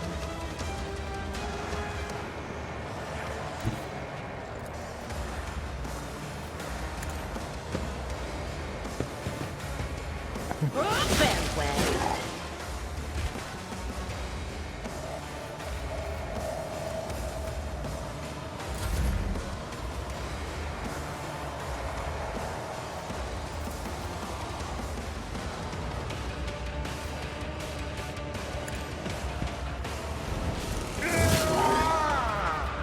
It will be done.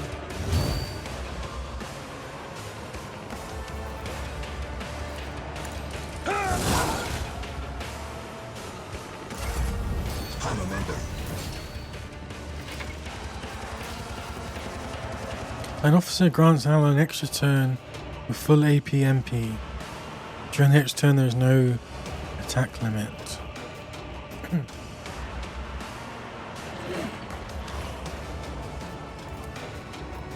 It's as good as done.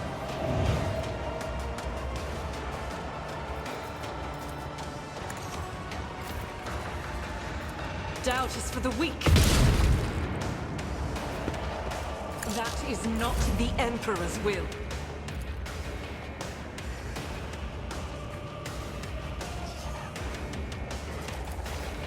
I'll make it happen. The best defense is a good offense. Pain cleanses the... Why is she bleeding?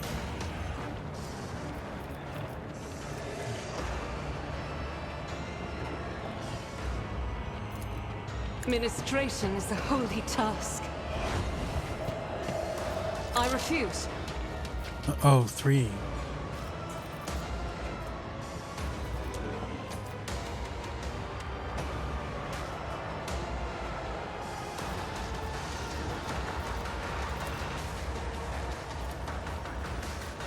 I will not. That is not the Emperor's will. As the Emperor commands, I act.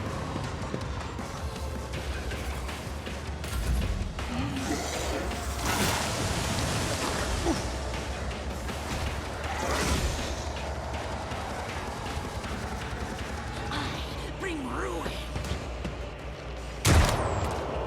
Out of my way!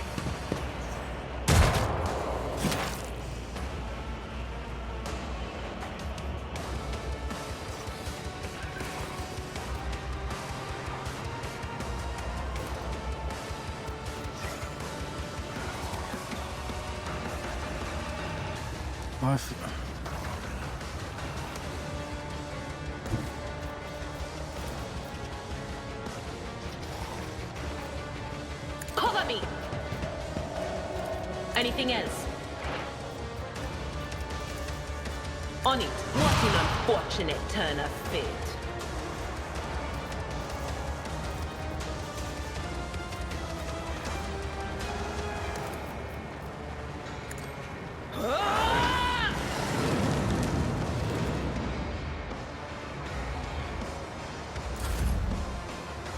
How close do you need to be for this?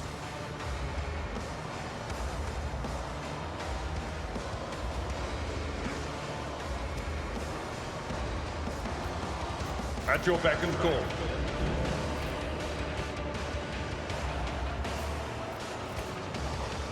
I will do an exemplary strike.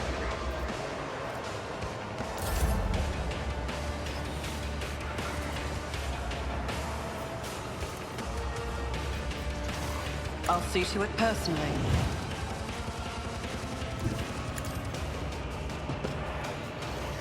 Oh, no. Oh, I shouldn't have done that.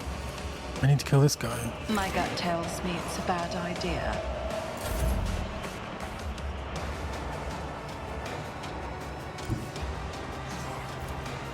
God Emperor, move through me! Be the fire in my heart!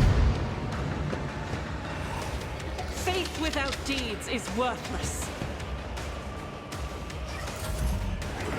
Oh, my ears are ringing.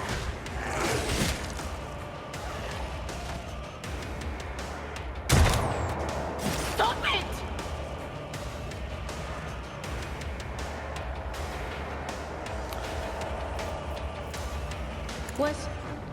Was it you? Or...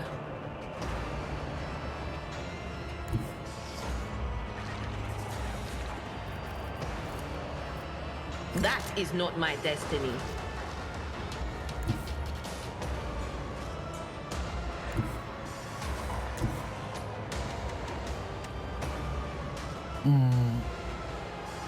How do I get to this guy?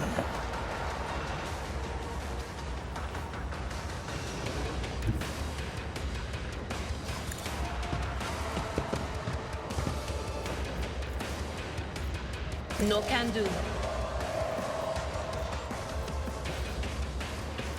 Anything else?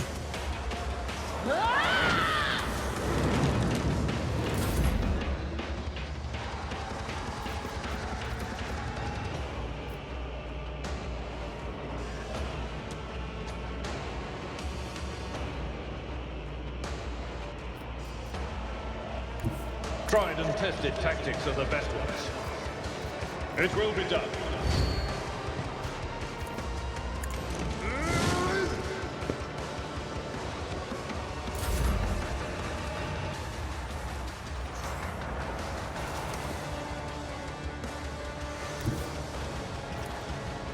I won't compromise my principles. I won't stand for it.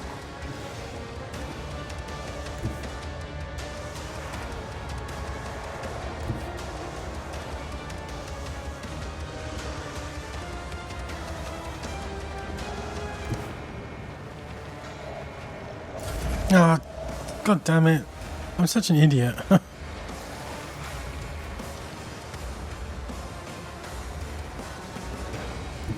Oh, here we go. What's the percentage on this? I was gonna have to do. In battle.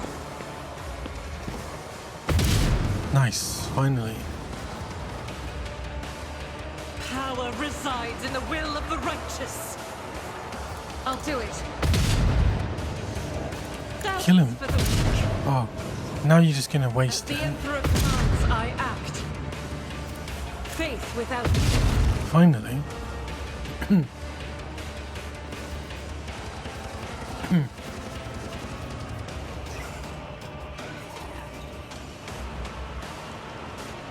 I'll do it.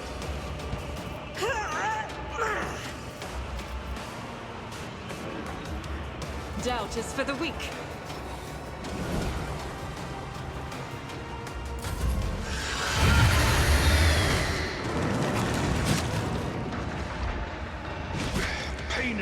Oh, I forgot I was gonna heal her.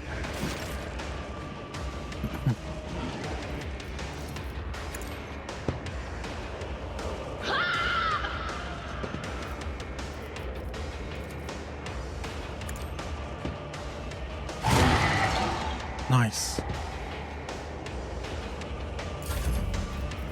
At your beck and call. Indeed.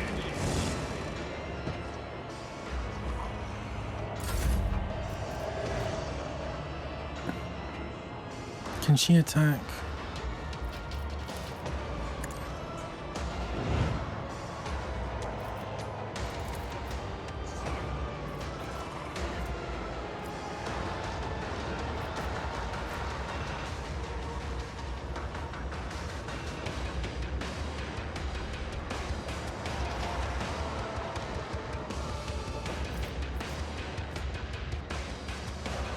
More than once per round. Okay.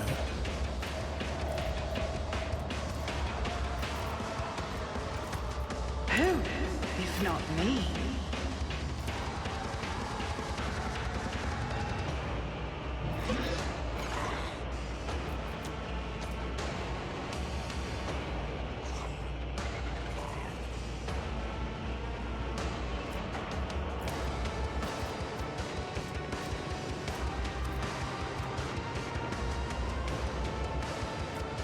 As the Emperor commands, I act. This is unacceptable. Oh, I knew that wouldn't work. Faith without is why I was chosen. At least I can get 2 hits off.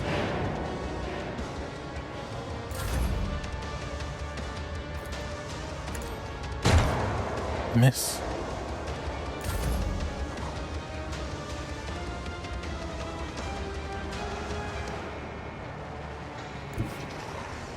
The enemies of the Emperor will be undone. Let me tend to your wounds. Thank you. I'll do it.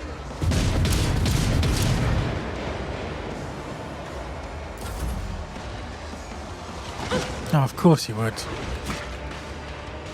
Grace of Abelard.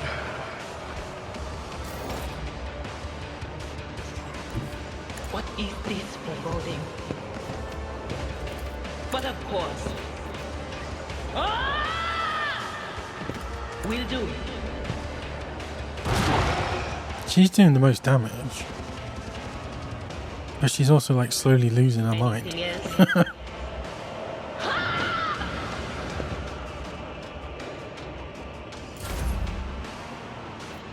Victory is imminent. The healing is much appreciated.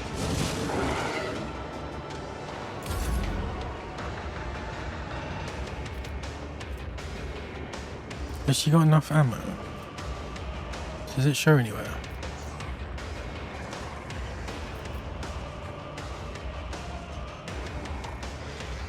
Wait, click on that.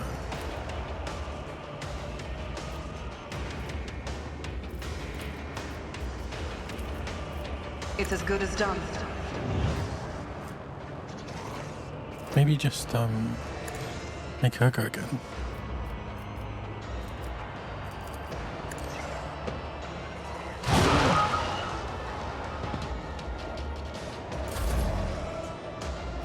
This music reminds me of Hollow Knight, the DLC.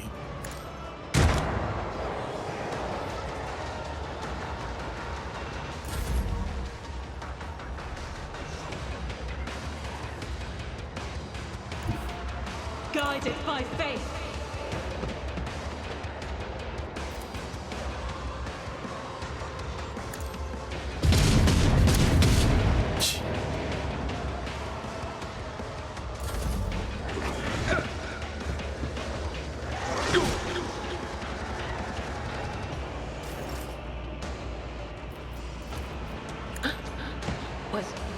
Was that you?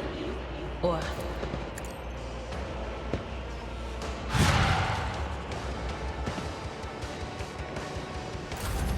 High momentum. Oh, I didn't realize I had this. At your beck and call. I will do my duty. Okay, nice.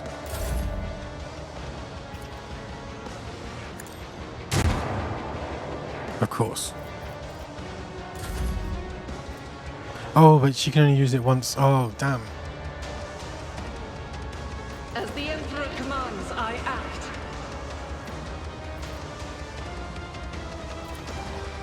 Are you going to hit your shot? Not quite. My ears ring.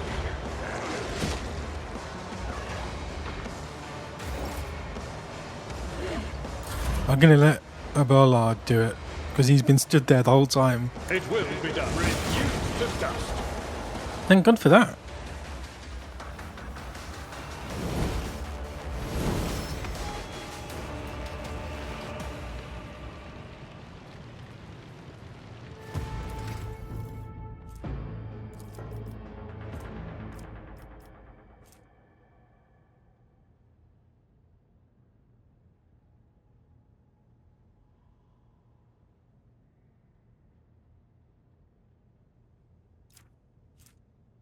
Okay, what does this give me then?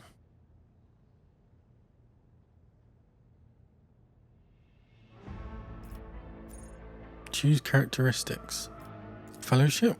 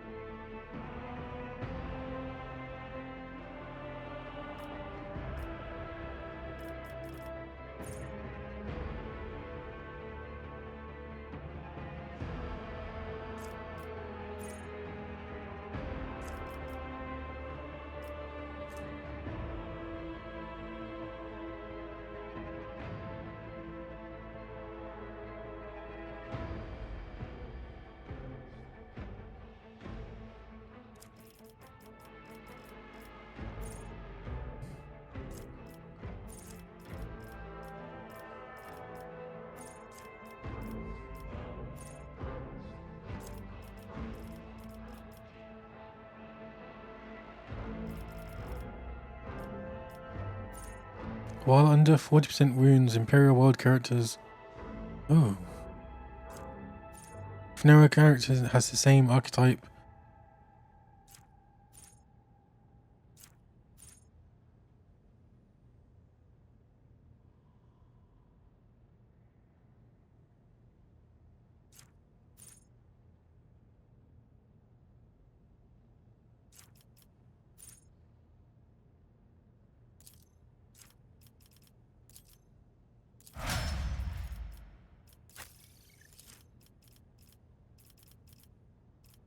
Okay, what's this guy want? More tanky things, I think.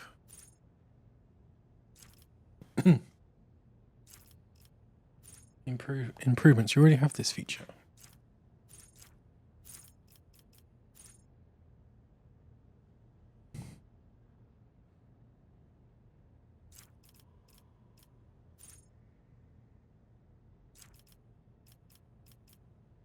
Whenever the warriors hit while under the Endure effect, their damage deflection is increased by 1.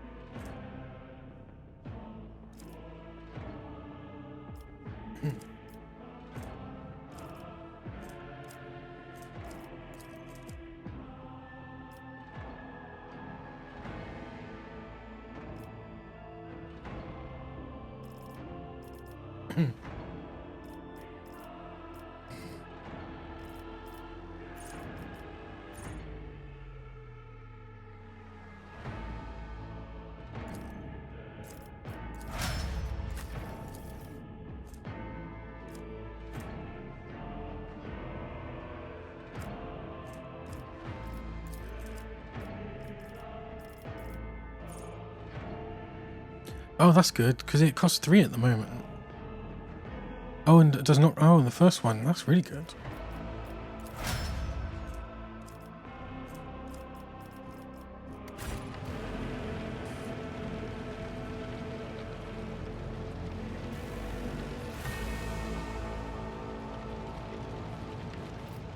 I have a nose for profit and a taste for adventure.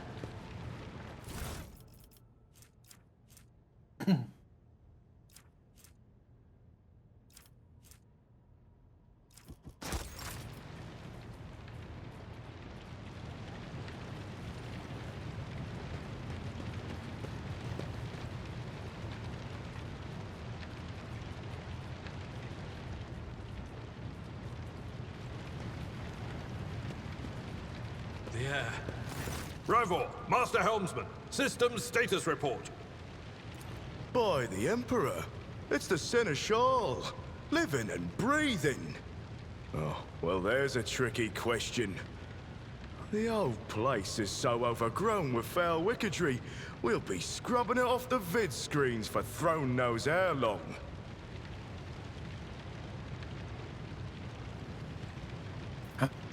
How did you people survive in here? Must have been Providence. It better have been the Emperor's, not someone else's. When they barged in here, the ones with the Master of Whispers, some officers charged them, but it wasn't even a fight. I grabbed whoever I could and dragged them behind the cogitators. Then, I prayed for our rescue.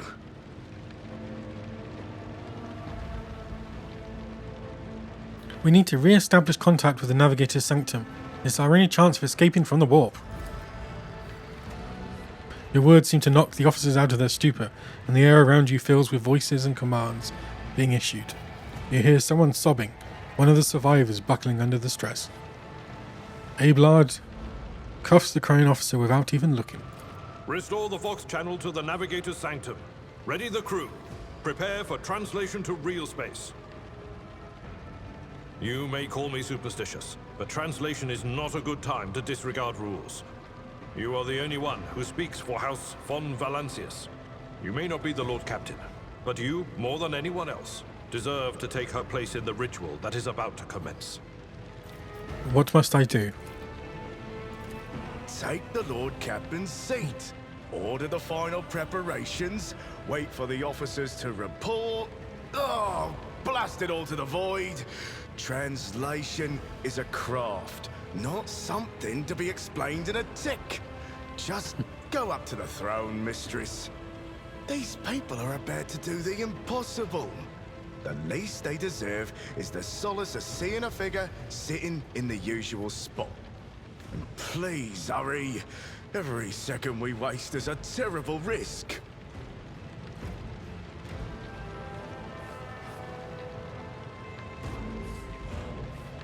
I'm ready. Begin the ritual.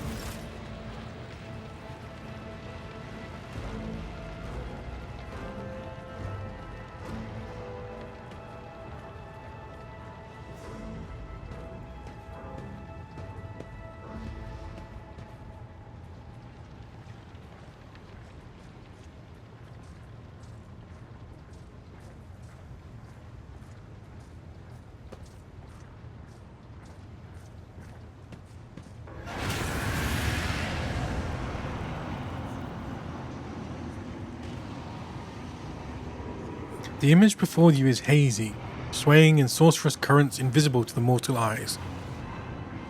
As if whatever is beneath this thin shell is constantly changing while still remaining the same. It has taken on the guise of Theodora, but the false rogue trader's eyes reveals the entity's true, surreal nature. One of Theodora's eyes is engulfed in otherworldly fire, the other, a vessel of ancient evil, pours into you.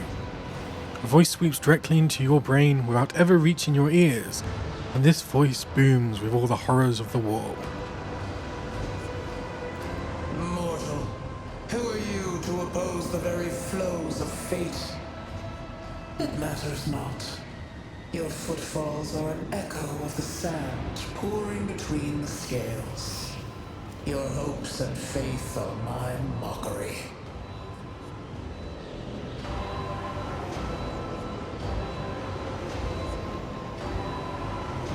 You, are you to blame for Theodora's death? I am the beginning and the end, and all that courses in between. I am the voice of the truth that is destined to triumph. For this triumph is the terminal point of every twisted maze of fate.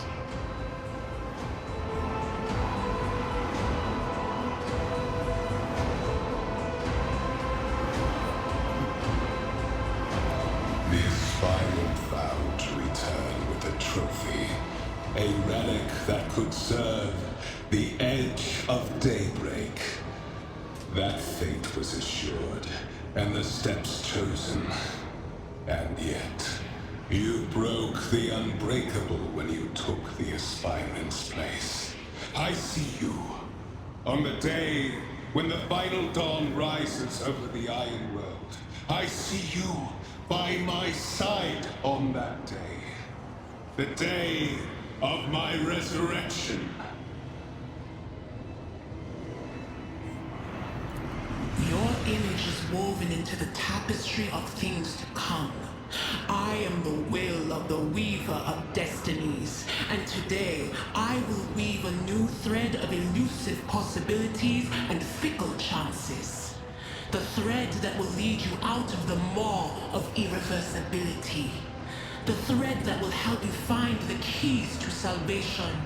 The thread that will guide you and the weapon of our return to me.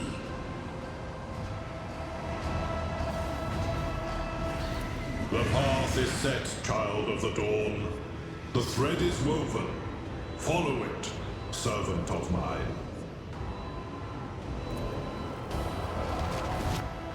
Seneschal, the Navigator's sanctum is silent. The Vox signal is stable, which means... The Navigator gave his life battling the storm that nearly claimed the Von Valancius flagship. We will honor his memory, along with that of all who died this day.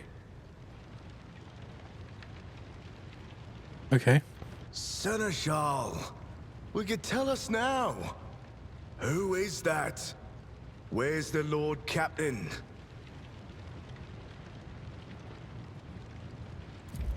As First Officer, it is my duty to inform you, with the greatest regret and indelible sorrow, that Lord Captain Theodora von Valancius is dead. May her memory never fade from the annals of the dynasty.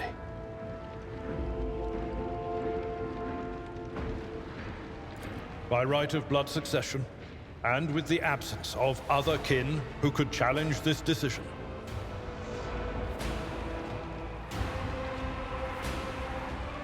Say nothing? It is hereby declared that the successor to Theodora von Valancius is her heir, the rightful inheritor of the Warrant of Trade, and the title of Rogue Trader.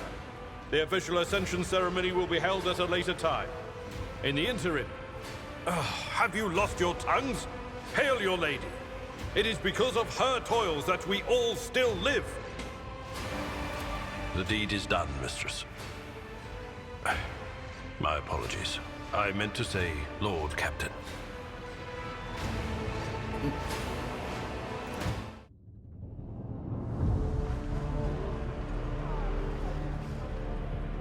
The treachery of the Master of Whispers was fruitless, but victory came at a great cost.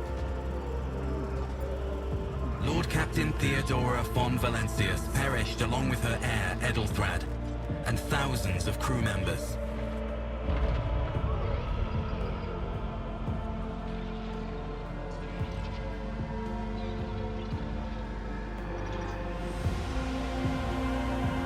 Yet hope remained, for the second in line to the Rogue Trader dynasty survived. To hang the ancestral banners once again, and exact vengeance on the enemies of House von Valancius and humanity.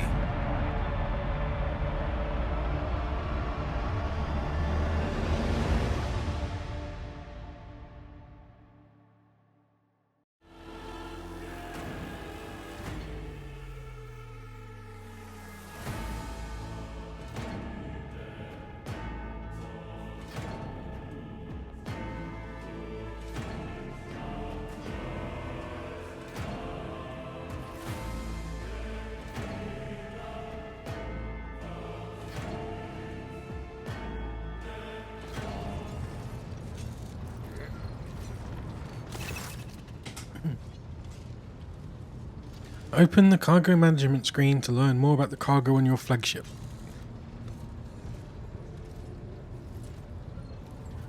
The amount, the types, the percentage of cargo being filled up. On the cargo tab you can see details about the items packed in each cargo slot.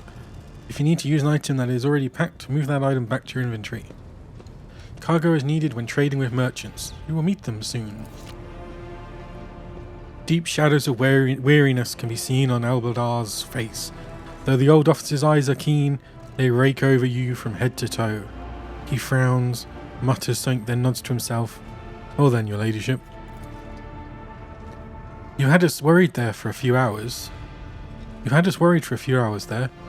Abelard offers a thin smile. But after witnessing your fearless rush into the fray on deck, the only thing that surprises me is how long you stayed on your feet. Your strength only left you once the fighting was all over. Such fortitude is most admirable in a Lord Captain.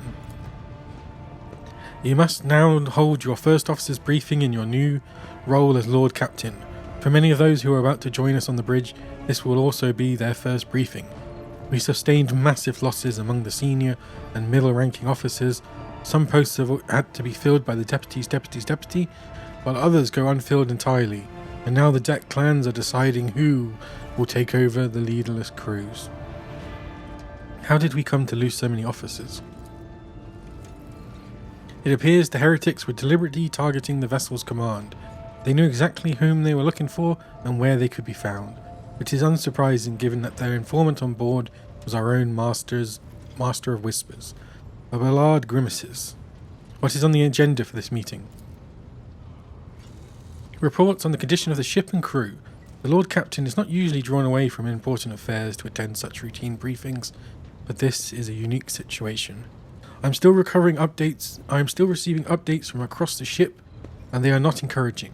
Getting this bird to fly could take a gargantuan effort, even so far as you personally negotiating with the authorities of the system we are currently in. So prepare to hear a bevy of complaints and excuses, your ladyship.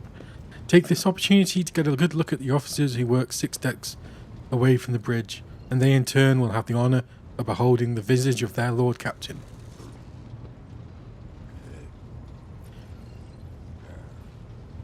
Have you succeeded in tracking down Vorgetura?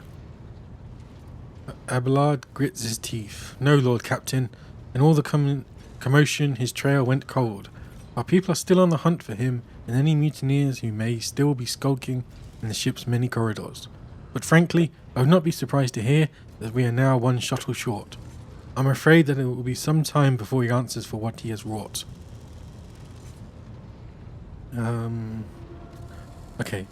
I am ready to start the briefing. Summon the officers. With a gesture, Abelard relays the order to the adjutants at the far end of the magnificent chamber.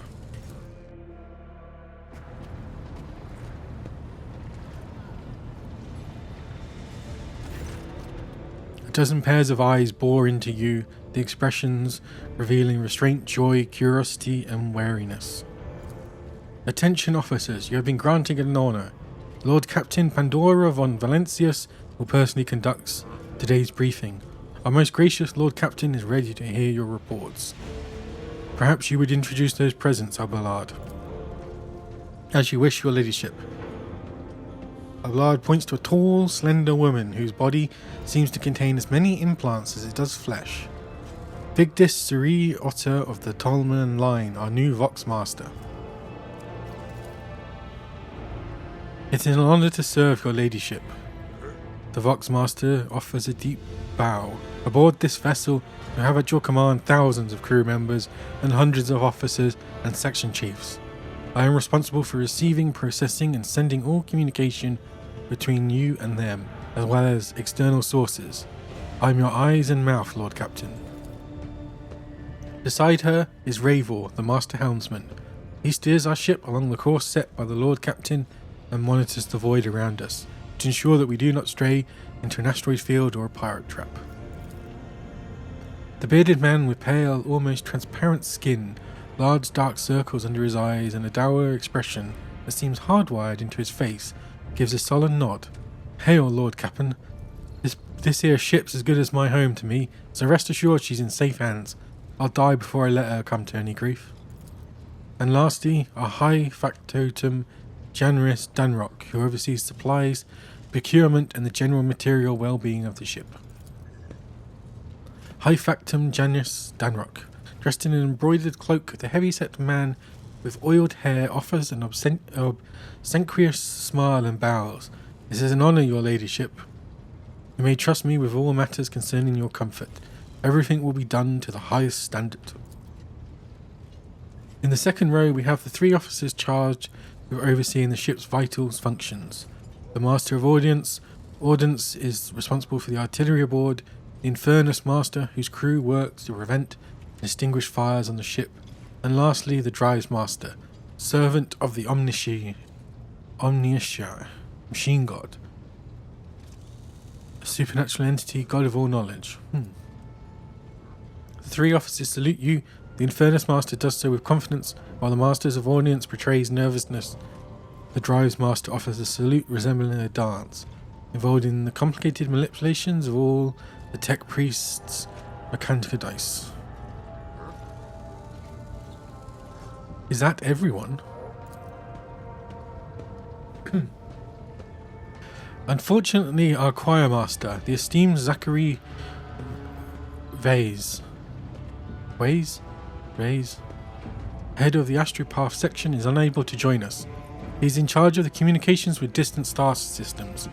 Master Vase has been in a trance for some time now, attempting to contact other planets in the Von Valencius Protectorate and inform them of Lady Theodora's passing and Conrad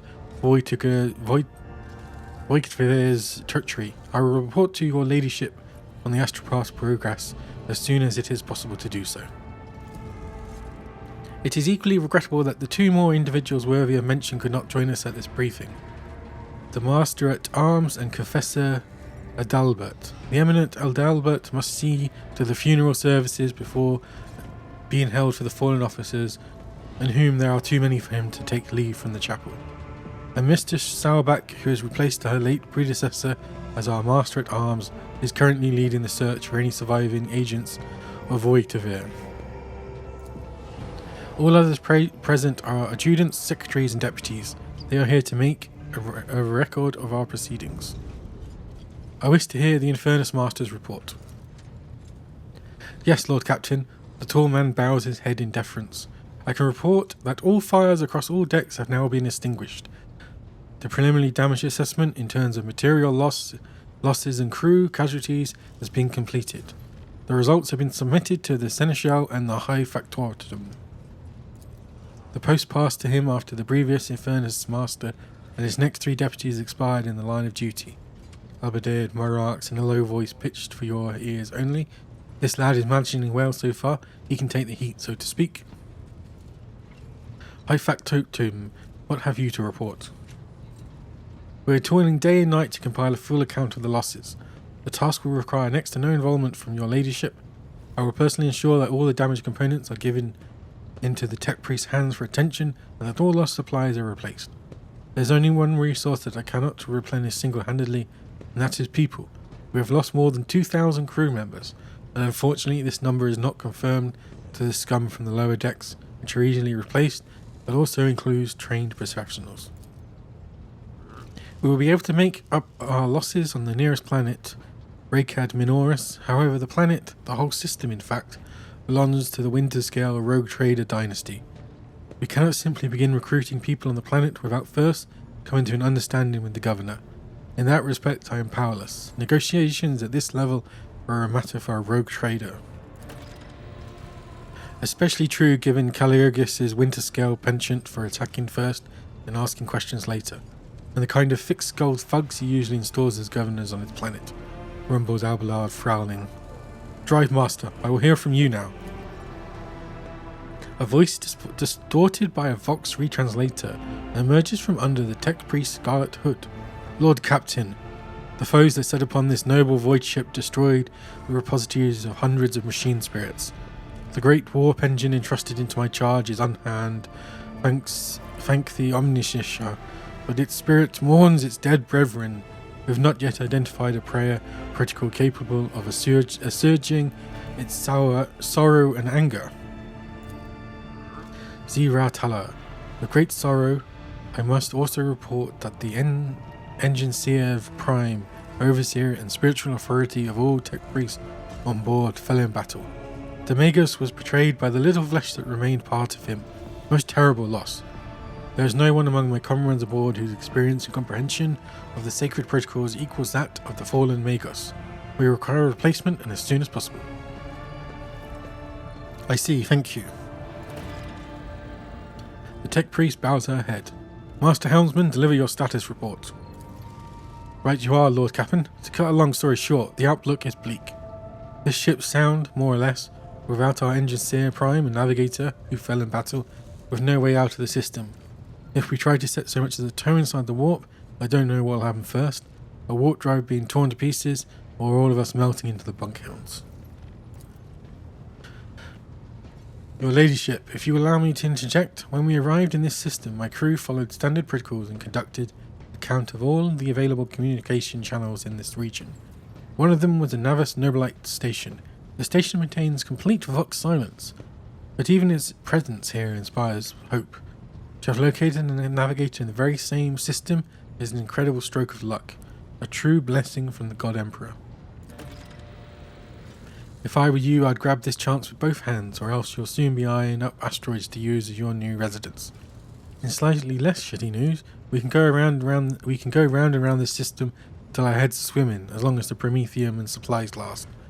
And if any thick as grog shit lowlives come sniffing around, we'll be able to take them out, so don't you worry on that score. Master in Ordnance, do you have anything to report?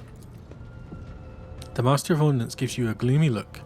No, my job's simple. Maintain the arsenal and fire where I'm told. But just ask anyone. We've got no able crew. No, Lord Captain. Master of Ordnance, you forget yourself. So what? Comes the officer's hostile and bitter reply. It is as if a dam has burst inside and all his pent-up emotions are rushing out of him. The ship's in ruins. Every second officer's dead.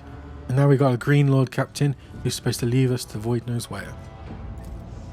Silence. The bridge's magnificent glass panes seem to tremble under the force of Abelard's roar, and forces seize this mutineer.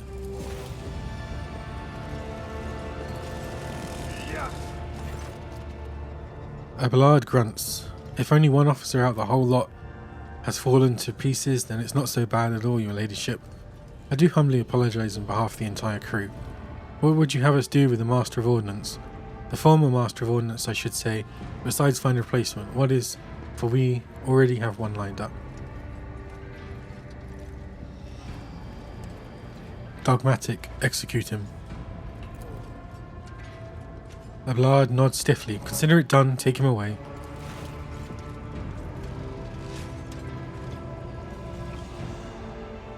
The brittle laughter of the Master of Ordnance reverberates around the bridge as he is led to his fate. To summarise, we have sustained serious losses in crew members and we require a new engine seer, prime and navigator. Is this all that is preventing us from continuing the voyage? Precisely, Lord Captain, but bear in mind that this will not be the end of our trials. The ship's systems must be properly inspected for major damage, which can only be carried out at Footfall Station, home to the only dock land yard in the state sector. But we will never reach Footfall without first solving these three immediate problems. What can you tell me about the system in which we currently find ourselves in? I cede to the Vox Master on this point. Mistress Tolliman? We are in the Rykard star system. Our voyage here was undertaken on the orders of your ladyship's predecessor. There are 3 inhabited bodies in this system, and our attempts to send Vox messages have produced confounding results.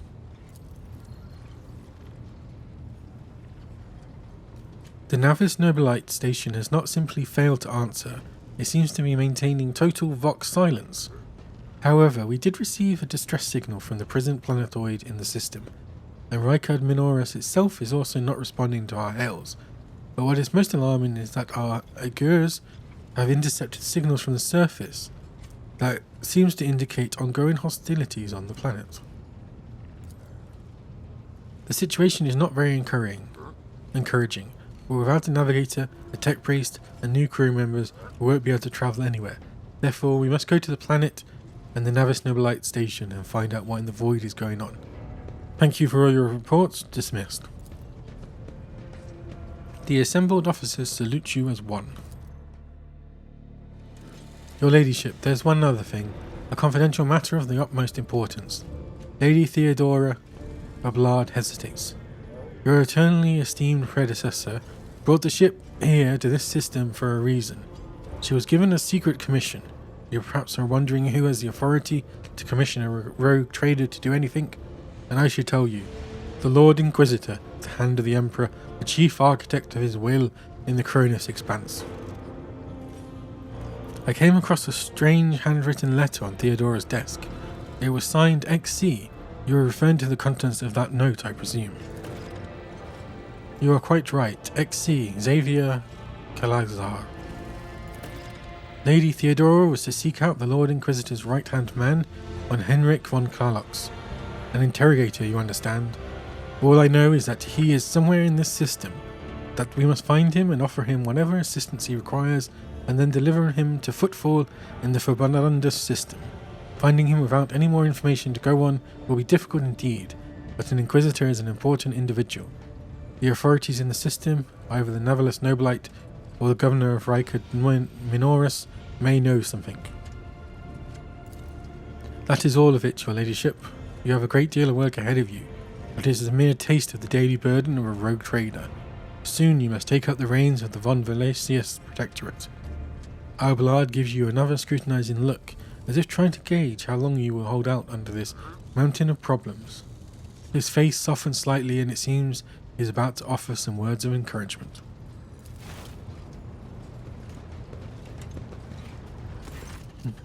Adira, Sister Argenta, explain yourselves. The Sister of Bata grimly nods towards Adira. The Psyker is suffering some ailment or dark madness. She insisted on seeing the rogue trader. I judged that it would be unwise to leave her unsupervised. For a brief moment, Sister Argenta's voice sounds hesitant. I was also hoping to approach you with a personal request, but it can wait. Speak with me when you have time, rogue trader. Adira's glazed eyes rove over those assembled. One word burst from her lips. Daybreak. Damn it! Adira presses her fingers to her temples in desperation. Your ladyship, here's the thing. I was trying to see the immediate future, and it hit me so hard, my head is still spinning. Something very strange is heading our way, and I can't make out what it is, no matter how hard I try. A single word is all I can make out. Daybreak. Or maybe it's dawn, and it's ringing and ringing like an echo, like a bell. But if it's daybreak, then why is it so dark?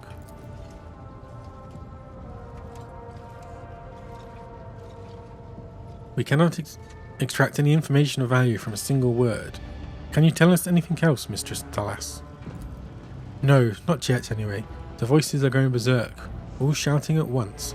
I can't make sense of any of it. As soon as I know or sense anything, I'll report it, alright? Lord Captain, if you want me to take a closer look into your future, find me on the bridge and we can talk.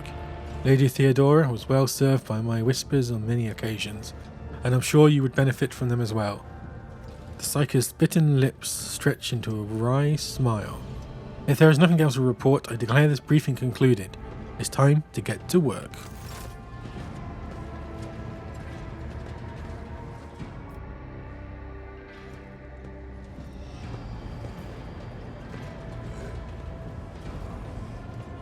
Okay, I think that's going to be it for tonight. That's like 5 hours. Jeez. Only 4 hours in game though. Oh, do I get to... Yeah, so until then, enjoy, have fun.